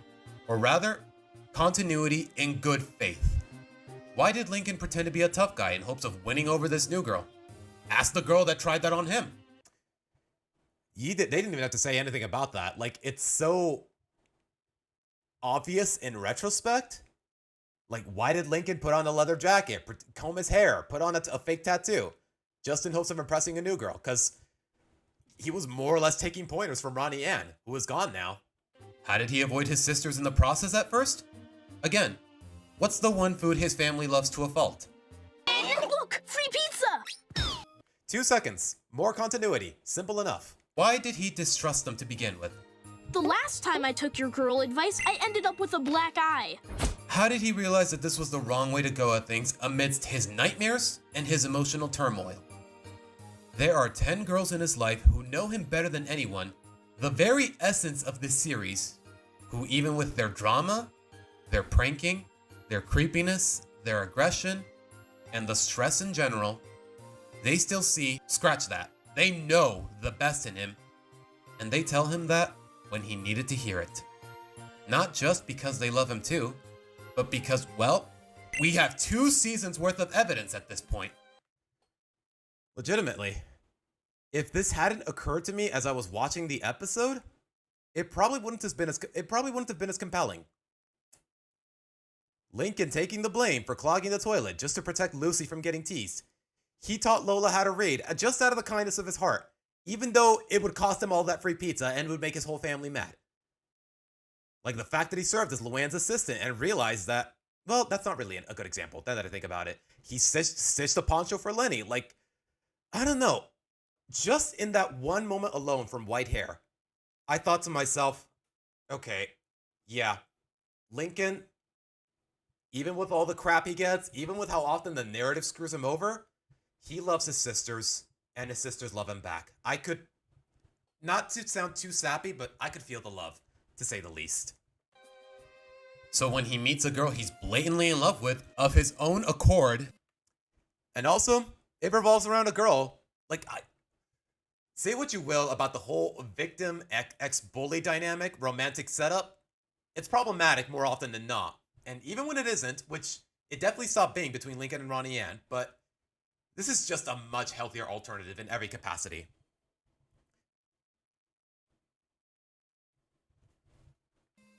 And even to this day, Boot, you are way too late into the stream, but what's up? Welcome. Lacks all the issues of every other girl he's close with. I'm telling you. Stella is nothing like the rest of his sisters. They have legitimately good chemistry. I couldn't help but think that there was meant to be more. Keep in mind, guys, I did not watch the show in order, more or less, but I did have a grasp on it. Like, I know what happened when, so after seeing Lincoln and Stella's chemistry, I was like, wait, why did these two not get together? Or in the narrative. And also the whole bunny allegory and white hair, which I guess they completely forgot about them. The self-proclaimed man with the plan who overthinks everything to where he always misses something and lives with 10 girls who stress him out too much for his own good, found someone who indirectly but ultimately brought out his true identity. Polish festival happening in your neighborhood, and I had guessed so. Polish festival? Huh. Wow. I'm not about to dox you, Boot, but what part of the world are we talking about exactly? That there's Polish festivals? If it's Poland, don't say Poland, my guy. I don't want, like I said, I don't want to dox you, but kind of curious what a Polish festival is like. I actually had a roommate in college who was from Poland, but he lived on the other side of the apartment, so I didn't get to interact much with him, but I'm a little curious. Just because I know Poland is a really based country, to say the least. No joke. This is some of the strongest character development I've ever seen in a kid's show. I stand by that firmly. 3 seasons in, start of season 3, after all the time, like, one of the biggest complaints I've seen in this fandom is, oh my gosh, Lincoln gets screwed over so often, especially in the early seasons. Like, this moment alone, it felt like his sisters were finally giving back to him after all he's done for them. Michigan, it is a very Polish state. Really? What are they? Huh. I've never would have expected that out of Michigan, of all places, or any U.S. state for that matter. Ever seen in a kid's show, especially in the slice of life genre. Yeah. No death, negativity, or any sort of touchy subject. Yeah. Nobody had to die. We didn't have to see some sort of abusive situation like with Helga and Hey Arnold. Or we didn't have to deal with a touchy subject, like discrimination, and That's So Raven. Just a subtle but clear amount. Like, we did not need high stakes or high drama for some of the best character development I've ever seen. Like, the lack of all those elements, the fact that it's so compelling, even without any of those kinds of sensitive elements, just really makes it all the more compelling. Amalgamation of our protagonist's thoughts, feelings, history, and ambitions. Just a simple, oh, new girl in town and she's really pretty. Okay, I like her. I want to be her friend. I want to be her boyfriend someday. But we all know how that turned out. All thanks to just her introduction. I'm really proud of this edit, by the way. Hold on, play it again. Her introduction. The fact that they didn't even show her face. They didn't even show Stella's face, and she already brought out this much emotion and character development in Lincoln. I was like, okay, I want to see more. I want to see what they do with this character. And then I watched what was left of the show, and I was like, wait, that's it? Hey, but it's just a romance between 12-year-olds. Grow up. And for some reason, in my best Loud House episodes video, someone in the comments, completely unprovoked, by the way, like, someone in the comments said, oh, the only hope I have for the show is that it gets canceled. And I sarcastically said, damn, bro, you're really funny. And then some rando unprovoked said, you talked about a romance between 12-year-olds for 15 minutes. You need to grow up. Like, what the fuck? Where did that come from, man? Like, the hell did I, like, excuse me for showing a semblance of passion. Like, damn, bro. But instead of continuing those powerful ideas, building a meaningful bond just between them, evolving a romantic storyline in a way that isn't forced, half-assed, or both, while also forming a new friendship like they did, what did we get in its place? A trite lesson about boys not jumping the gun with their gal pals. Oh, come on! You have such a legitimately heartfelt romantic setup, formed by the very heart and soul of this series, and this is all you're ever gonna do with it? Yeah. Lincoln has these genuine feelings for this girl. Let's trivialize it by having all of his friends crush on her. Let's completely undermine his character development by making him jump the gun. Like, there is so much that went wrong with this episode, and I do get into it, but God, man. Like, Sam and Luna, that's its own issue. But in this episode, like, the amount of wasted potential, especially when you consider the fact that it's for the protagonist, is through the roof. More egregious than Sam and Luna ever was. Even though, ironically, the same shallow incentives are the reason it all went wrong. I'm sorry.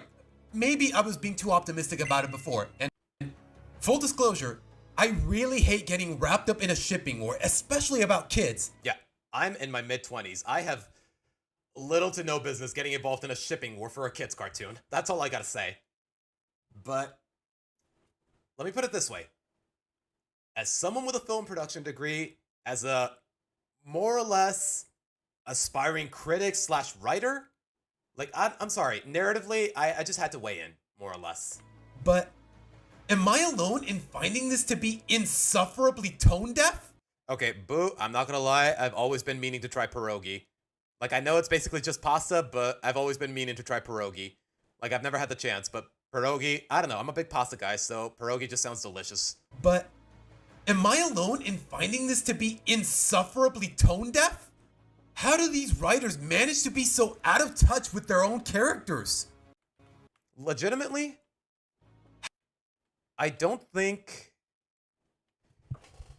For Rusty, I understand that he was under the... Just because Stella was being friendly, I'd understand if he, of all people, was under the assumption that, okay, she definitely wants one of us to be her boyfriend, because we all know how much of a cocky Casanova he is. But for the rest of them, like, they have legitimately no reason to freeze up with a pretty girl. Because they've interacted with several in the past. Girl Jordan, Ronnie Ann, whatever. Like, what reason do they have to embrace this kind of behavior? Especially Lincoln. Like, have y'all never talked to girls before? Have, like, y'all never had one in your friend group? Like, it just doesn't make any sense. This whole episode teaches that boys shouldn't pine for romance with a girl just because she's friendly. With context, this makes no sense. Because 1, she's new in town and by extension she has no friends. 2, and more importantly, they just met her. I can understand some of them freezing up or getting a little nervous, but all 5 of them? Especially Lincoln? Like, bro, you already met her on the bus. Like, what were you two talking about the whole ride here? Like, why are you suddenly so nervous now? Like, what do your friends have to... Like, it just doesn't make any sense, bro. It's more of a dumpling, but it is a large pasta pocket filled with potatoes and cheese. Yeah, that sounds delicious, man. No shit, she's not looking for a boyfriend? Yeah. Y'all have only known her for a week. Why would you think you want her? She wants one of you to be her boyfriend. Like, what? Like, how? What? Maybe for this cocky bozo there's something to teach, but for the protagonist? The premise and the message are dead on arrival. Yeah, the last time when he first got romantically involved with Ronnie Ann, more or less, their sisters were like, "Oh, you gotta kiss her," and he got a black eye. You'd think he would learn from that to not jump the gun so quickly, but here we are. Last time he assumed he got a black eye, and it's what led to his growth through Stella to begin with. But fuck it. He'll totally freeze up with someone he already befriended and listen to the wannabe Casanova in the first place. Like, legitimately, how do they not catch on to Rusty being a fraud when it comes to women and girls? Like, how do they not know this by now? Like, it just tells you that the writers really did not think this through, or they just didn't care, which I believe more. What? Was he like this for the whole bus ride after meeting her? This episode fails from the start. If it was treated like a healthy setback between Lincoln and Stella, I could trust that the messaging was in good faith. Like, yeah, the whole episode, it's more or less awkwardly written. Not badly written, just awkwardly written with a lot of glaring inconsistencies, but I wouldn't consider it a bad episode nonetheless. Like, I can appreciate some sort of lesson, like, especially for Lincoln, because we know he has genuine feelings for her. Like, if this episode was treated like a setback, if he was thinking to himself, yeah, maybe I'm moving a little too quickly, I could understand that, but one, this was 6 seasons ago. They never delved on the subject ever again. And secondly, but it's been almost 6 seasons since then. I wouldn't put it beneath these writers to think, that's done. Who cares about real love and the emotional growth of the show when diversity's in its DNA? Like I said, the only reason they cared about introducing Stella in the first place was because they needed a woman of color for their friend group, a girl of color for their friend group. No other reason. All those emotions, all that good writing, all that character development, it was just a fluke. All they cared about was, oh, we need a girl who isn't white for his friend group. Yeah, how'd that play out for the other ones? A bland... Actually, I don't know, John. I've read a handful of the graphic novels, but not all of them. I've read the ones involving Stella, and that's... Unlike Sam, who happens to be in the shot right now, Stella actually goes through decent character development throughout the graphic novels. Pandering tool and... Yeah, how'd that play out for the other ones? Where did I find this? This is from the Loud House Wiki, and also Savino confesses in the Q&A, in the Christian Carr interview Q&A. And this is the opening statement from that graphic novel, from that Sam and Luna graphic novel, for lack of a better term. Diversity's... It's 2 completely different articles. It's DNA. Like, in conjunction, it just really pisses me off. Yeah, how'd that play out for the other ones? A bland pandering tool and a canceled series so uninspired, they think they need Aztec gods. Okay, I was being a little too vague here. I will say that, I will admit that. Picture this. You got a whole, your spin-off of 3 seasons. Your spin-off has abysmal ratings, but it still goes on for 3 seasons. It eventually gets canceled, but Netflix greenlits a whole movie for production to wrap things up, presumably. The show got canceled, it more or less already ended, and there's no means to bring it back. So Netflix gives you a movie 2 years later. Are you going to focus on any slice of life element? Are you actually going to wrap up things in the narrative for Ronnie Ann and her family? Nope.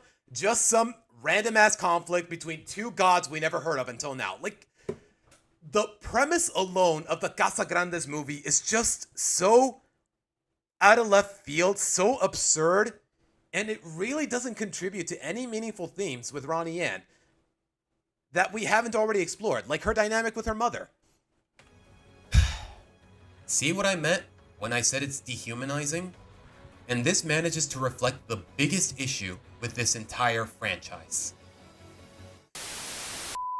It's not the bad writing, the twisted morals, the plot holes, the character derailment, or even the pandering per se. For a long time now, the Loud House is for all intents and purposes unprincipled. That one word alone, it just really sums up the mentality of the production crew of this show. Unprincipled. I said it near the very beginning of my first video of this show. They care more about what the characters are than they ever cared about who they are. To writers like Kevin Sullivan, these aren't families. They're just props with no real nuance in their humanity. Why do you think his worst episode, and one of the worst in the franchise, is the one where they're all gender bent? Or say, the one that claims girls can solve their problems when boys go away. Like, never mind the sexist undertones. Like I said, there is no passion in this show. Just quotas to fulfill. They either okay, we need this amount of episodes by the end of this month or whatever. Or, like I said, every now and again, we need X character here. We need a character of this ethnicity here, a character of this sexuality here, a character of this ethnicity here. Like, is this seriously one of your biggest concerns? Is this really your biggest achievement? Because your co-producer thinks so. Kevin Sullivan, he has been the show's co-producer since 2022. Is this seriously all that's worth bragging about? Like, do you realize how much of a laughingstock this show is? And this is all you have to show for it in its stead? Like, when people talk about the show, they just think, oh, the fandom is so perverted. Oh, this fan... And as I've come to look into it, seriously, go to Twitter, type in hashtag the Loud House, and see how many people actually talk about their most recently released episode of whatever. Because I really don't see many. Why do you think the other couple he wrote for is so much better written than the one he flaunts?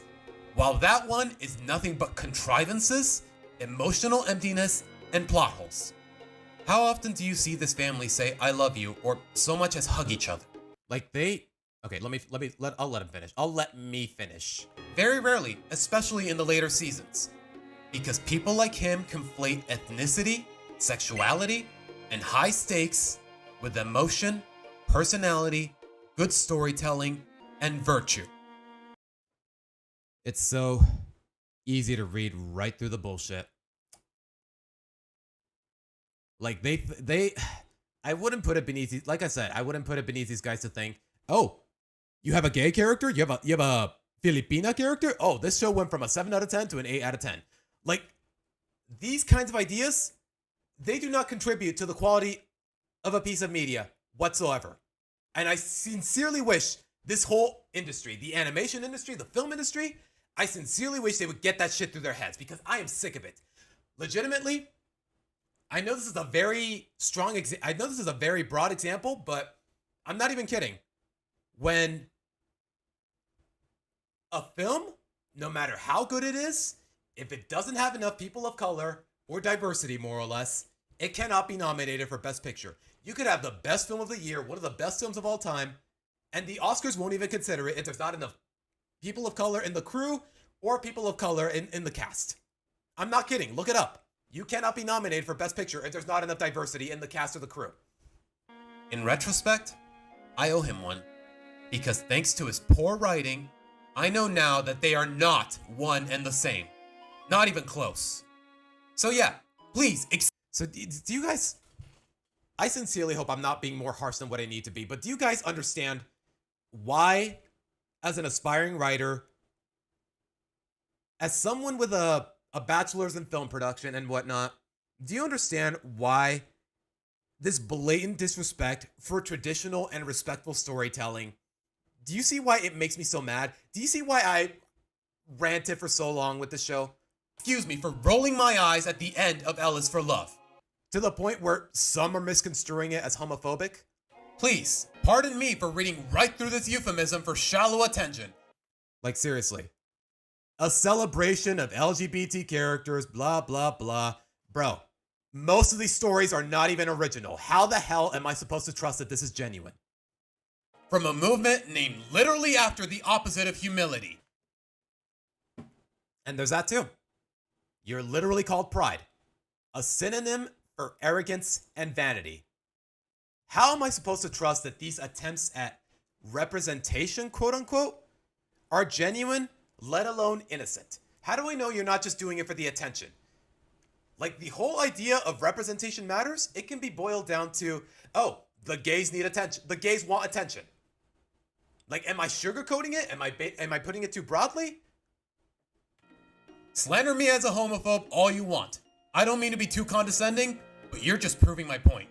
And sorry for constantly ridiculing. Oh, and this is really what got to me the most out of this whole debacle. A pairing so lousily put together, its writer doesn't even know the recognized name after 8 years.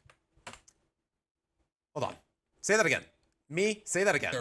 Its writer doesn't even know the recognized name after 8 years. He wrote L is for Love 8 years ago. 2 months ago, he wrote this opening statement for he published the opening statement for the graphic novel, bragging about all the representation in the show. And he doesn't even know the recognized ship name for the two characters he's most proud of. He doesn't even call it Saluna. He calls it Sauna for whatever reason. Like, that just tells me he's not paying attention to the community or the fans. It takes 5 minutes to find out that it's called... It takes 5 minutes on the internet to find out that people are calling it Saluna. And 8 years later, oh, Sauna, right?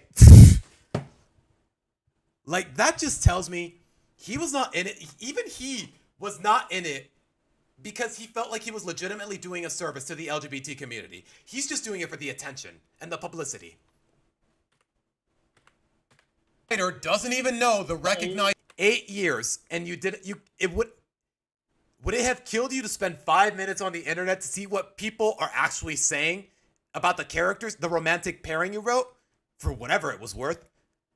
Like, it's such a bare minimum, and he fails at even that. Like, his name, and you're telling me this guy is now the show's co-producer. Like, no wonder it's in shambles. After 8 years. Am I so out of touch? Because as Luna's character derailment through Sam shows, he was not trying to be genuine or even subtle. He just didn't give a damn in the name of, you guessed it, diversity and inclusion. Like, the fact that he treats it like a crowning, the fact that he treats this idea like a crowning achievement, the fact that it just tells me he was not doing this for the LGBT community or any community that is owed to representation, if there is any. He was just doing it for his freaking ego. Like, I'm sorry. I'm not gonna pretend I'm some sort of psychological expert. It's mostly just my cynicism talking, but I can smell the vanity from a mile away from these kind of people. Take it from someone who used to live with an abusive alcoholic. Like, I know damn well what these kind of assholes are like, more or less. Amidst my contempt for everything in the spy gimmick, why do you think I actually liked No Time to Spy? Not for the twist villain or the stake. You know what? Let me clarify a little more. I don't got beef with anyone who's gay, lesbian, bisexual, however long the acronym is nowadays, because it's really extensive. My gripes are with the movement. The Pride movement, the people who insist on sabotaging all these storylines, all these narratives, all this passion in the art of filmmaking and television, completely undermined just because they felt like they were entitled to attention, and they had the audacity to still claim that they're being oppressed when it's refused. Like, that kind of mentality, I don't trust it. Plain and simple. The premise or anything along those lines, but rather because the emotions are earned. How would this movie have played out if Lincoln wasn't so caught up in his fantasies? Well, it would have ended in about 20 minutes. His comic book obsession is what got Myrtle kidnapped and led his family right into the villain's trap, giving her exactly what she wanted. Straight up, after 2 seasons of putting up with David Steele crap, I had really low hopes for this movie, but it genuinely surprised me that it actually played with the idea.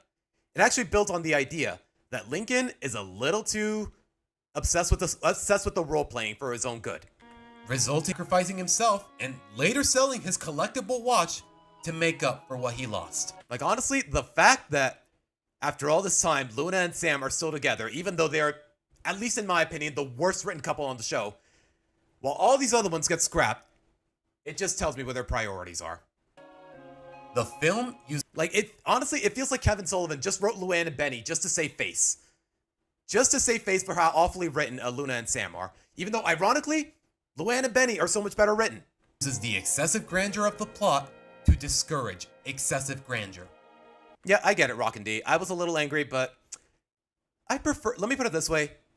I prefer the term passionate. Okay, you know what? That's a little too corny. No, I was legitimately angry. Some people might be uncomfortable with it, but I think I was not more disrespectful than what I needed to be, more or less. In some capacities, like I said, I could have phrased it better, but more or less, I stand by what I said. Using war as a business to end war as a business. Okay, I know I'm quoting Senator Armstrong there, and he's like, but still, the idea still applies. Or so I thought. Like, after No Time to Spy, I was like, okay, I'm glad Lincoln learned his lesson. I'm glad he's going to tone it down with the whole spy gimmick, but then this episode happened. Just because, hey, we need to get another season out of this show, I guess. Like I said, either a quota in the number of episodes or every now and again a diversity quota. When you think of great shows in TV and animation, how would you summarize its overarching themes with one trait? Mystery? Joy? Purpose? Connection? Compromise? So, how would you summarize a slice of life kids cartoon about a boy and his large immediate family? It's honestly, this show has been going on for so long and it's so cluttered to the point where it feels like an overarching theme would not match it appropriately enough. What should be the most fundamental principle of any good family, especially one this big? Love. Love between them, and love that we could have seen be passed on from what our protagonist learns, what he thinks, what he does, who he does it for, willingly, who he is, and seeing how it guides him in a future this innocent 12-year-old boy would believably seek. Honestly, when you think about the fact that Savino more or less meant for the show to end after season 4, you would think it'd end with at least Lincoln getting with Stella or something equally dramatic or exciting. But the fact of the matter is, Savino doesn't ship Lincoln with Stella. He still ships him with Ronnie Ann. And we'll get to why that is. And it's really bad. Love? Turns out, even Savino had the wrong idea about this show. So, was it a blessing in disguise that he got fired for unrelated reasons? I don't know. That feels real. At least for the sake of this show. I should clarify that. For the sake of its victims, I don't mean it. I mean no disrespect. But who cares about that when he can just go back to his toxic ex, turn diversity prop, while aligning with the views of a convicted sex offender? Like I said, Ronnie Ann was not even meant to be Mexican initially. So the fact that they greenlit a whole spin-off about her Mexican family just because Mexican, and I say this as a Mexican myself. Never mind the fact that this show was boring as is. Like, it just tells me where the producers, the writers, the executives, it just tells me where their priorities lie. Ex turn diversity prop while aligning with the views of a convicted sex offender. Yeah, the abusive pervert still ships the lead with an abuser. Shocker. Nothing says love like getting harassed, putting up with it because you're told she might like you, and when you just can't take it anymore, go on a date with her or your own sister will hurt you too. I get the feeling, if Stella was never introduced, I get the feeling Lincoln and Ronnie Ann's, if they were meant to be together romantically, I get the feeling it might have grown to something I could legitimately respect. But the narrative wasn't going in that direction. Apparently they decided that the narrative wasn't going in that direction. And you know what? I could have appreciated it, but the fact of the matter is, it didn't go in the other direction either with Stella. So, you see why I'm so frustrated with the show? It's not a coincidence that this resembles why Savino got fired. Your words about Saluna are like my opinion on Lumity? Really? I thought the general consensus was that most people like Lumity, but then again, I've seen a good chunk of the Owl House. I know how it ends. I know how they get together, but I don't know enough about Luz and Amity to have an opinion on it. And I really don't see how there's a lot of art of them compared to the fact that the others get more attention. Yeah. Just have a gay couple in your show, and yeah, Tumblr is going to be all over that with fan art, to say the least. Also deviant art. There's a reason he took Stella for granted, even though he wrote her into existence. And apparently, even to this day, a couple of people don't know that Stella was the new girl in white hair. Like, guys, who do you think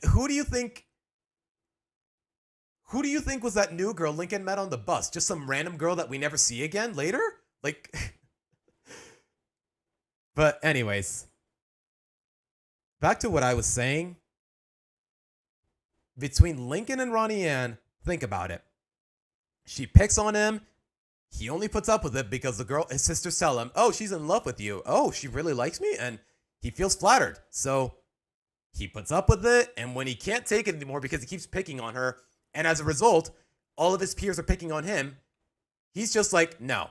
He's just like, I can't take it anymore. Ronnie Ann is a jerk. She is mean. I hate her. Go away. And then even though he stood up for himself and more or less did the right thing, morally speaking, his sister is like, oh, she's my boyfriend's brother. You gotta go out with her. Gotta go out with her or I'll beat you up. Like, when you think about that and the fact that Savino threatened to sabotage the careers of all the women he was involved with, co-workers, by the way, which is unprofessional as is, like, the parallel is just way too similar for me to think that his intentions with Lincoln and Ronnie Ann were ever pure or genuine. And you know what? If he took that many women for granted, it doesn't surprise me that he does the same to a new girl he introduced. There's a reason he took Stella for granted, even though he wrote her into existence.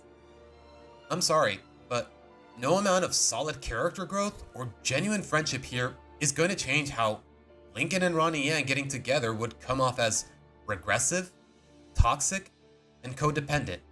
Legitimately? I've talked about it before, but the fact that Ronnie Ann grew into realizing that she doesn't have to be with Lincoln romantically, let alone never truly liked him that way. When you take all of her character growth into account, all the subtext, all the history that I discussed in my previous video, like, it just makes so much sense. Which, honestly, just opens... It feels like Ronnie Ann is indirectly giving Stella's blessing, but for some reason, they never bothered with it again. Why? Because she could straight up admit she doesn't like Lincoln romantically, defy a prophecy of them getting together, get proven right, it all adds up, and nothing would change in the eyes of this staff. Oh wait, all of that actually happened. Or I could just suck it up and tell him I don't feel the same way? Yeah, I believe it.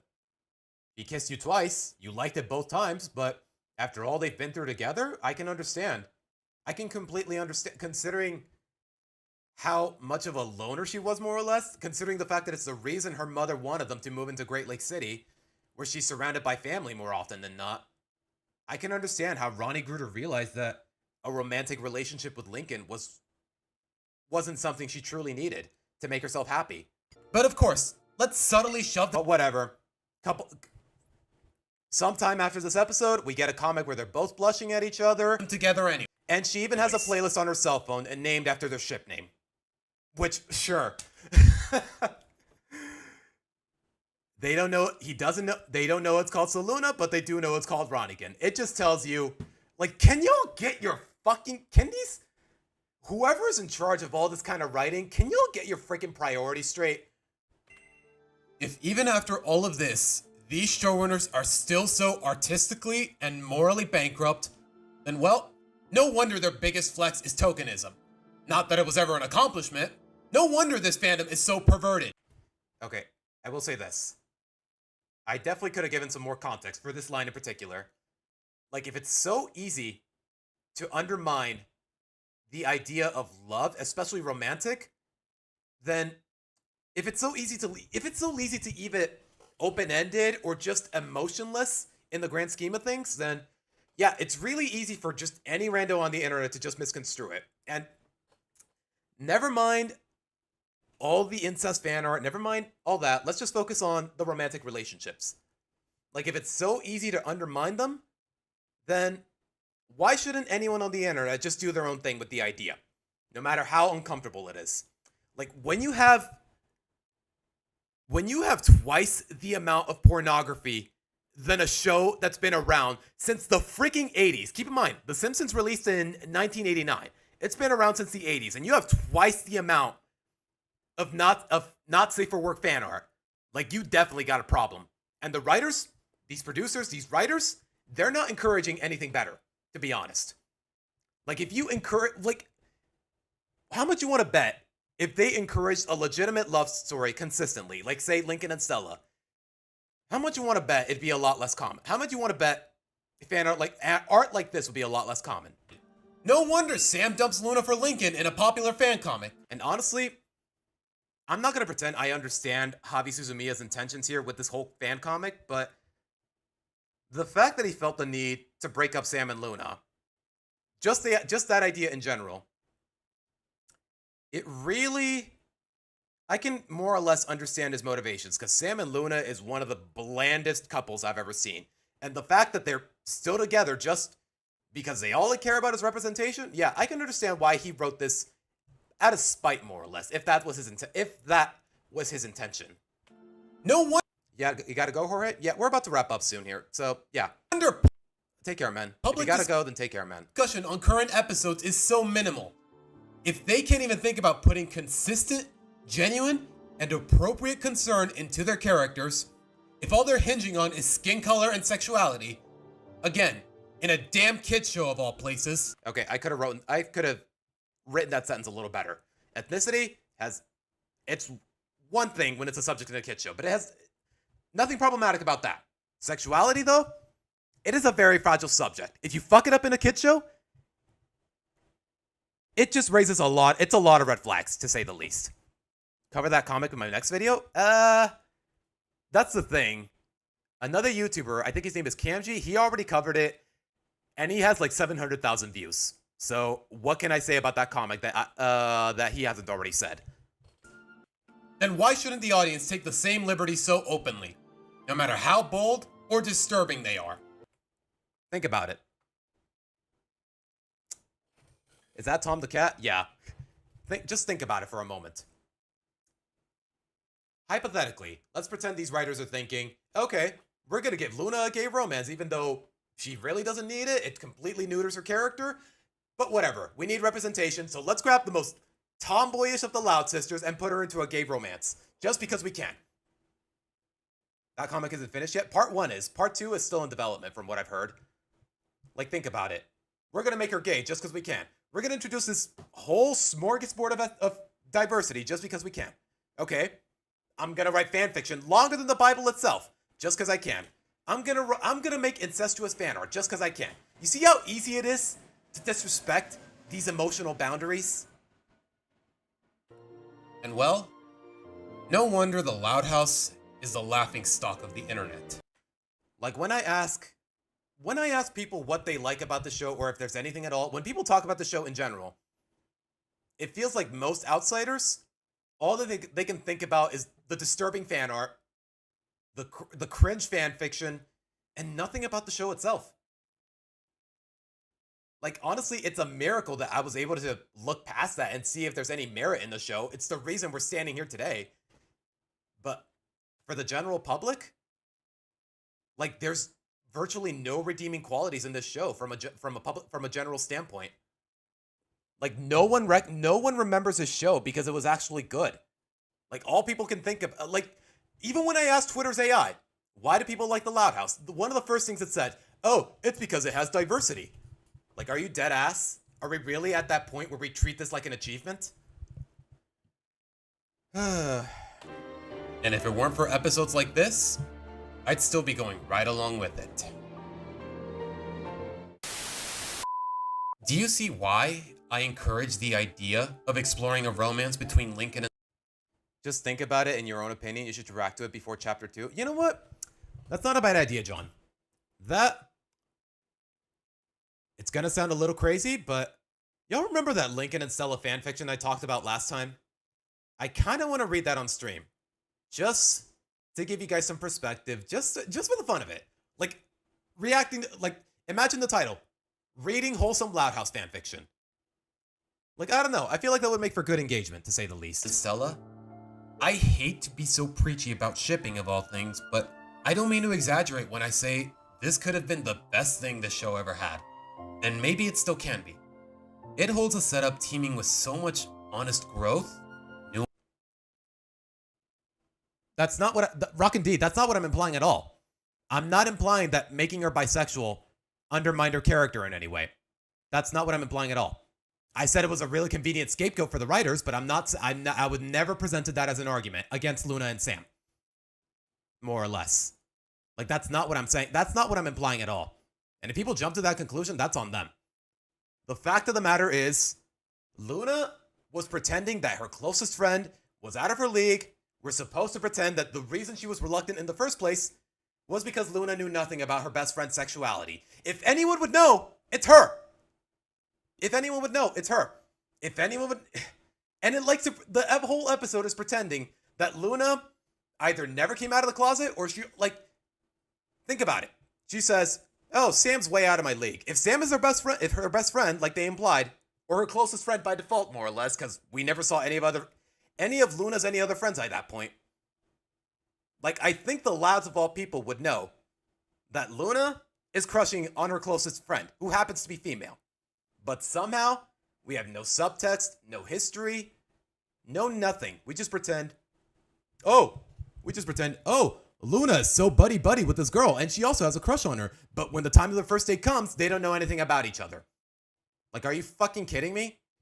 Are these writers really that high up their own ass that they don't see that glaring inconsistency? Like, it's honestly, I get it. It's really easy to miss for most people because that detail is revealed in the graphic novels. But once I found out, I legitimately lost it. Nuance, continuity, dignity. That episode was written before it was revealed they were close friends, not her closest friend. That's the thing, though. They're only 2 months apart in release date. I don't know how it's Either way, it makes Luna seem like an idiot. Like, either she didn't hang out with Sam in any capacity, which we know she did. They were in a music club together. Like, if she's your friend, let alone closest, it's all so vague and convoluted to the point where I can't trust that the intentions are pure. For reasons I've already discussed. And we know how bad the writing is, so do I really need to elaborate more? Innocence and emotion that it could serve as a clean size. A setup courtesy of a man who ironically condemns the pairing, but are we really still gonna care what he thinks about that? As for the future of this franchise, I can see what could still be done, and I've talked about it before. Like, by the looks of it, Luna hanging out with Sam at their music club. Literally the first shot we ever see of Sam is just them hanging out at their music club. So I have to assume that Luna is friends with Sam in some significant capacity. And it feels like that was always the plan. But for some reason, they have nothing in common on their first date. They don't know anything about each other. But they just pass it off as, it's okay, we can make this work anyways. Like, are you have any of these writers ever been in a real relationship before? I legitimately ask. And I wouldn't be so vocal about it if it didn't feel so achievable. But ultimately, it's not my call. Not even close. So from where I'm standing, only time will tell if this franchise decides to get its act together with a renewed sense of direction. But as of now, the current state of the Loud House is bleak. I would say that too, Rockin' D, but the fact of the matter is, if it weren't for that little bio in the graphic novels, I would definitely agree. But the fact of the matter is, I wouldn't put it beneath these writers to glaze up Sam as much as they can, at the expense of any consistency.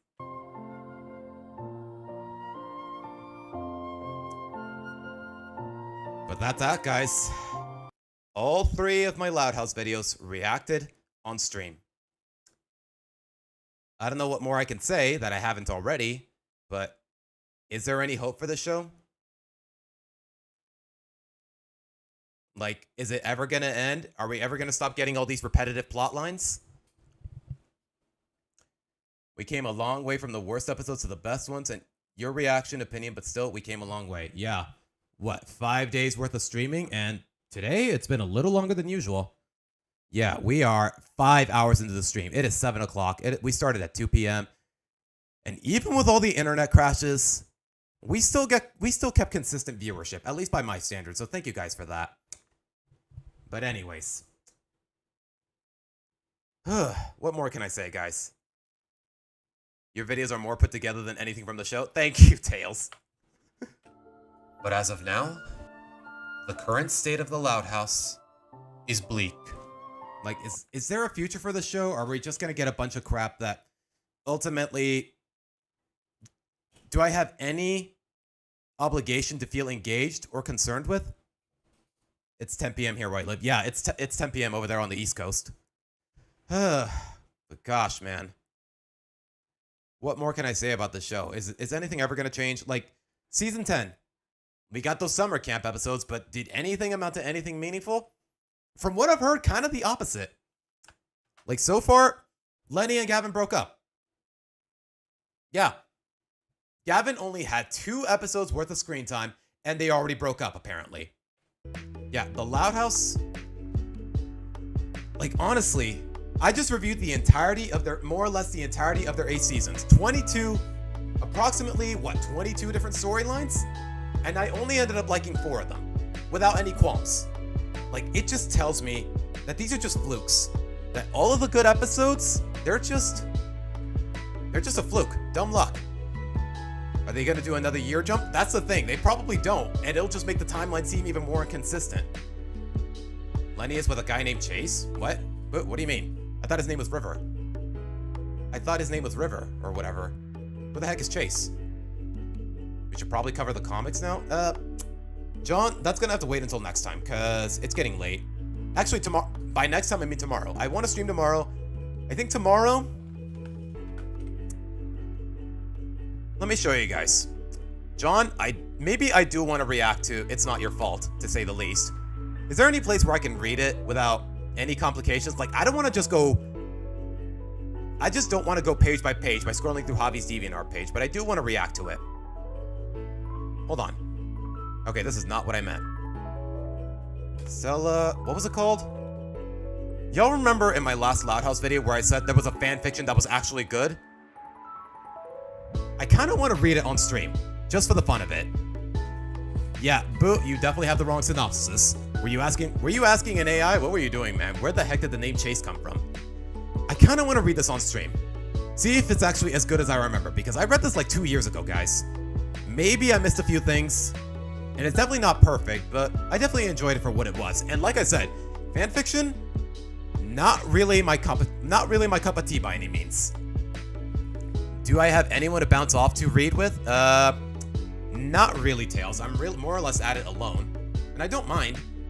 But yeah, tomorrow or next week, more than likely tomorrow, if my internet could get its crap together, I want to read this on stream, and I want to react to It's Not Your Fault, because, well, not react. I more or less have a gist of what the comic is, of the story of the comic, but at the same time, I want to gain some perspective. But with that being said, guys, we've been at it for well over 5 hours. I think it's time for me to call it, because I am done with my Loud House videos, and we also reacted to The Amazing Digital Circus. Next time there's an episode, I'm definitely going to react to that on stream. Matter of fact, the whole reaction that we got to, earlier today, I think that I'm going to make that into its own video with editing and whatnot. But with that being said, guys, it's time to call it.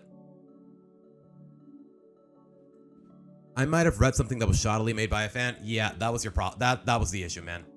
With that being said, guys, I'm going to head on out of here, and I will be back...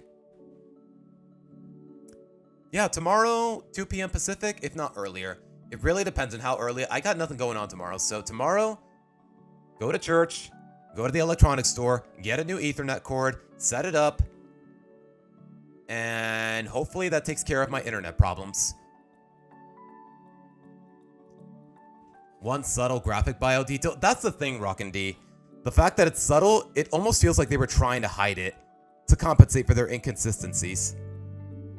But that's not the only problem. That's not the only problem with this pairing. I've made that very clear. But with that being said, guys, I'm gonna get out of here. Thank you guys so much for sticking around. Don't forget to hit like on the stream. Hit the like button. As always, because I gotta keep reminding you guys because it really helps. But with that being said, guys, I'm gonna be back tomorrow and hopefully with less internet issues. Tomorrow we're reading this. Maybe we're reading It's Not Your... Actually, no. This is 11 chapters long. It's probably gonna cover the whole stream, if not more than one. So with that, I'm gonna head out of here, guys. Good night, Boo. Good night, John. Good night, Rockin' D. It is very late for most of us. Okay, for me, it's a little earlier. But with that being said, guys, once again, I'm Steve signing out. Take care, guys. Bye.